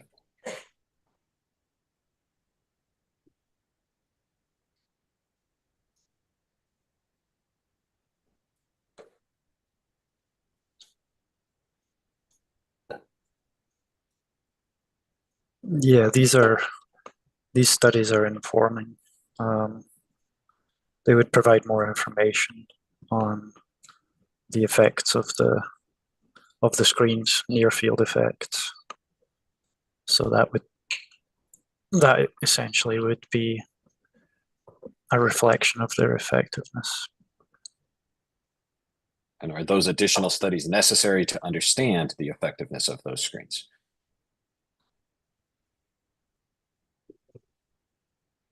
I think the effectiveness of these types of screens has been demonstrated, but this is really to ensure that this is examined in this particular context at this location. So I view them as being important.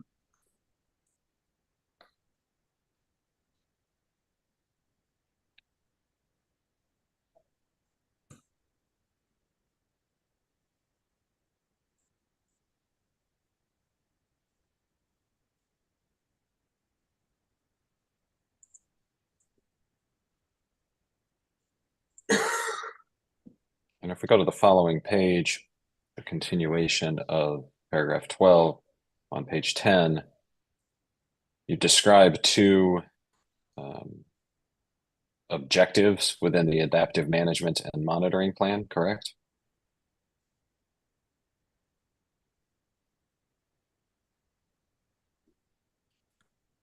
That's correct. Lines, I mentioned the objectives, lines 6 through start of 10, 9. Thank you.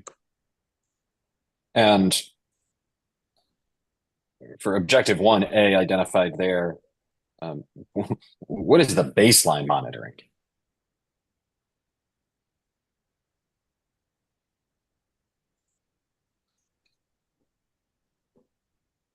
Well, baseline monitoring would be monitoring prior to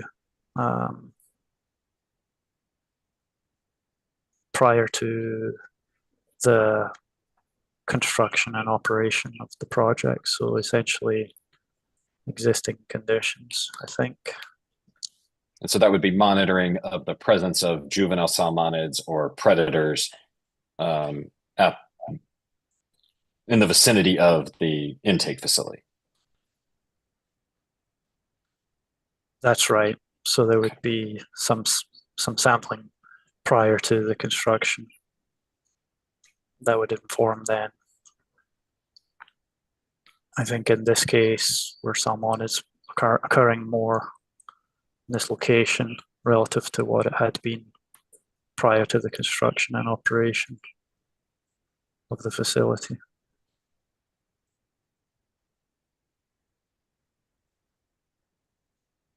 Okay. And then starting at line 10, you say if performance thresholds are not reached, and identify some responses. What are the specific performance thresholds? I'd have to look back at the part I'm citing there. I think is that 3B, appendix 3B, and then there may be an attachment as well to that. I'd have to look back really at the how that's specified in there. To the extent that it is specified, some of them, if I remember right, some of them weren't necessarily specified, but I believe some of them were. Ms. Mullen, could we pull up DWR 803? and look at, oh, wait a second.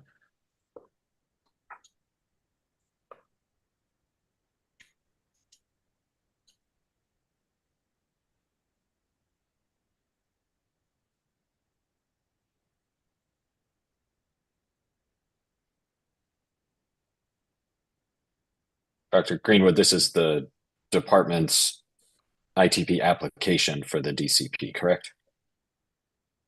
That's correct. And if we could go to PDF page 313.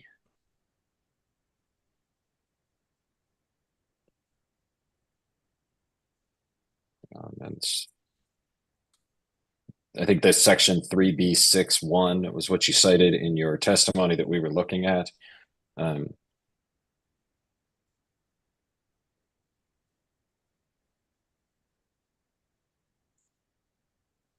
Does that help you answer the question about the, and it continues on the next page, but does that help you answer the question about what the performance thresholds or criteria are? That does, yes. And the subheading performance threshold there, it specifies in this case cross-stream position of tagged salmonids.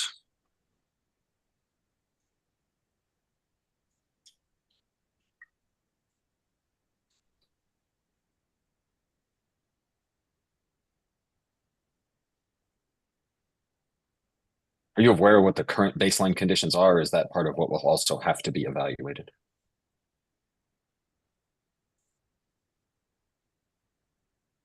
Yeah, the comparison or the information for baseline will be generated during the baseline period. So that would be leading up to the operation.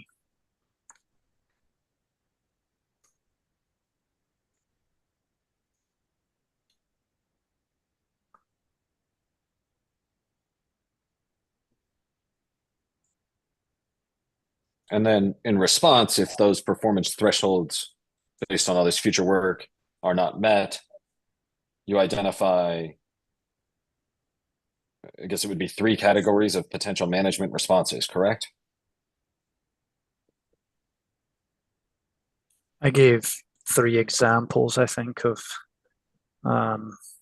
potential management responses, which I believe are yeah, they're citing, I think, the same document slightly later on in the document, just as examples of the types of things that could be done if the performance threshold was not met. How would conducting additional studies based on the results of future studies improve the meeting of performance thresholds? Additional studies would provide additional information that then could inform other, not other, but just measures that could result in meeting the performance threshold. So just this one particular study may not generate sufficient information if there was evidence of exceedance of a performance threshold. Just this one study may not provide enough information in that regard, and so additional studies may be required. Are the performance thresholds designed to avoid harm to native endangered fish species? The performance thresholds are, I would say, looking at factors that would provide an indicator of potential harm in and of themselves, depending on the particular one. Like in this case, it gives us some indication of risk, changes in risk, but not a single one necessarily.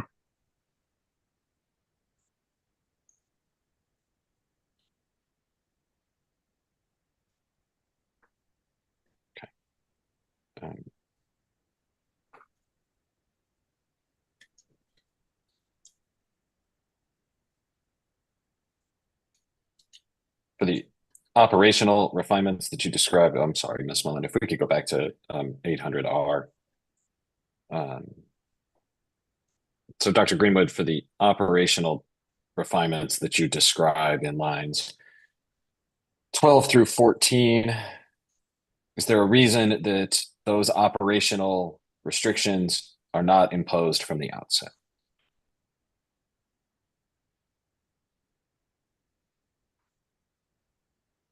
Well, I think it would depend on the nature of the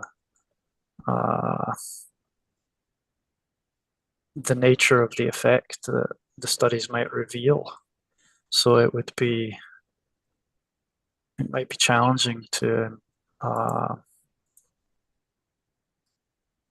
include an operational requirement without the knowledge of what that requirement might actually do.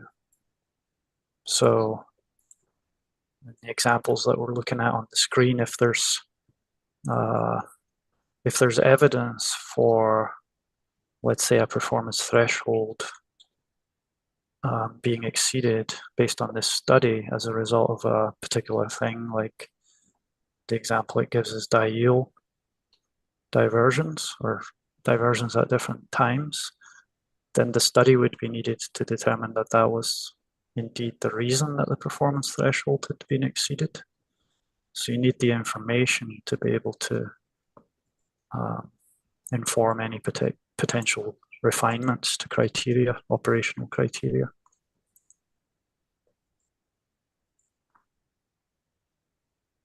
Are the fish screens that will be used self-cleaning?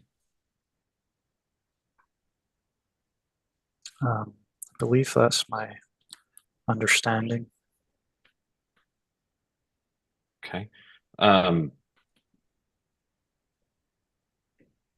you define what that, well, let me back up.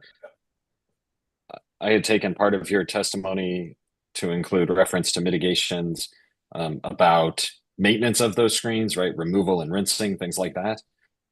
Can you define what self-cleaning means and given that context? Well,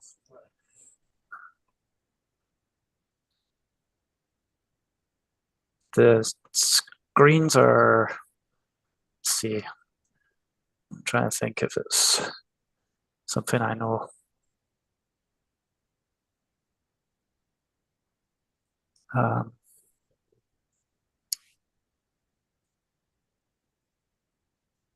The screens are self-cleaning, but there may be, I think, times of additional cleanings that are needed.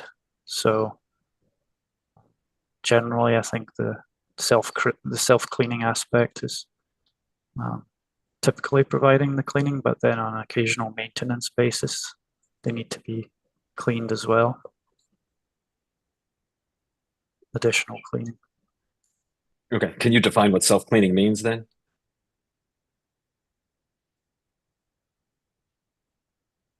Self-cleaning means, well, it's probably more a question for the engineers to give specifics, but I would say that it's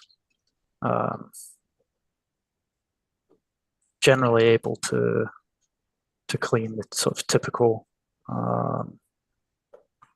debris that would be encountered, or growth, or that type of thing.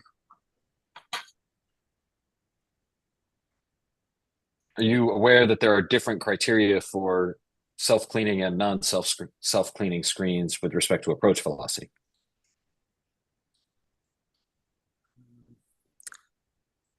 I don't recall specifics on that.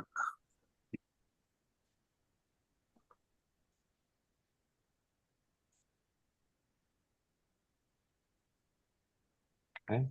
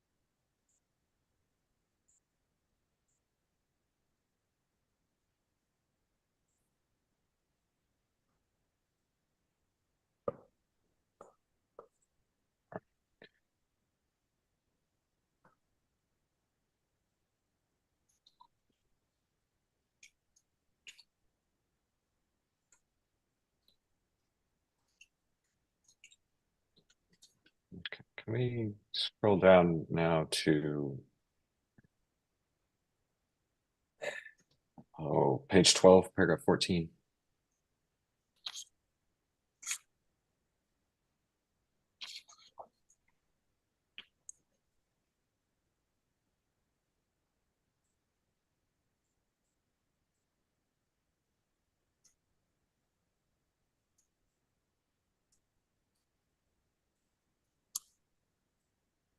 So Dr. Greenwood, this is now in the section of the far field effects of your report, just for orientation. Is that correct?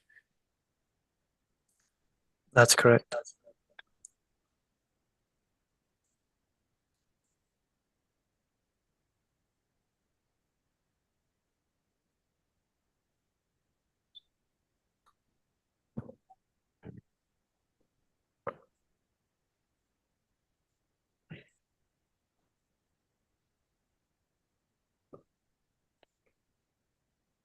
For the far field effects on salmonids,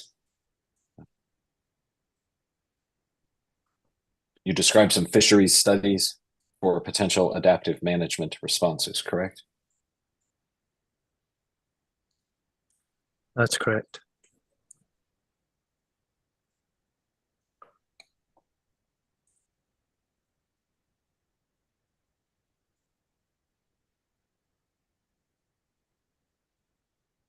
And that you describe objective 1A as avoiding the indirect mortality of juvenile salmonids migrating through the delta.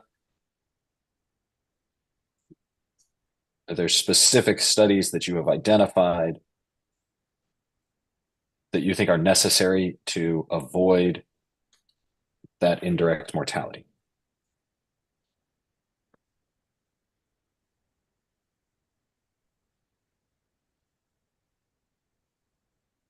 So your question was other specific studies that I've identified? So I took your testimony to be that part of the goal of the fishery studies to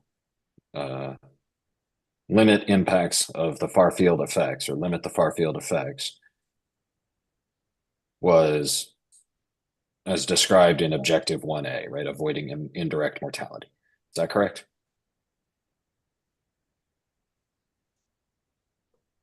That's correct. Are there studies that exist now that allow you to determine whether the far field consequences of the project would result in indirect mortality of juvenile salmonids?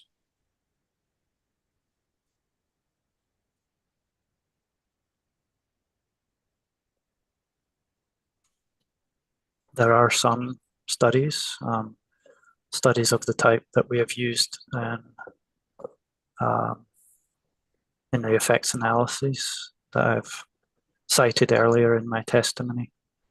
This is speaking more to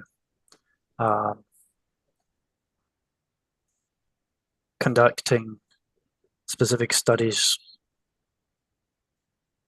during the baseline period and then with operations, which then accounts for the overall measures that are included in the project, which is operational criteria, but it also includes mitigation measures, for example. Okay. So, I'm sorry, go ahead. And all I was going to say extra on that was just that while there are studies currently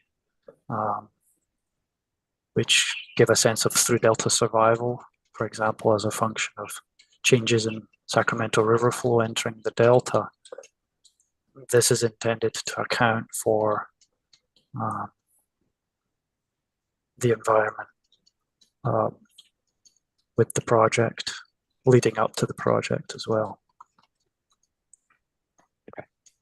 So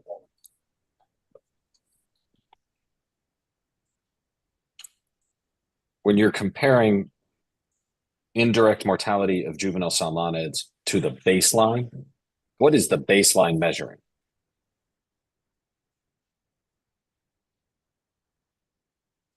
baseline would be through, in this case, I think primarily it's thinking of through delta survival of juvenile salmonids would be, I think, the main measure that's anticipated with this one. Tough to look at the specifics, but I think that's my recollection.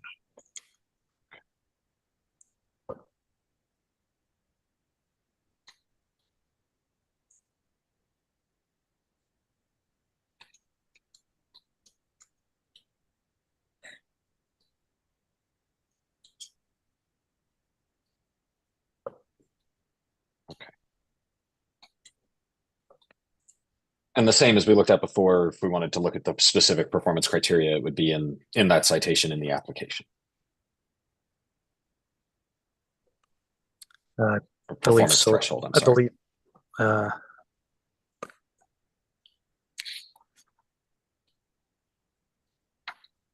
think that's correct. Yes.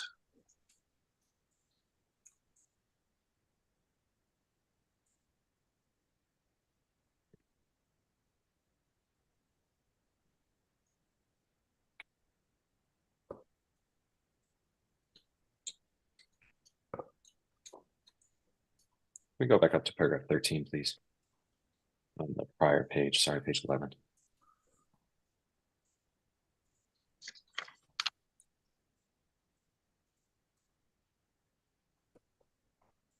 In terms of the far field effects, I want to focus for a minute on winter run Chinook salmon.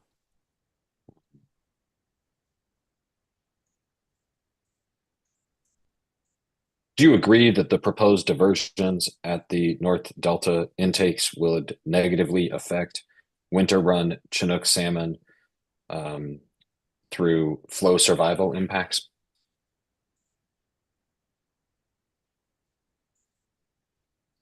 They would have the potential to negatively affect juvenile winter run Chinook Does it have salmon. I'm sorry. Does it have the potential to positively affect them in the same way?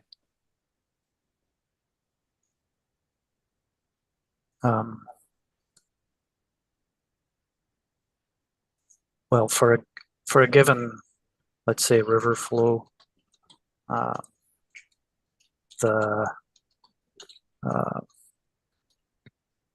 based on the statistical relationships that we see between flow and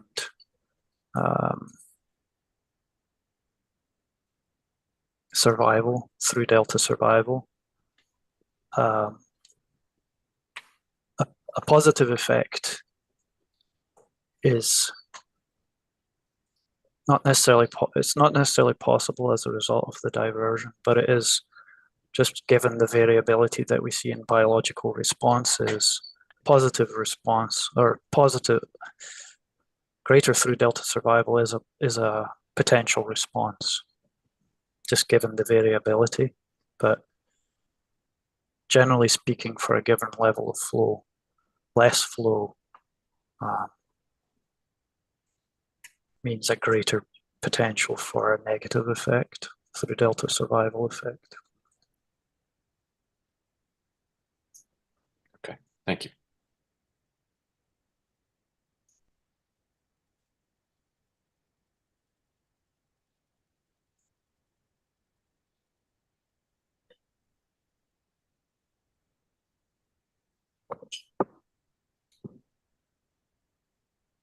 There's discussion in the EIR and some other places about the hydrodynamic impacts on winter run salmon. Is that kind of the same as far field impacts?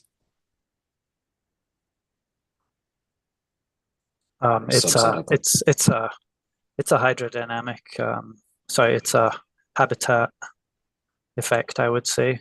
So we have analyses that are looking at biological responses, so through delta survival, as we've just been discussing. We also have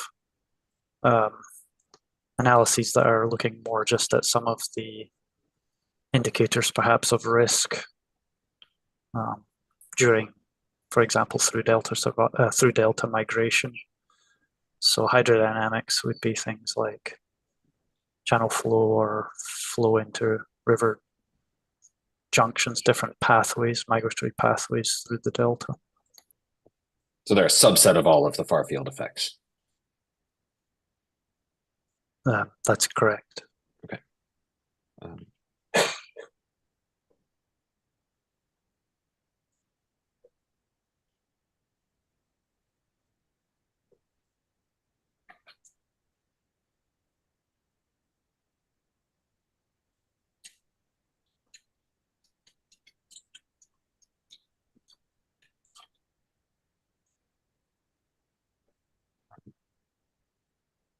Do you agree that there are the potential for negative population level impacts on winter run Chinook salmon due to lower adult female escapement as a result of the project?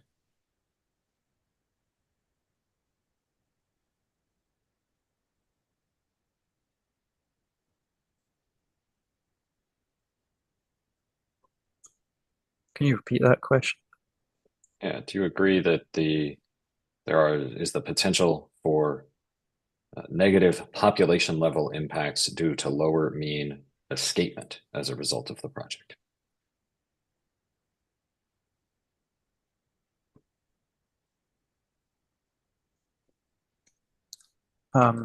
If there was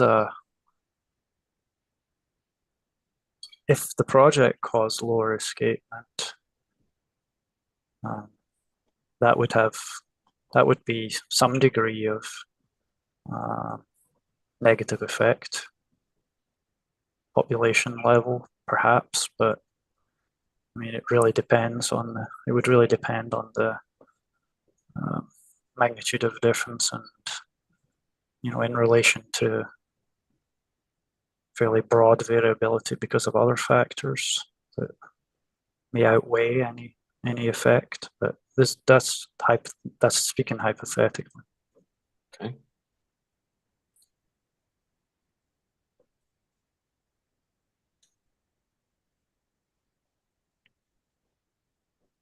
Based on the analysis you've performed for the final EIR and this testimony, do you believe that there could be population level negative impacts on juvenile mortality for Chinook salmon?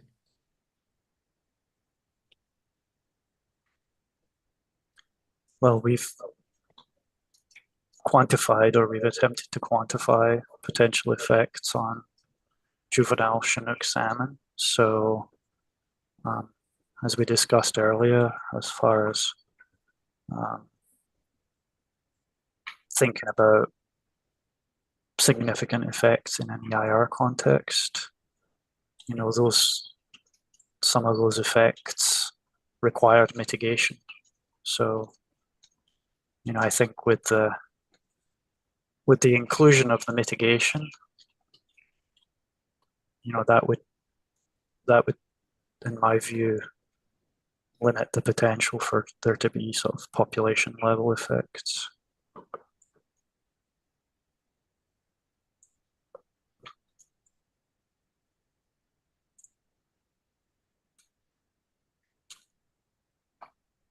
Ms. Mullen, could we pull up exhibit AHO 1099, please?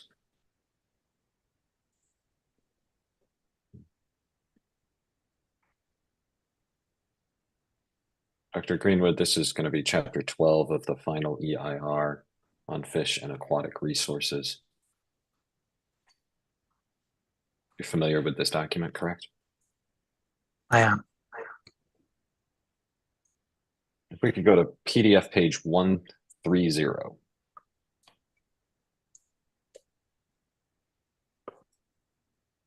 And the bottom of the page the paragraph that's at lines 31 through 45.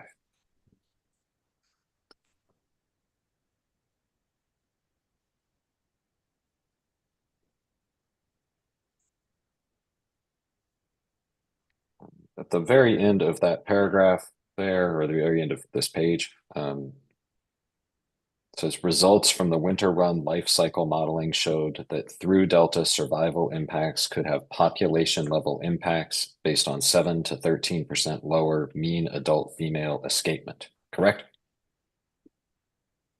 It does say that. And the bottom line indicates that based on the Oban life cycle modeling, that there also could be population level impacts based on 5 and 10% additional mortality in juvenile Delta survival, correct? Could you just move slightly to the next page just so I can verify?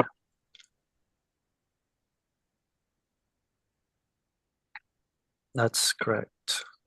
And then if we scroll down on page 131 here to lines 15 and 16, it's correct that the available information indicates that diversion at the North Delta diversion would negatively affect winter run Chinook salmon through flow survival and habitat impacts, correct?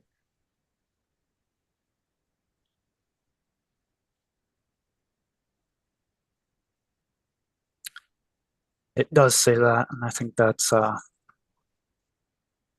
summary paragraph of some of the information that's prior to this sentence. So there's the life cycle model, two life cycle models that you mentioned. We do have winter run Chinook salmon life cycle model results as well. That's in the prior paragraph, roundabout between lines 4 and 6. So that was a piece of evidence that was not supporting a negative effect, but going back to the sentence, the start of the second paragraph that we're looking at, lines 15 and 16, this was considering the weight of the information that we had in order to summarize that generally. Ms. Mullen, can we go back to the ITP application DWR 803, please? And it's going to be PDF page 412.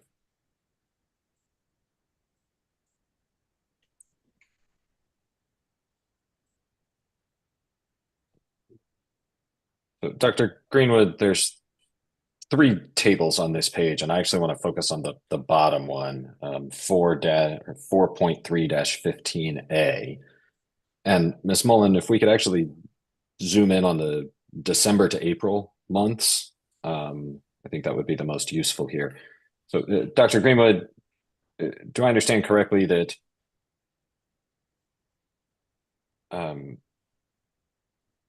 December through April are the main period of juvenile winter run Chinook salmon occurrence in the Delta?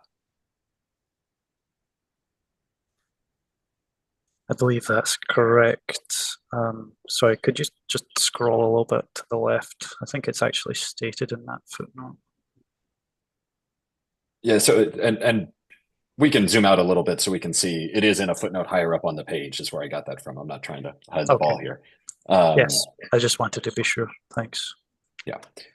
So the third table, 4.3-15A, this reflects the probability that Chinook winter run Chinook salmon smolt survival is less than existing conditions, and then grouped by month and water year type and the bioacoustic fish fence, correct? Assumption for the bioacoustic fish fence, correct? Yes. So if the result here in the table is greater than 0.500, that means it is more likely than not that there will be a reduction in smolt through Delta survival as a result of the project, correct? This is a results of modeling. So based on the modeling, these modeling results, there's marginally higher based the numbers that you can see there, probability. And this reflects each month. Oh, I'm sorry, go ahead. 0.5 just being the sort of equal probability of less or more. But above 0.5 means more likely than not that survival goes down. That's correct, with those numbers that you see there. Okay. And if we focus on, and then it's broken out, the rows are water year types, correct? I believe that's correct. Again, I don't quite see the left-hand side, but that's my recollection. Yeah, if we could scroll all the way to the left edge of the document, that'd be helpful there. Thank you, Ms. Miller.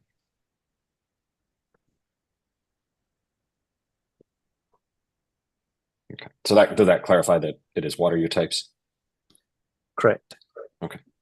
And except for April of dry years, every other data point here in this table suggests that it is more likely than not that through delta survival of winter run smolt will decrease, correct?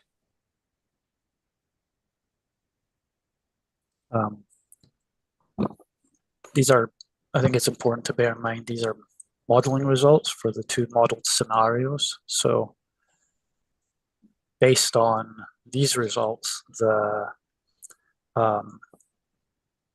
through delta survival is lower.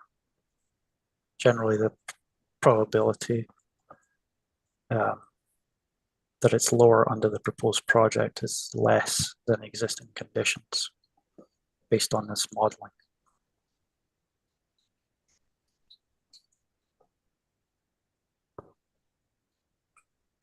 Is this table an appropriate use of comparative modeling as you understand it?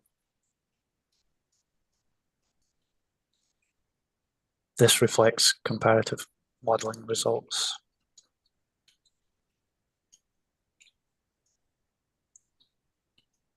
So I would consider it appropriate. And is reducing the likelihood of survival of endangered species in most months and years consistent with reasonable protection of that species? Well, these are small differences. There's fairly large variability around these types of estimates, but the inclusion of the operational criteria to limit the potential for effects in the first place, as well as mitigation measures, is what I'm considering to be reasonably protective. So however you phrased it, I'm sorry.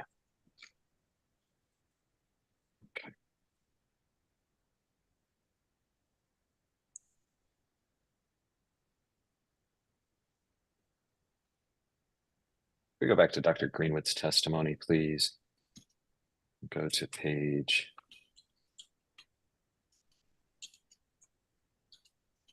19.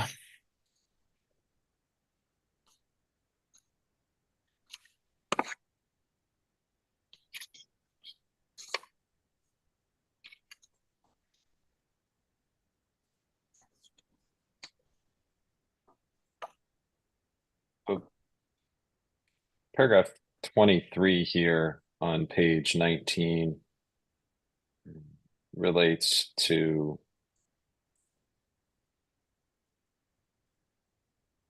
impacts on delta smelt, correct?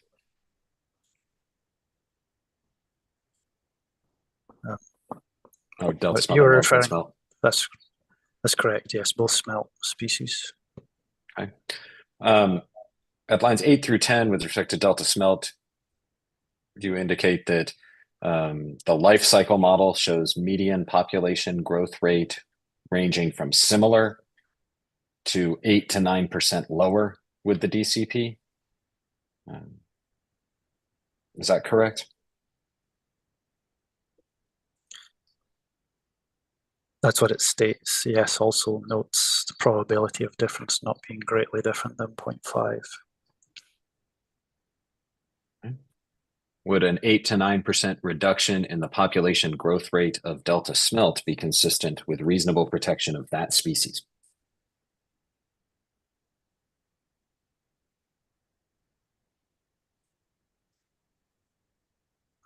Yeah, just for full context on that, that was for a couple of years in the modeling simulation. I think a lot of the years had lower than that, but just in and of itself, to me, that would not be consistent with reasonable protection. And so there's additional measures that are proposed within DCP to address what I concluded was a significant effect.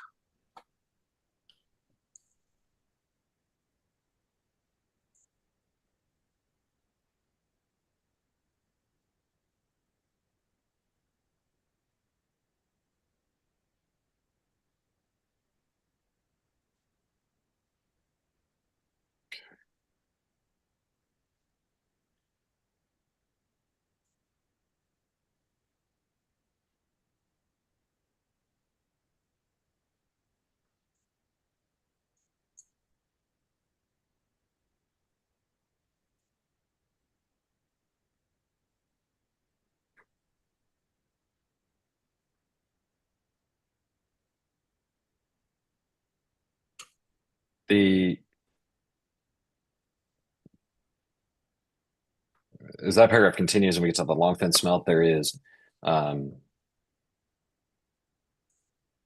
reference to a minimum spring outflow requirement from March through May. Is that correct?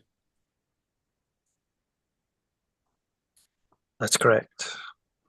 Is that minimum spring outflow requirement included in the ITP?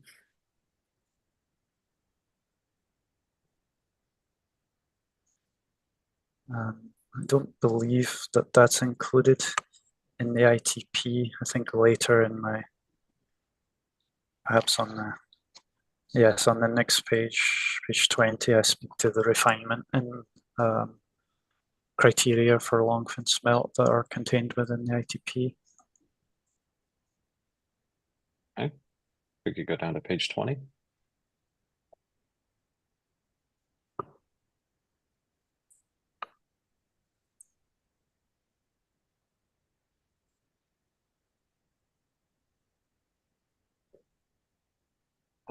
There's reference at line 6 to a long fin smelt life cycle model. Do you see that? I do. Is there a quantitative long fin smelt life cycle model in use currently?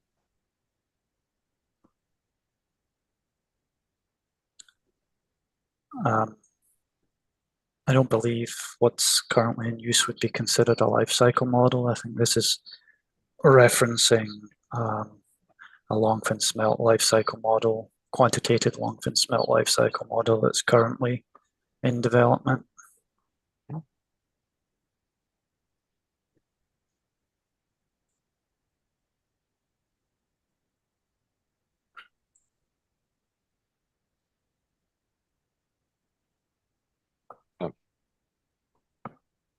As I read the red line portion of your testimony here about the ITP, is it correct to understand that what is required for the spring longfin smelt actions is development and then eventual use of a quantitative life cycle model?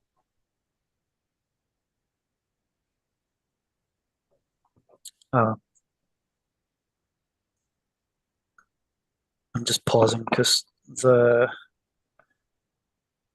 I think under DCP, in terms of the longfin smelt life cycle model, DCP, I think the wording in the ITP, I believe, is contribute to the continued development of the life cycle model, but I think that's already required to be initiated under different under the different ITP. So in that respect, it's not solely as a result of the DCP, but it would contribute to the continued development as necessary. What was the other? Sorry, what was the other part of your question? No, that answered the question. Let me ask a different part. So the spring outflow requirement that is referenced on page 19 at line 14 that was included in the application, is there any equivalent outflow requirement in the ITP, or is it just the continued development of the life cycle model?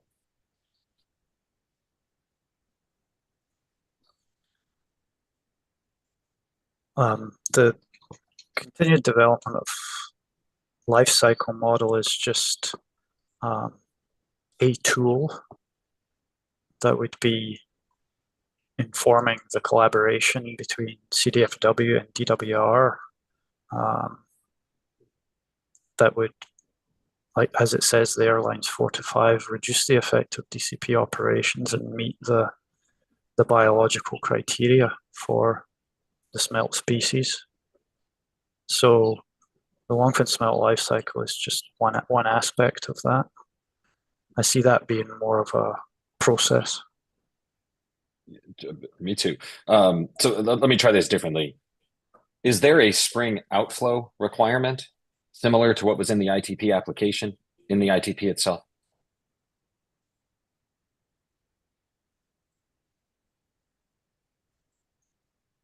I don't believe there's a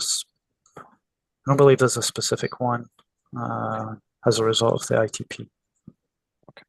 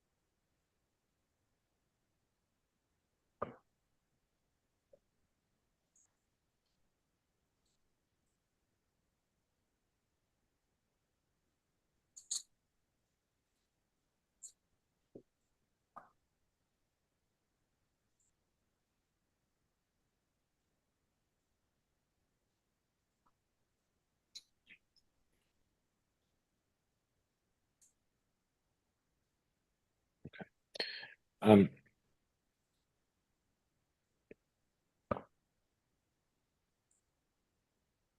go back up to page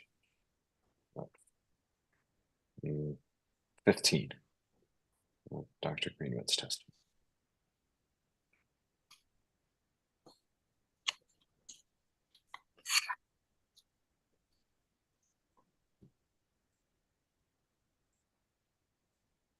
Oh, I'm sorry.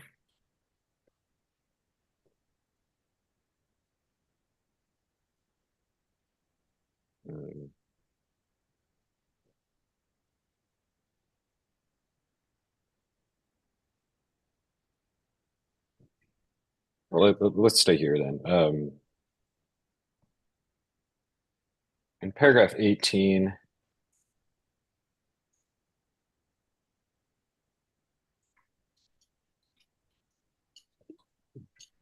you describe at the top of page 15 here the availability or the presence of suitable low velocity habitat on the opposite bank. Is that opposite the intakes? That's correct. And is that habitat that is currently used by longfin smelt or delta smelt? I don't believe, well, I was going to say I don't believe there's much information, but I should qualify that and say we do have some information for use of that habitat. I believe there's a beach seine site in the vicinity one of the intakes that would be on the opposite bank, at which at least delta smelt have been collected in the past. So that indicates use of that habitat. And is that on both sides near the intakes or just the opposite bank? That we already have that information. That beach seine site happens to be on the opposite side, just because I believe that beach seine program tends to use boat ramps or similar types of habitats, and I think there's that type of habitat there that they use. And do I take your point here to be that even though there may be lost habitat at the intakes, there is available habitat, right, across the river or nearby? That's correct. And in fact, even on the same side as the intakes, it speaks to, based on the modeling that we had. But yeah, the 2D modeling is really focusing on across the river, not so much at depth. It's kind of depth averaged. So we also talk about, just generally speaking, low velocity habitat would be available near the bottom of the river. Thank you. If we could go down.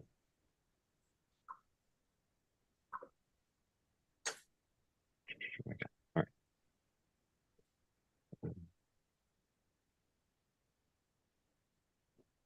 Okay.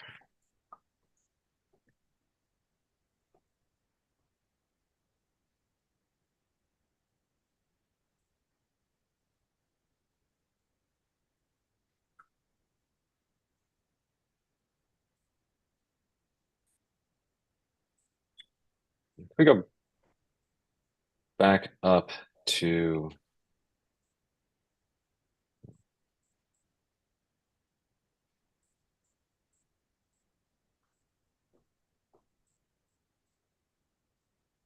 give me 1 second here.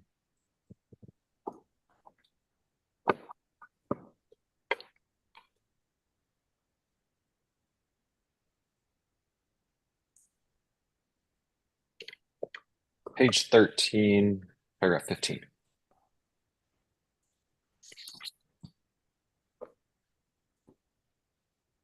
You describe mitigation of 2,600 feet of channel margin habitat, correct? That's correct for operational effects, potential operational effects.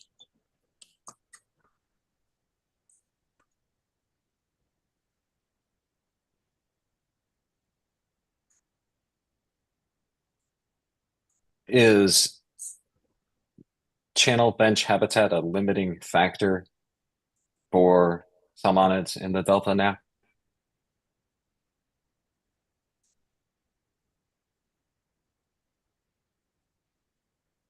Um, as a limiting factor, I'm not certain. There's a lot less, I believe, of that type of habitat than there used to be. And habitat is generally spoken of as being, a factor that may have affected Chinook salmon, juvenile rearing, principally. So this is really addressing the potential lower availability of that type of habitat within the delta as a result of the operations of the North Delta intakes. Okay.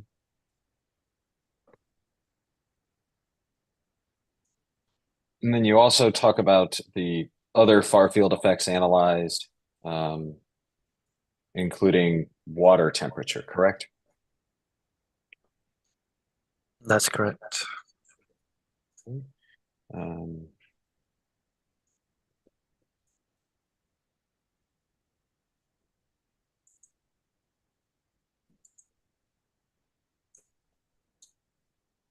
We could go back to 803, please, and go to PDF page 425.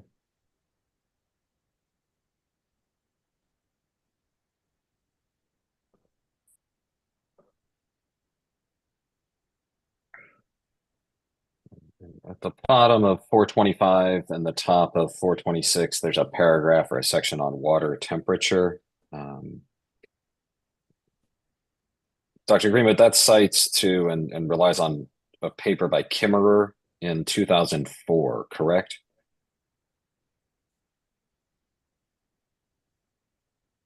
It does cite that paper as well as others. I don't know if you meant the whole analysis relies on that, but certainly I cite that paper.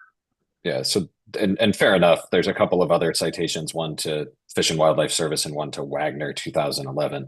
But is it correct that most of the temperature analysis is based on that 2004 paper by Kimmerer?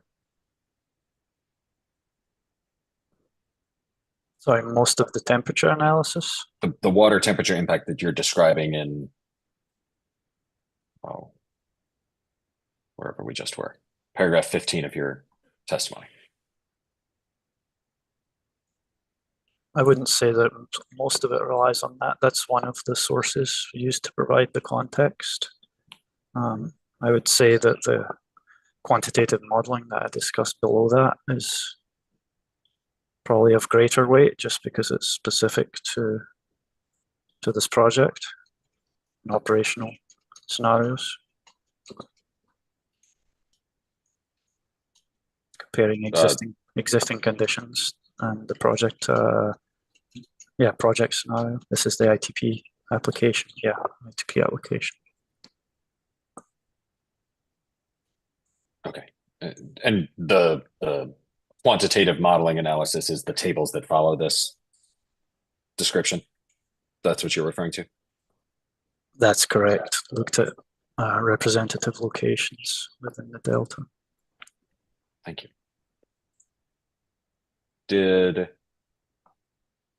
your analysis about water temperature as you're providing it here,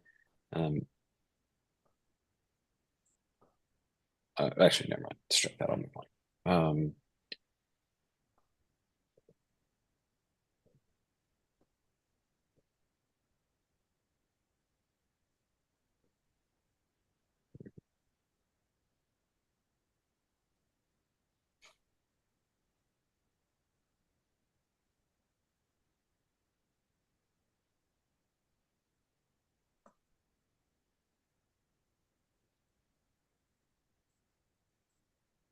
We scroll to page 24, please. Or 23, I'm sorry.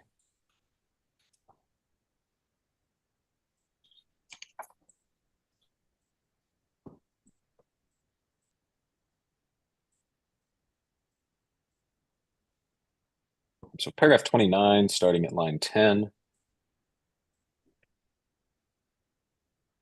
Oops.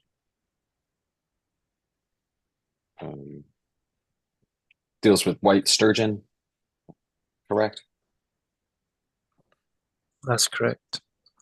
And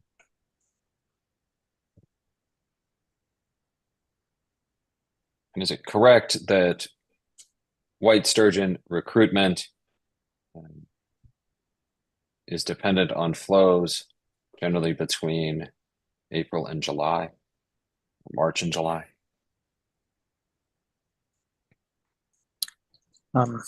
There are correlations between different representations of hydrological conditions and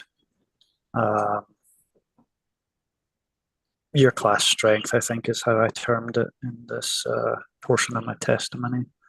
So I think that's essentially catch per unit effort in trawling in the Bay Delta. So there are correlations that were used in this analysis. Is the time period for those correlations March through July?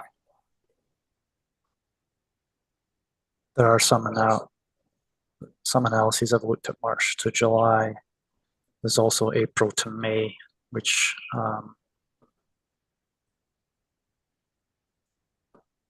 we conducted both of those, given that those were ones that had been looked at previously in published reports.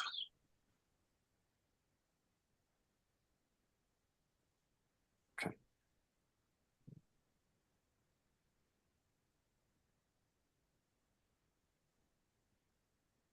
And can you define what you mean by what? Can you define the term year class strength? Year class strength would be essentially an indication of juvenile abundance in a particular year, reflecting, I think, the survival of juveniles to the time when they're captured in the sampling, in this case, the trawling in the Bay Delta. And is it correct that most or almost all of reproduction of white sturgeon occurs during above normal and wet years?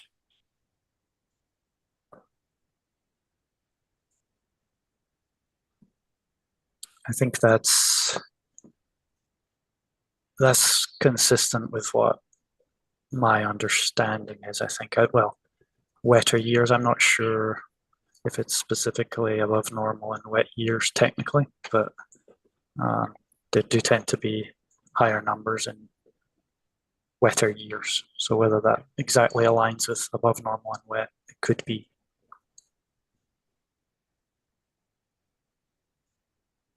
And is it correct then that a significant portion of white sturgeon reproduction and population growth occurs during those wetter years?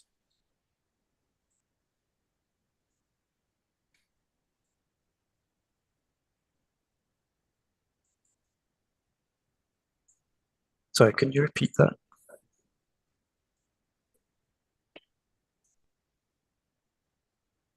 Yeah, I'm let me try it this way. I had thought of the graphs of white sturgeon reproduction as looking kind of like hockey sticks, right? That they're very flat at low flows and then they kind of spike up when flows get into the wetter years, period. Is that your understanding as well? I've seen that type of relationship. I've also seen ones that are expressed as more of a linear type response, but all right. Yeah. Thank you.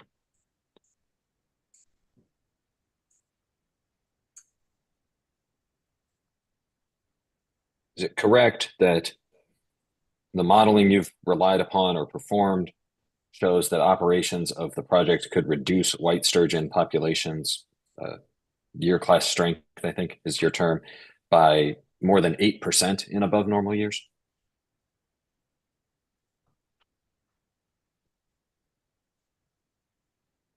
I'd have to see the specific table that I'm referencing.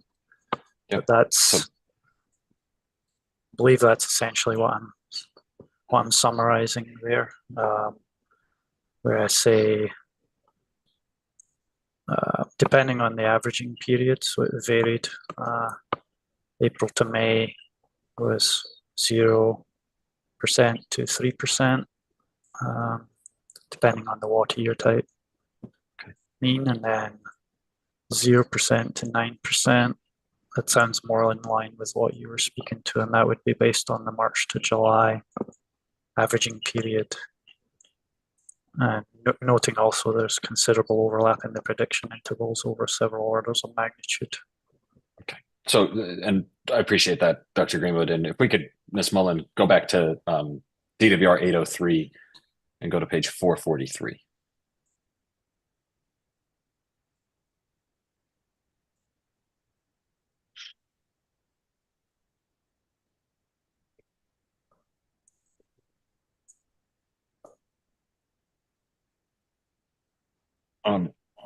These are the two tables you were referring to. If we scroll down just a little bit, the top being the March to July table showing the 8.7% decrease in above normal years, and the bottom being the other one you referred to for April to May.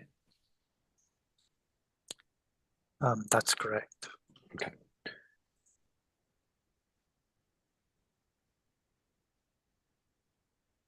Thank you.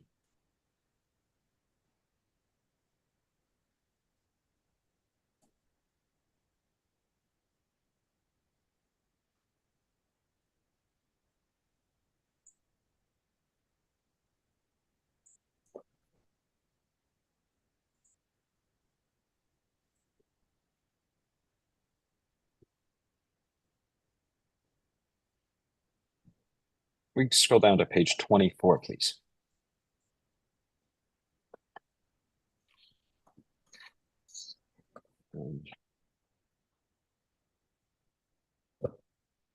At the top of page 24, and we went through this a little bit earlier, but I just want to confirm that this is consistent with what we talked about already. On line 2, you've deleted the Longfin smelt spring outflow and just replaced that with operational criteria. That reflects the removal of that requirement from the ITP, correct? That's correct. Okay. And then if we scroll down to paragraph 30 and really the footnotes at the bottom of the page.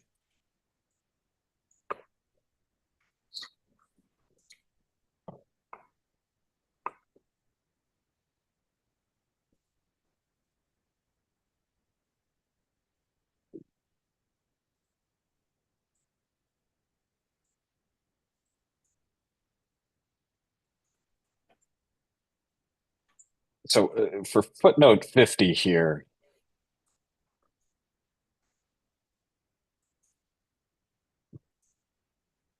do I understand this correctly that the ITP requires no reduction in population growth rate more than 4% relative to baseline as measured by life cycle modeling that's required under the permit?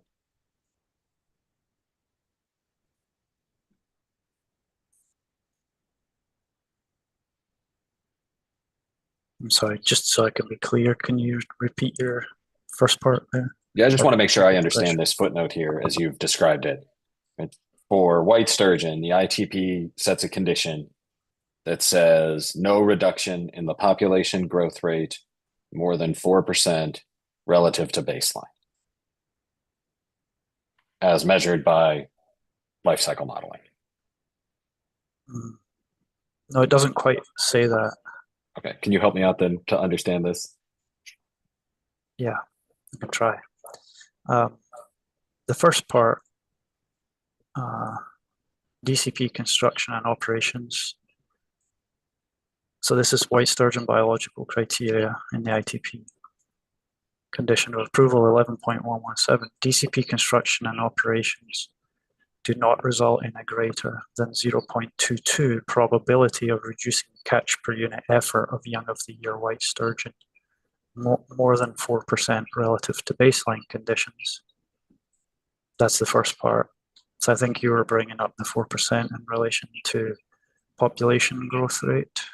Yeah, no, that's helpful. Thank you. Which is the second portion of the thing. So the second portion is that phase 1 and phase 2 operations do not result in a net negative change to white population.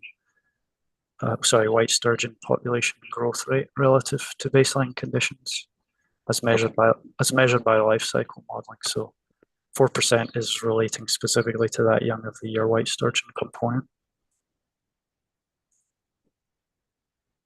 Okay, thank you. That helps a lot. So for the second component there of the do not result in a net negative change to the growth rate relative to baseline, is there an existing white sturgeon life cycle model? There isn't an existing white sturgeon life cycle model. There are population models for white sturgeon, but this is speaking, I think, more specifically to the white sturgeon life cycle model that, if I'm recalling correctly, is a requirement of the development of such a model is requirement of the ITP for the state water project operations. I don't recall if DCP, similar to Longfin Smelt, if DCP has to make a continued contribution to the development of that model, but it's something that's to be developed. And is it more difficult to build and verify the accuracy of a life cycle model for a fish like white sturgeon that lives for decades than it is for a fish like longfin smelt that lives for a couple of years?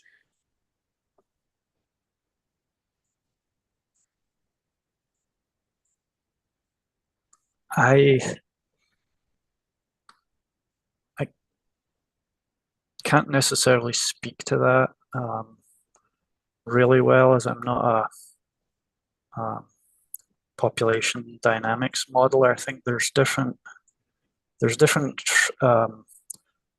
different aspects that are like probably going to be considered for each of those, and in some respects, white sturgeon being a species of fishery interest, recreational fishery interest, there is quite a lot of information regarding particular aspects of the life cycle model.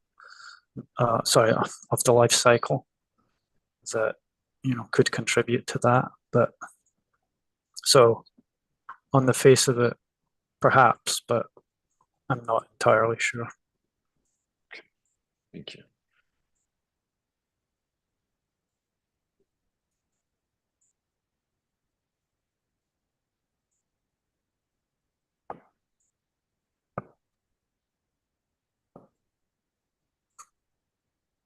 And if we could then scroll down to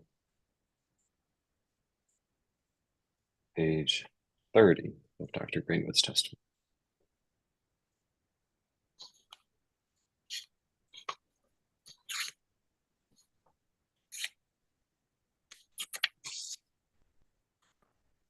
Dr. Greenwood, paragraph 40 here and through the end is additional information about the ITP criteria and the modeling information about that you used, correct?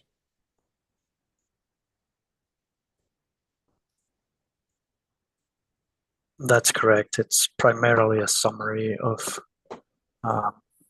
calcium 3 modeling outputs for the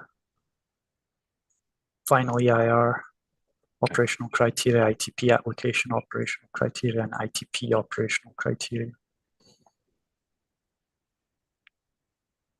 Lines 11 and 12 identify or state that you compared monthly mean Sacramento River flow at some locations.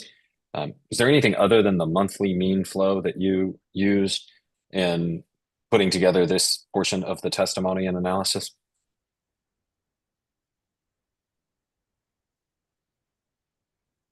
This is primarily focused on the monthly means. Okay.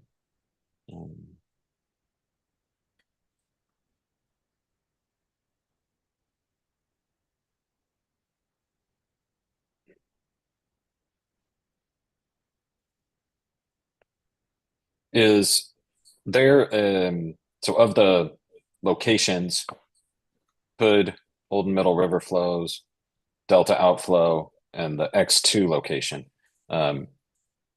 is one of those a proxy for Delta inflow from the Sacramento side?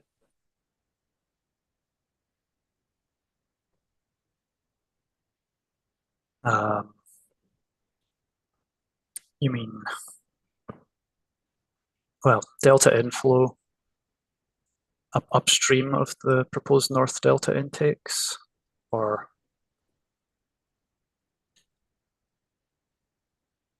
So let me try it this way. I'm trying to understand, right? I understand why you used Old and Middle River flows. I understand why you looked at Delta outflow.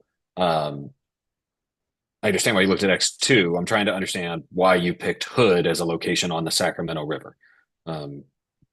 Other than that's where the intakes are going to be. Yeah, I selected that one, Hood, because it's downstream of the North Delta intakes. And so it's essentially a comparison of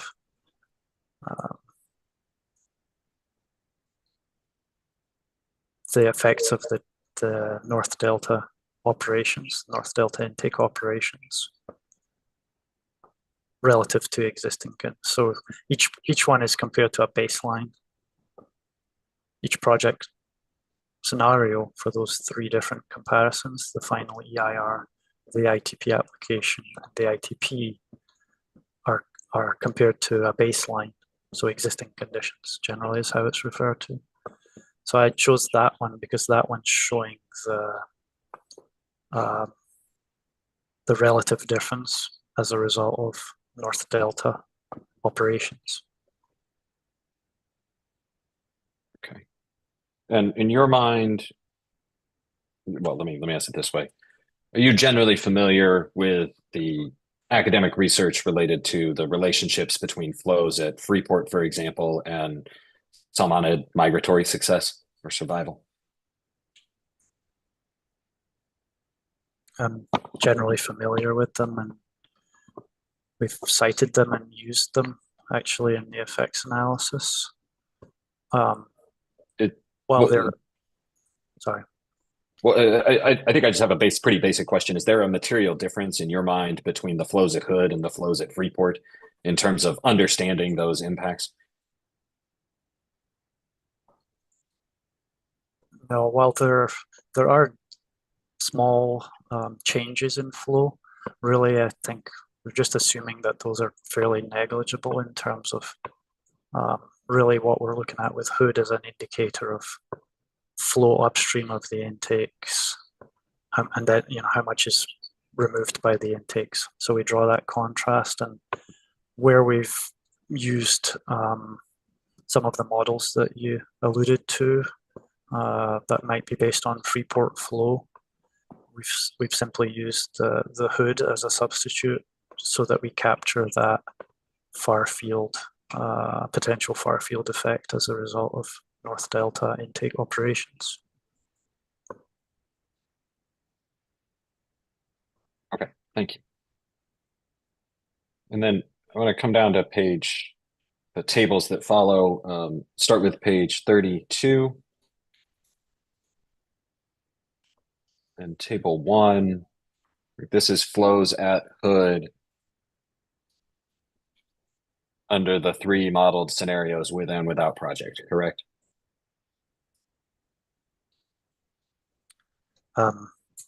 That's correct. Okay. And this is mean monthly flow by month and water year type, correct? That's correct.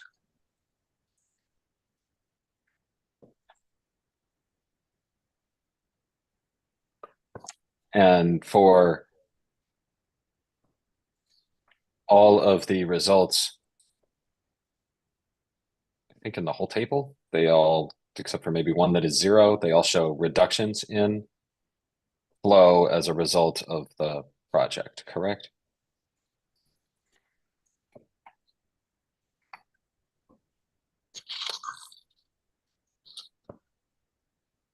I mean, there are several that are 0%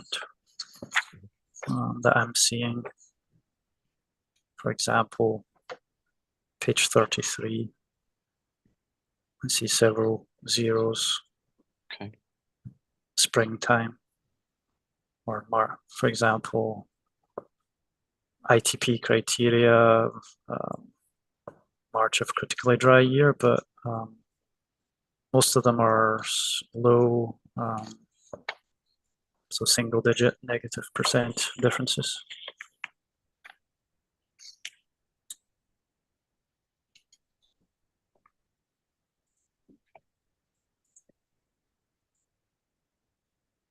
And is the delta between, and I'm sorry, this is me being dense question, I think.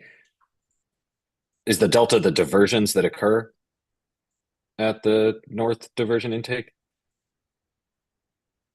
Because that's what's Delta, represented here. You mean, in this case, you mean difference? Yeah, like if we just start delta. in February of a critically dry year, the ITP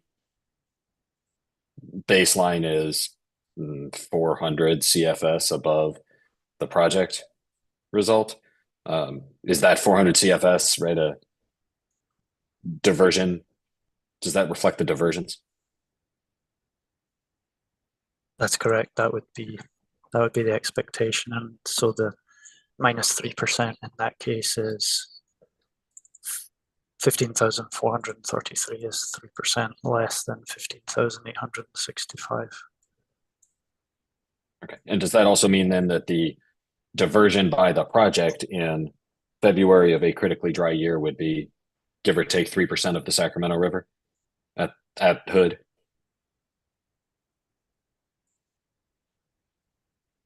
Well, sorry, can you repeat your question?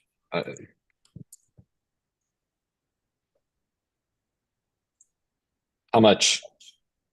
Well, I'll move on.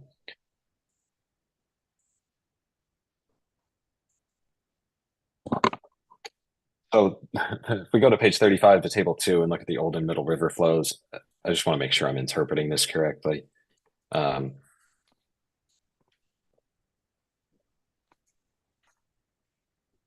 These are generally negative flows, correct? Baseline and with project? They are generally negative, correct? Okay. And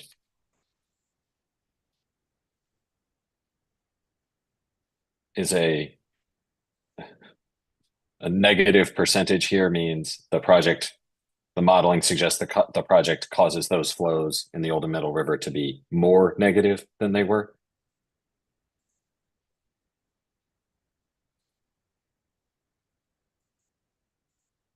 The summary of the modeling indicates lower for that operational scenario representing the project than it is under the baseline in this case. But yeah, those are small differences and they are modeled to meet the operational criteria. Okay. And then last, if we could go down to page 41 and look at table 4, which is the X2 analysis. So here, the results reflect distance from the Golden Gate Bridge. Correct? Yes, the numbers in the table are the kilometers upstream of the Golden Gate Bridge of X2. Okay. And so where the project is a higher number than the baseline, X2 has moved further inland, correct? Further upstream. That's correct. Okay. Thank you very much.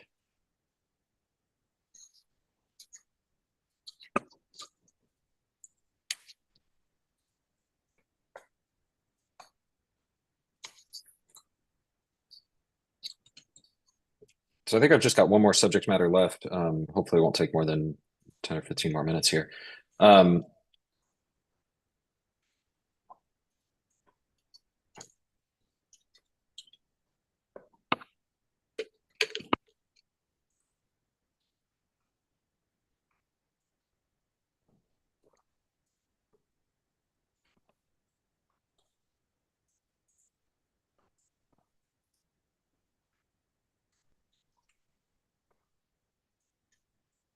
Oh, okay.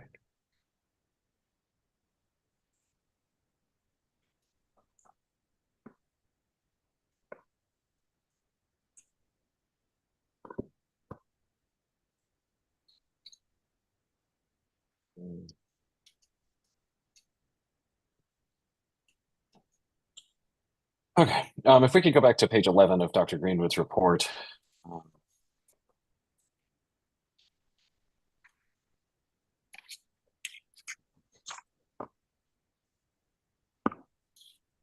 At the bottom of this page, going on to the top of the next one, you say, it's line 16, DCP includes mitigation consisting of up to 3,500 acres of tidal habitat restoration. and then continuing on the next page for the North Delta hydrodynamics effects of the North Delta intakes. So, but first question I have here, is this designed to be mitigation for far field impacts? That's correct. Okay. And is tidal habitat restoration, I'm sorry, is restored tidal habitat used for rearing and food supply as distinct from like migration or as a migratory corridor?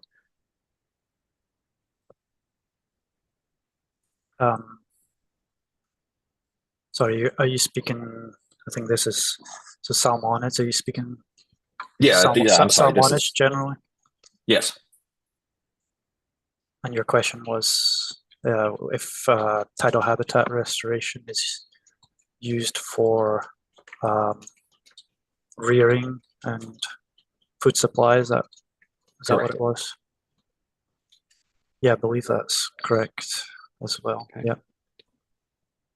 Are you aware of any evidence, academic papers, et cetera, that providing habitat for rearing or food supply compensates for altered hydrology effects that affect migration survival?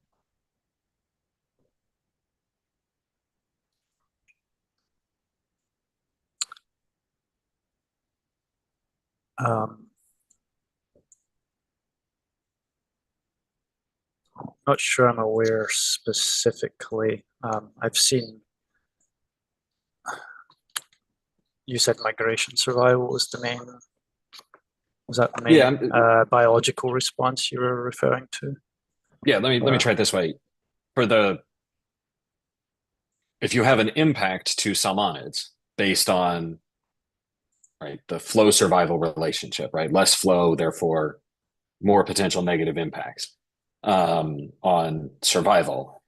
I want to know if there's studies or something you can point me to that say the way to make up for that impact is to provide habitat for rearing and food supply.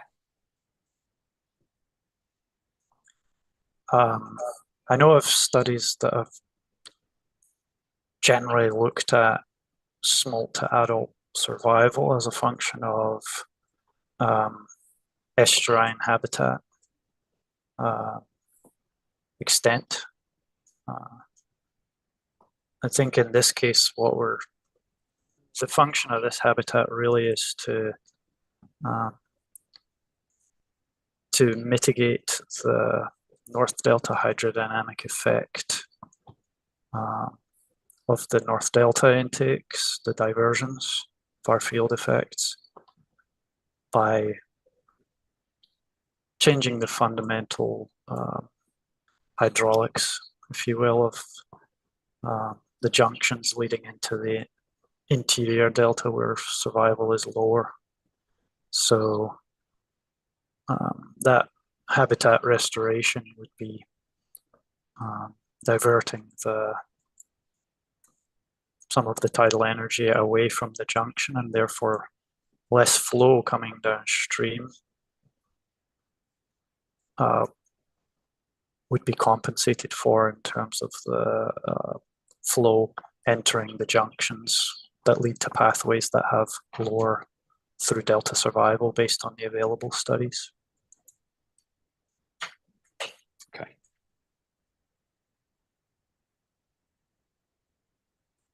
Are those studies you're referencing that support or address the approach you described, or the mitigation approach you just described, cited in the EIR in chapter 12?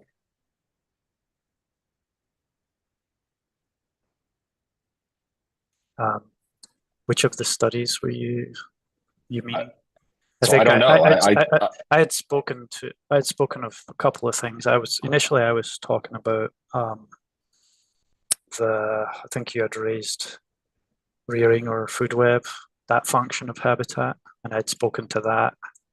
I don't think that's cited because that wasn't really the focus of the mitigation. But in terms of the that hydraulic effect really, which is what we're looking at. I'd have to look back and see if that's specifically cited in the chapter 12 conclusions where we introduce that mitigation.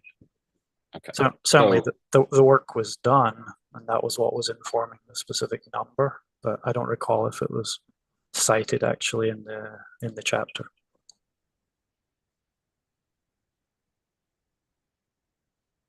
So do I understand your testimony correctly that the 3,500 acres of tidal habitat restoration that's referenced at the bottom of page 11 and top of page 12 is not really to have more space for food supply or rearing, but to help to change the hydrodynamics of the delta? So it can have the function of rearing and food supply. That can be part of it, but really the main focus of it is for the North Delta hydrodynamic effects, as I think the name of the mitigation measure is really is focused on that. So operations effects, North Delta operations effects on hydrodynamics. But the objective of that tidal habitat restoration is to change the hydrodynamics of the delta, not to have more space for food supply. Yeah, in that particular context, so the way I'm citing it there, it's really for that hydrodynamic effect, correct? Okay.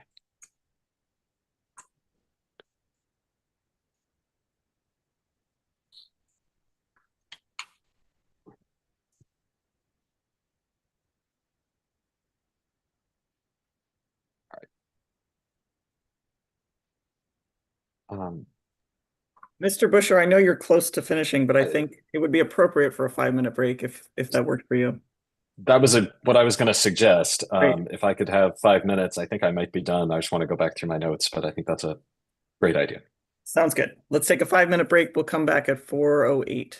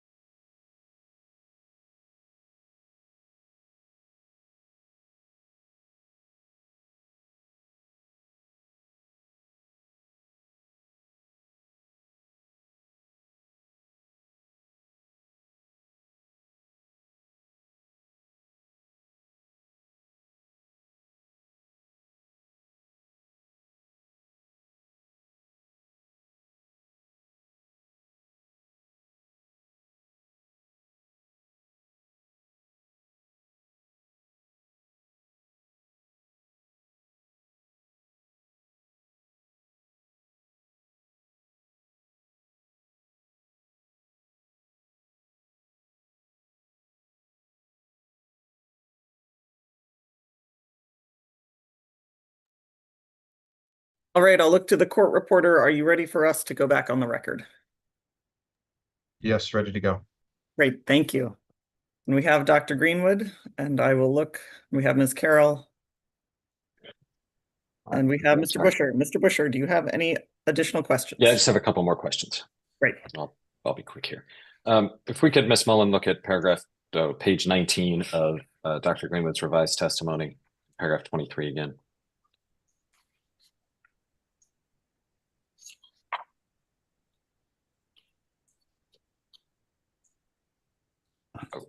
Dr. Greenwood, at lines 14 through 17 here, you described this spring outflow requirement that was proposed in the ITP application.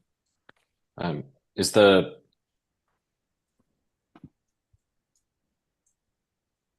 you familiar with analysis from the State Water Board identifying minimum threshold flows, delta outflow,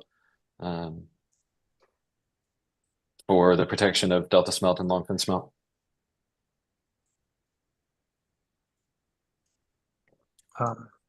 Generally speaking, although you may need to be more specific on the particular ones that you're referring to, but I'm generally familiar. As a general matter, is it correct that the state board's findings have identified December through June flows averaging greater than 42,000 or so CFS produce longfin smelt population growth? I think one specific report from 2017 may have had that value. I need to look at it again just to see. It was considering data up until a certain point, I think 2014 or 2015. And my recollection for some reason is January to June rather than December to June. So we would probably have to look at the details just to be certain of that. Is there a reason that the proposed spring outflow requirement was only March to May, as opposed to either December or January through June?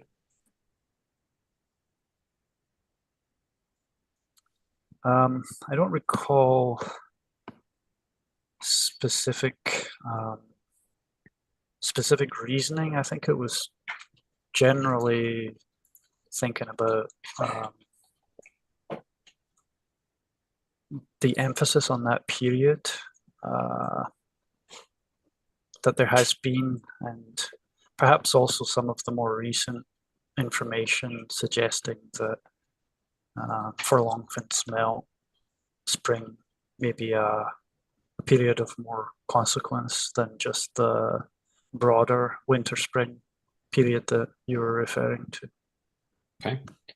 And you say at lines 15 through 16 that a minimum threshold flow will be determined prior to initiation of operations. Is there a reason that DWR cannot identify what the current best available evidence supports as a minimum threshold flow and use that for the interim?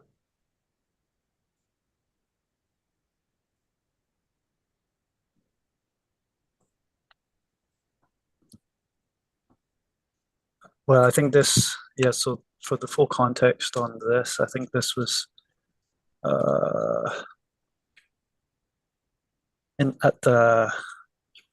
that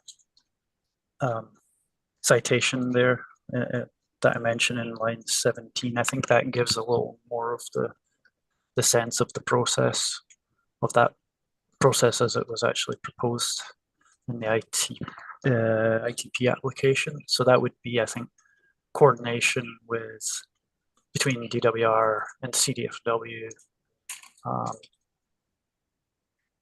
on that threshold flow, given factors such as availability of more recent data, for example, than the 42,000 CFS that you mentioned, different surveys that might contribute to that. And I think just more broadly speaking, I think especially in regards to the way that the ITP frames it, the use of the life cycle model, which is, that would be really aiming to set those potential effects of flow, delta outflow, within the overall context of the life cycle model, which would be beyond just, using something that's based on what's currently really just somewhat more straightforward statistical models that are really just focused as flow as the only predictor of population outcomes.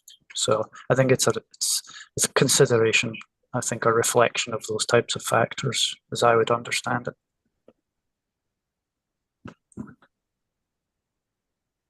Okay. And then lines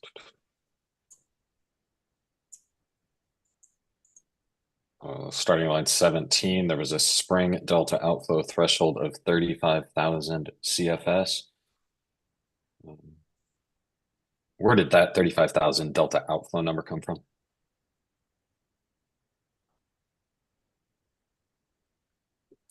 I'm not recalling the specific origin of that.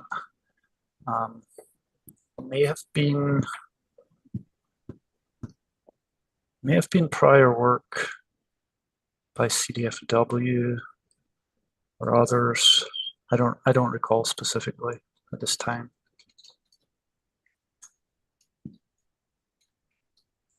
Okay.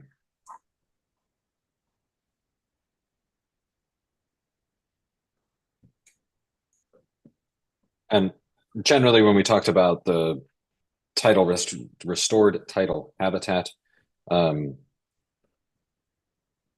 and this is meant to be with respect to both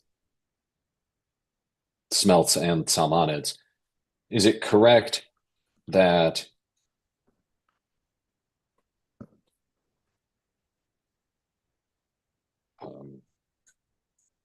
the volume of flow will determine how much of that habitat is used?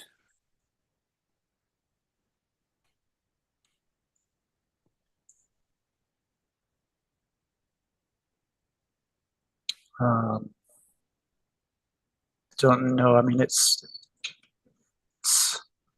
quite specific, I suppose, in terms of which type of effects that you're meaning. Volume of, I guess, if you have any more specificity on like the volume of flow. Yeah, let me try it differently. Do you agree that flow promotes habitat use for salmonids and smelt?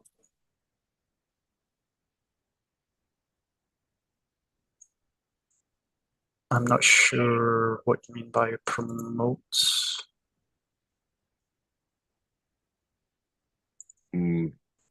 More fish use more habitat under higher flow conditions? Are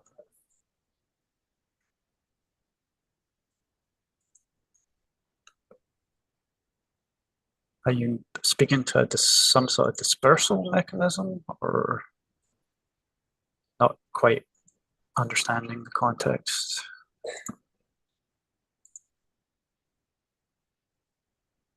So we have in this paragraph and earlier when we discussed it with the salmonids, a flow impact, potential negative impact based on reduced flow that is being mitigated with restoration of tidal habitat, correct?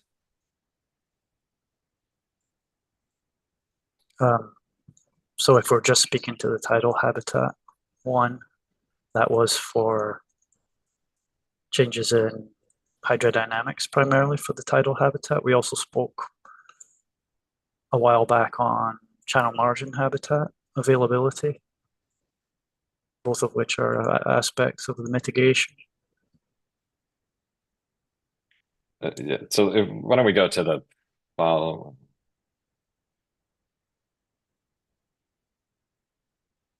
The following page here on page 20.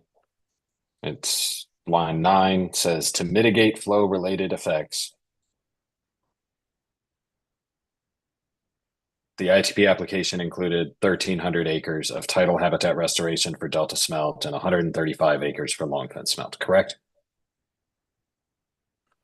That's correct. It states that. My question is, for the salmonids or for the smelts, if we are restoring tidal habitat, is the use of that habitat dependent on flow?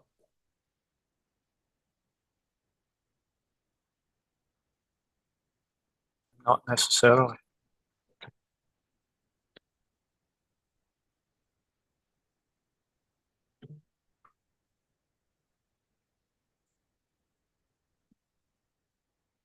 Do you mean flow or water? So I meant flow. I mean, I assume for aquatic species, As- it is certainly dependent on water. Well, that, yeah, I was just trying to understand the context.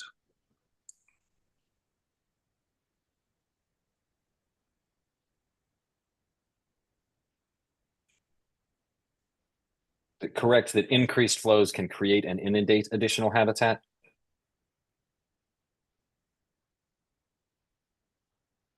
That's possible. It's dependent on, for example, in the delta, it would be dependent on location within the delta. If we're speaking of riverine flows, for example, the influence of riverine flows inundating additional habitat would diminish as you get farther into the tidally influenced environment within the delta, generally speaking. And is it correct that increased flows can also increase turbidity and therefore usable habitat, especially for smelts or small salmonids?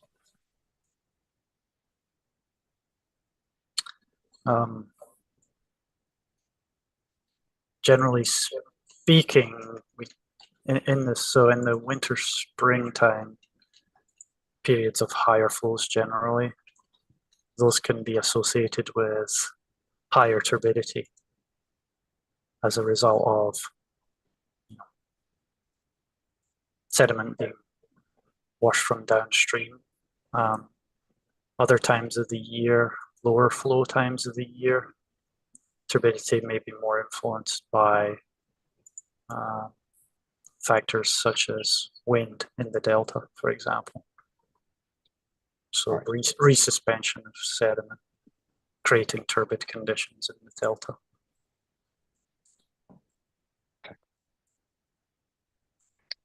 Dr. Greenwood, I appreciate your time this afternoon. Thank you very much. That's all the questions I have.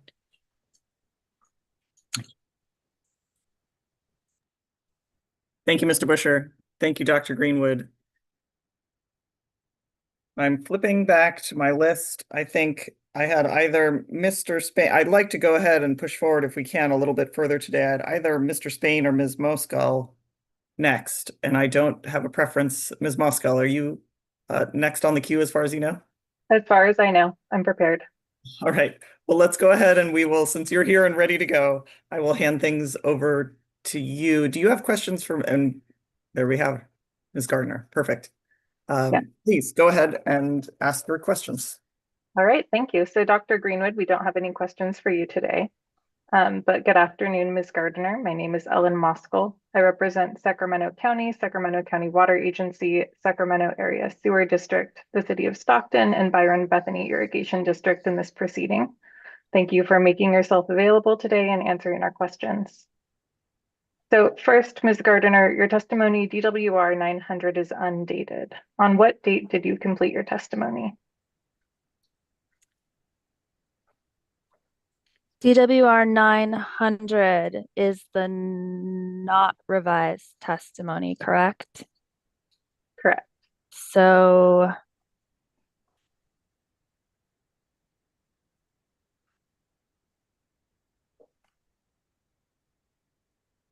I believe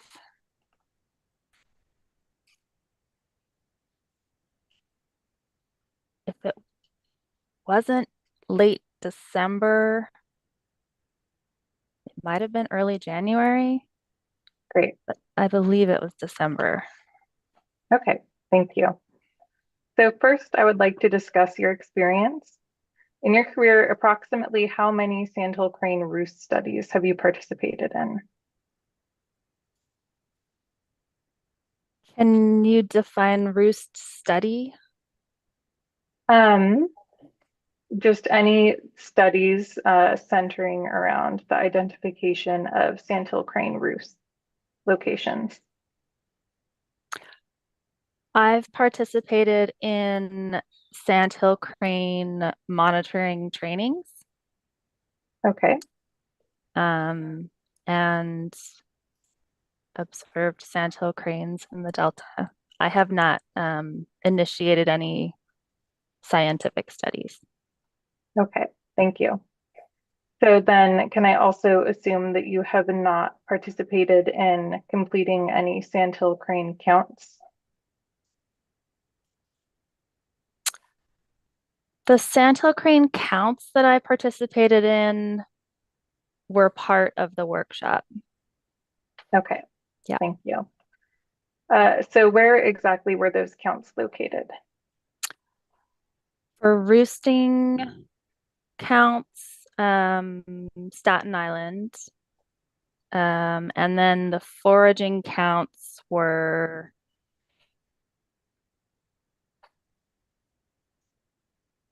just south, I believe. There were several fields. I'm trying to remember exactly which tract it was, but an approximation is fine.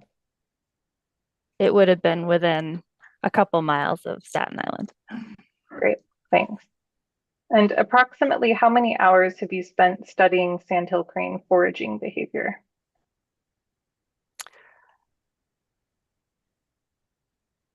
I'm trying to think how to answer that question for you. Literature wise,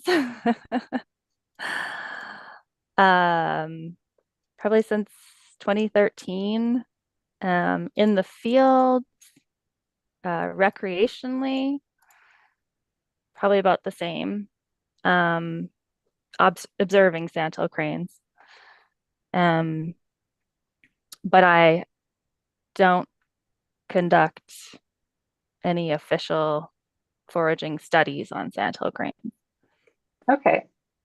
Have you spent any time in the field as part of your job studying sandhill crane stress responses?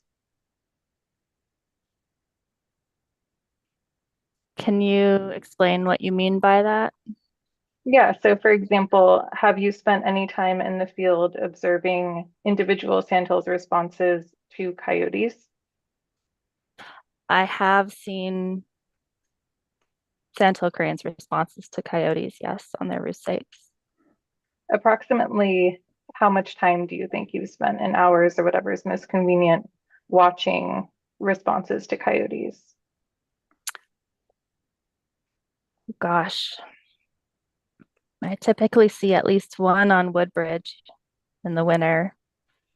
So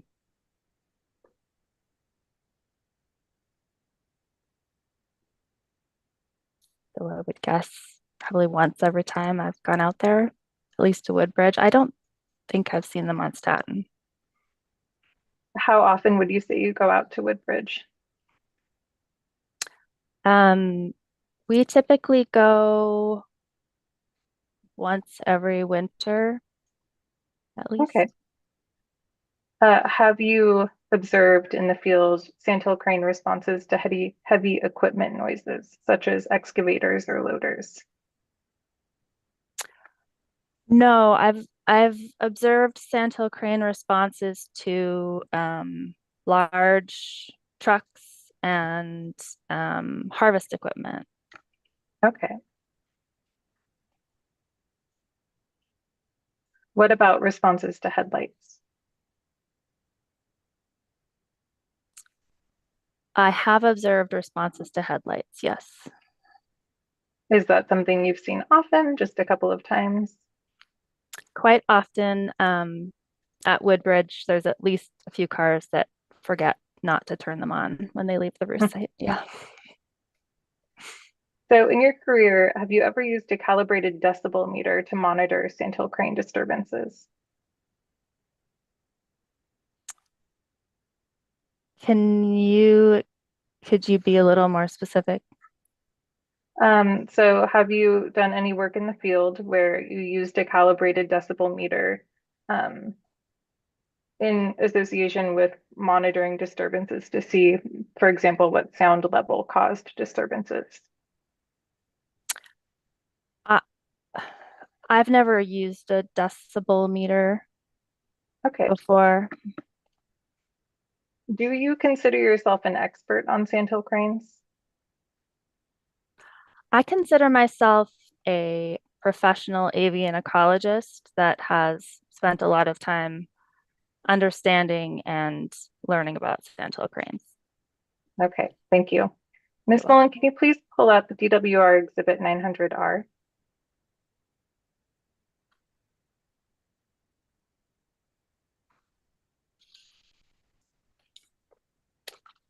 Ms. Gardiner, I know you gave me the date for your initial testimony, but around what date would you say you completed the revised version of DWR 900? I believe I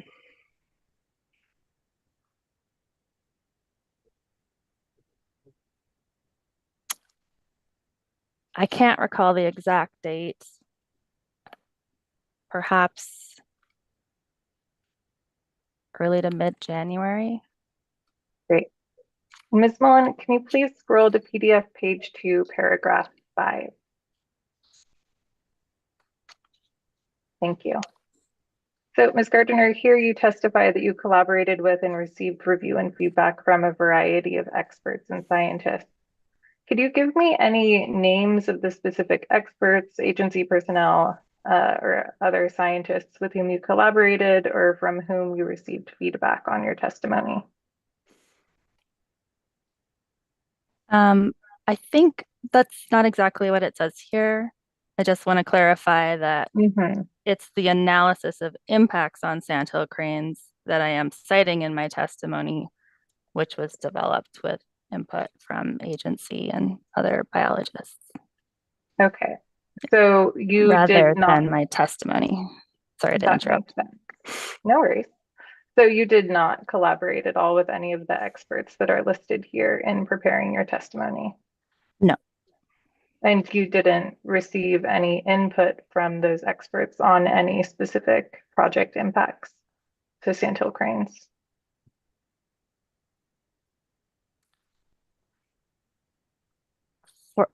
I just want to be clear. Are you talking about my testimony or are you talking about the impacts analysis?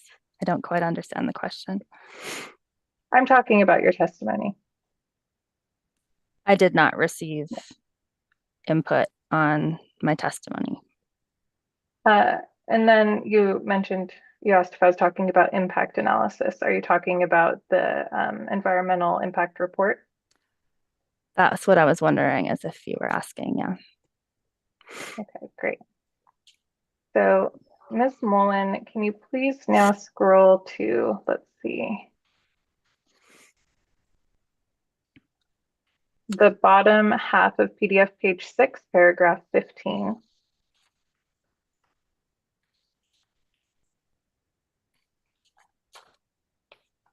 Thank you. Ms. Gardiner, here you discuss the use of bird flight diverters. Do you know the number of diverters that are proposed per kilometer as part of the project? No, I don't know the answer to that. I think that would be determined with the utilities and in coordinate, looking at applicant guidance or more recent guidance if it comes up. Okay. So I have a clarifying question. On the lines 18 to 20, you say that bird diverters would be visible under all conditions, e.g. glow-in-the-dark markers, comma, near UV line markers. So do you mean that the diverters will glow in the dark and be located near UV line markers, or that they will glow in the dark or be located near UV light markers? Those are examples of different types of bird flight diverters, not limited to those types, that may be utilized to mark the lines. Okay, so that is a non-inclusive list of types. Correct. Okay. So for the types of diverters that have been contemplated as part of the project, do you know what the service life of those diverters would be? I don't know the answer to that off the top of my head. Okay.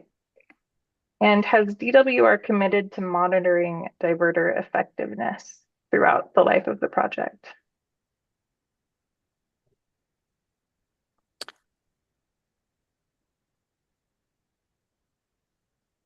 I don't know the answer to that, and I don't know if that would be the responsibility of DWR or the utility. I'm not sure what agreement would be made there. Do you know what kind of activities could be done to monitor diverter effectiveness? How that would happen?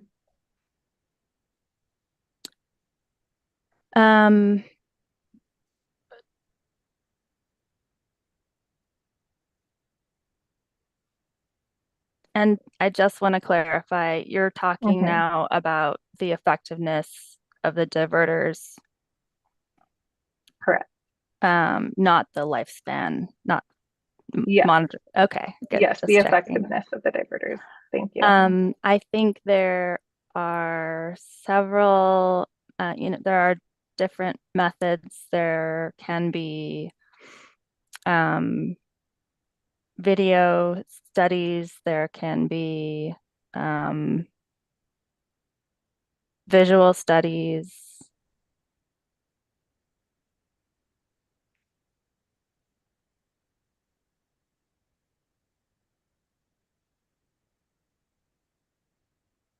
Okay, we can move on. Thank you.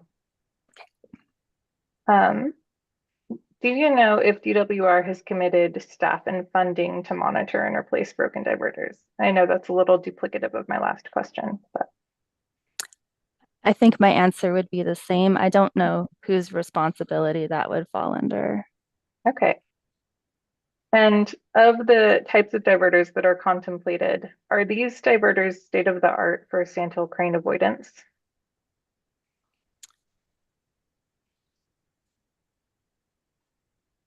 I believe that yes, I mean, those were I think the best examples that would be utilized. I think the near UV line markers are the most effective.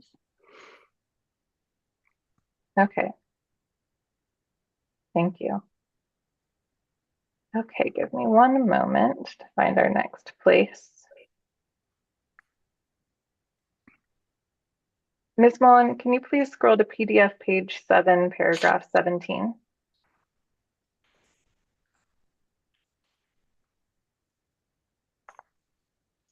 Thank you. One moment.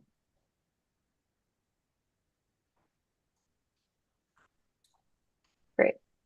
So, Ms. Gardner, to your knowledge, how many acres of permanent sandhill crane habitat is located at the Twin Cities complex site?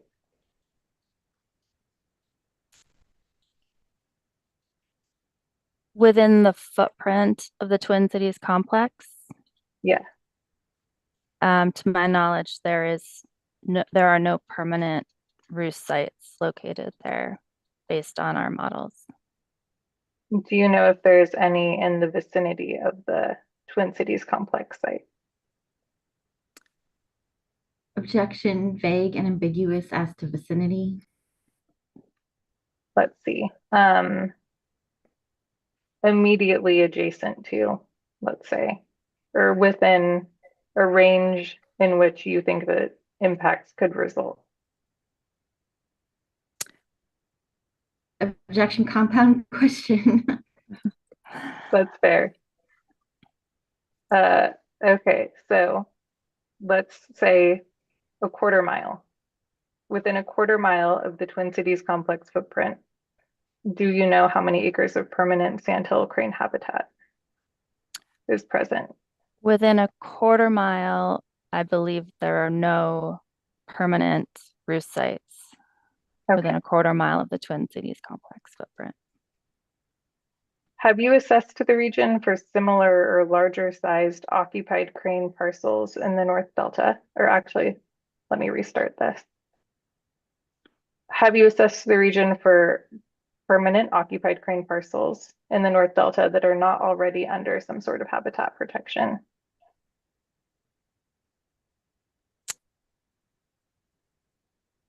So currently the analysis is based on the habitat models, which were based on surveys, previously conducted surveys. On the ground surveys have not yet been conducted. Habitat assessments and surveys will be conducted prior to construction. Okay. Let's see.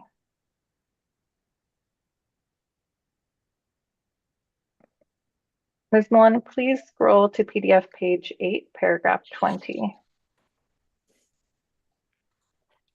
Thank you. So Ms. Gardner, your testimony focuses on construction-related noise impacts, correct? Correct. Will sounds continue to be generated at the intakes and by tunnel muck handling after construction is completed?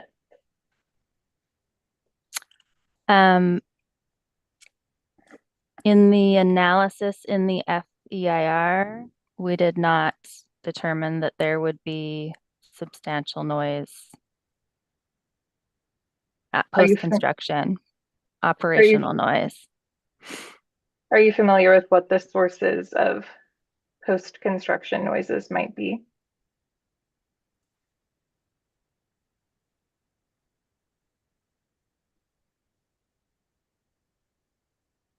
From operations? From operations, I believe we analyzed the actual sound of the features that would be built. So would that include the use of excavators and scrapers at the intake settlement basins? I believe that would be analyzed under maintenance activities, was analyzed under maintenance activities. Okay. Are you familiar with approximately how many decibels those activities would generally create? Objection, vague and ambiguous as to which activities we are now talking about in this question. The excavators and scrapers at the intake settlement basins that I described. I think that would be a question for Dr. Volk, Mr. Volk. I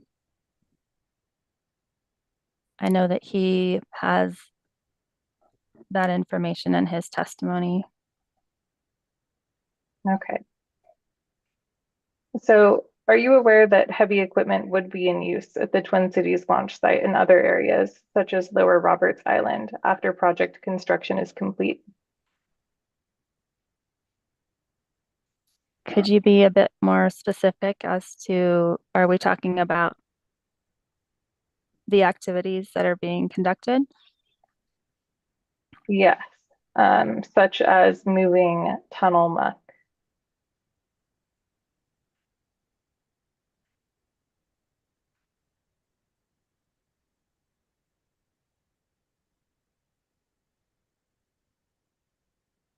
I'm just trying to do some math on timeline in my head. I am aware that there will be movement of reusable tunnel material at Twin Cities complex. And why didn't you consider impacts from operational noise in your testimony? Objection, misstates testimony. Also, again, the questions are going between operational and then also referring to moving tunnel muck, which is during construction. I think. Go ahead. No, you can go ahead, Nicole. I was going to ask if you could just maybe rephrase the question and we'll see if it's clear. Yes. Your testimony does not include discussion of impacts to sandhill cranes resulting from operational noise. Is that a fair statement?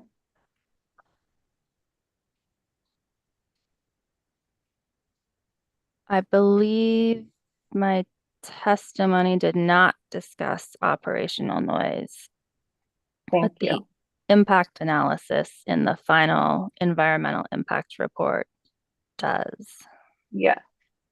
So why did you not include a discussion of the impacts from operational noise on sandhill cranes in your testimony?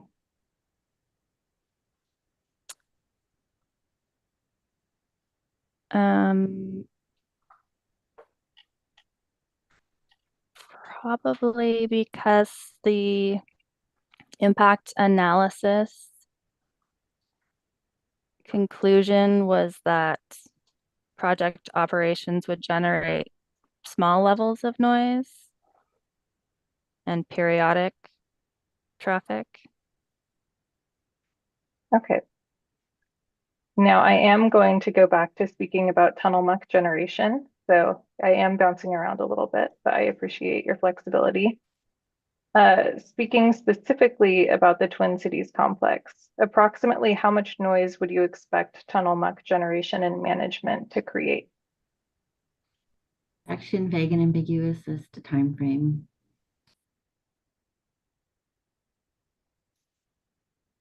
Can you clarify that, please? Yeah, I'm thinking. So at the Twin Cities complex, tunnel muck will be generated. Within the time that tunnel muck is being generated, how much noise approximately would you expect that generation to create?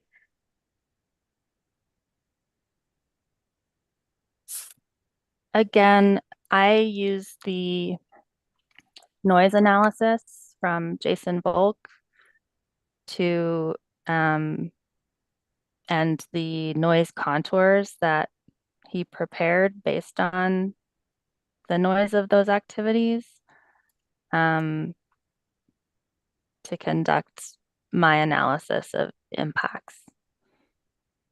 So I couldn't give you the exact decibel level at the Twin Cities complex. Okay, thank you.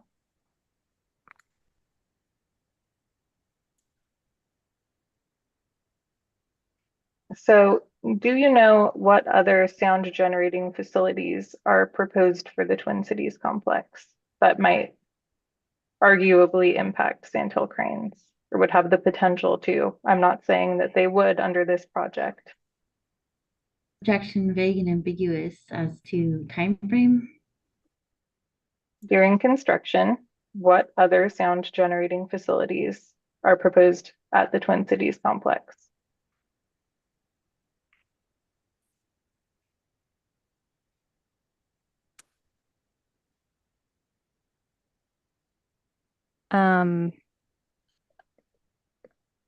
Other than, I think I'm not sure what the first ones were. Other than which additional activities? Do you mean what types of features or? Yeah, so previously we discussed tunnel muck generation, and I'm curious what other types of facilities you have considered as things that may possibly create noises that would impact sandhill cranes.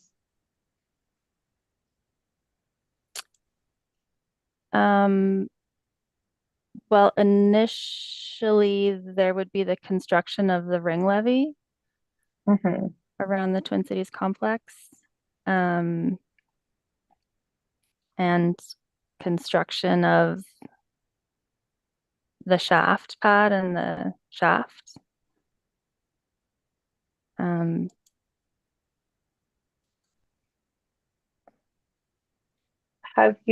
I'm sorry, I don't mean to cut you off. If you have anything else to add, that's fine, but if not, we can take that as a non-inclusive list. I think it might be faster to just get to my point. Okay. So it does not appear from your testimony that you have analyzed concrete batch plant noise at the Twin Cities complex. Is that correct? I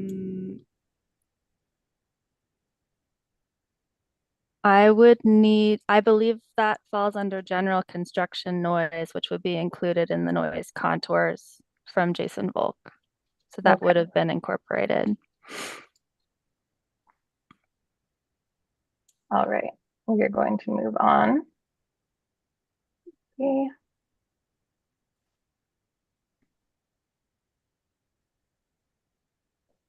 Ms. Mullen, if you could please scroll to the bottom of PDF page 12 so that the first line of page 13 is also visible.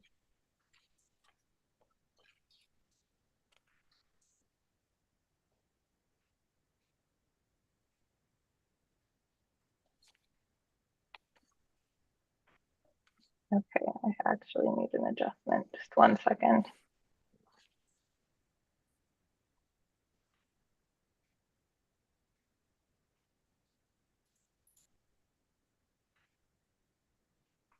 A little bit higher up, please, just for paragraph 30 in general.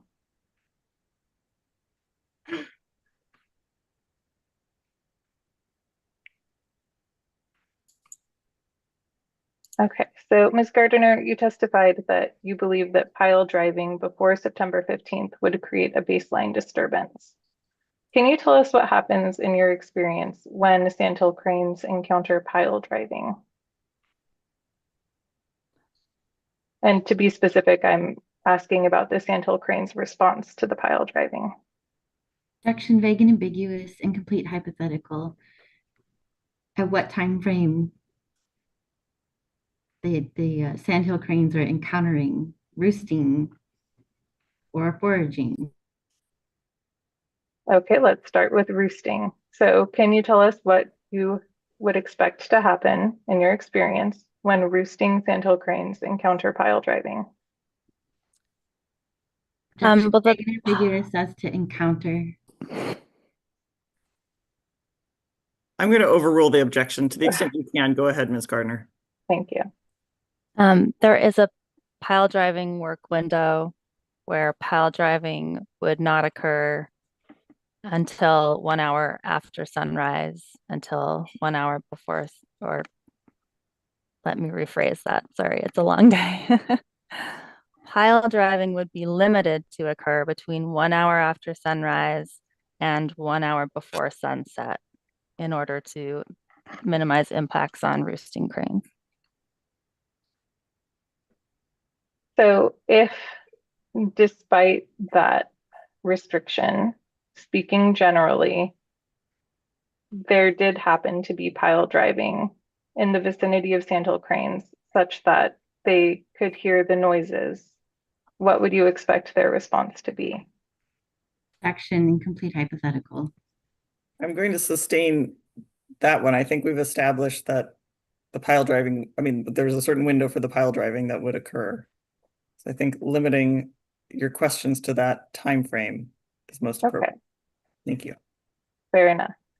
So moving on to foraging sandhill cranes, what would you expect to happen when foraging sandhill cranes are in the vicinity of pile driving such that they are exposed to the noises it creates? I think I would need a little more specifics within the vicinity. We very conservatively assumed that anything over 50 decibels may be unsuitable for sandhill cranes. However, there is contradictions in the literature as to how they respond to hunting and other loud noises and what they become acclimatized to. So I I I can't answer how they would respond, even within that 50 decibel area. And that's the reason why that we've mitigated for that, because we don't know exactly how they will respond. They may not respond, but we want to make sure that they have alternate foraging habitat available if they determine that that's not suitable. Okay, thank you. I am about to move on to a new topic area. A good time to break is what I It might be a understand. good time to break. I Yeah. think that's right. Thank you, Ms. Gardner. Thank you, Ms. Moscal. And we will pick up. I will look to the room to see if there are any procedural issues, but just as a reminder, although we have a hearing day on May 19th, that's for the public, for policy statements from interested persons. We will not be conducting any evidentiary portion of the hearing on that day. And then we will reconvene for this evidentiary portion and pick up on May 21st. And we'll see how things roll May 21st. I know, Ms. Meserve, I would like to get you in the afternoon of May 21st. That's what I have noted here. So we will try to time that accordingly. And we'll go forward from there. But are there any other procedural issues we should address before we break for today? Then with that, we are adjourned. I will see you next week. Thank you.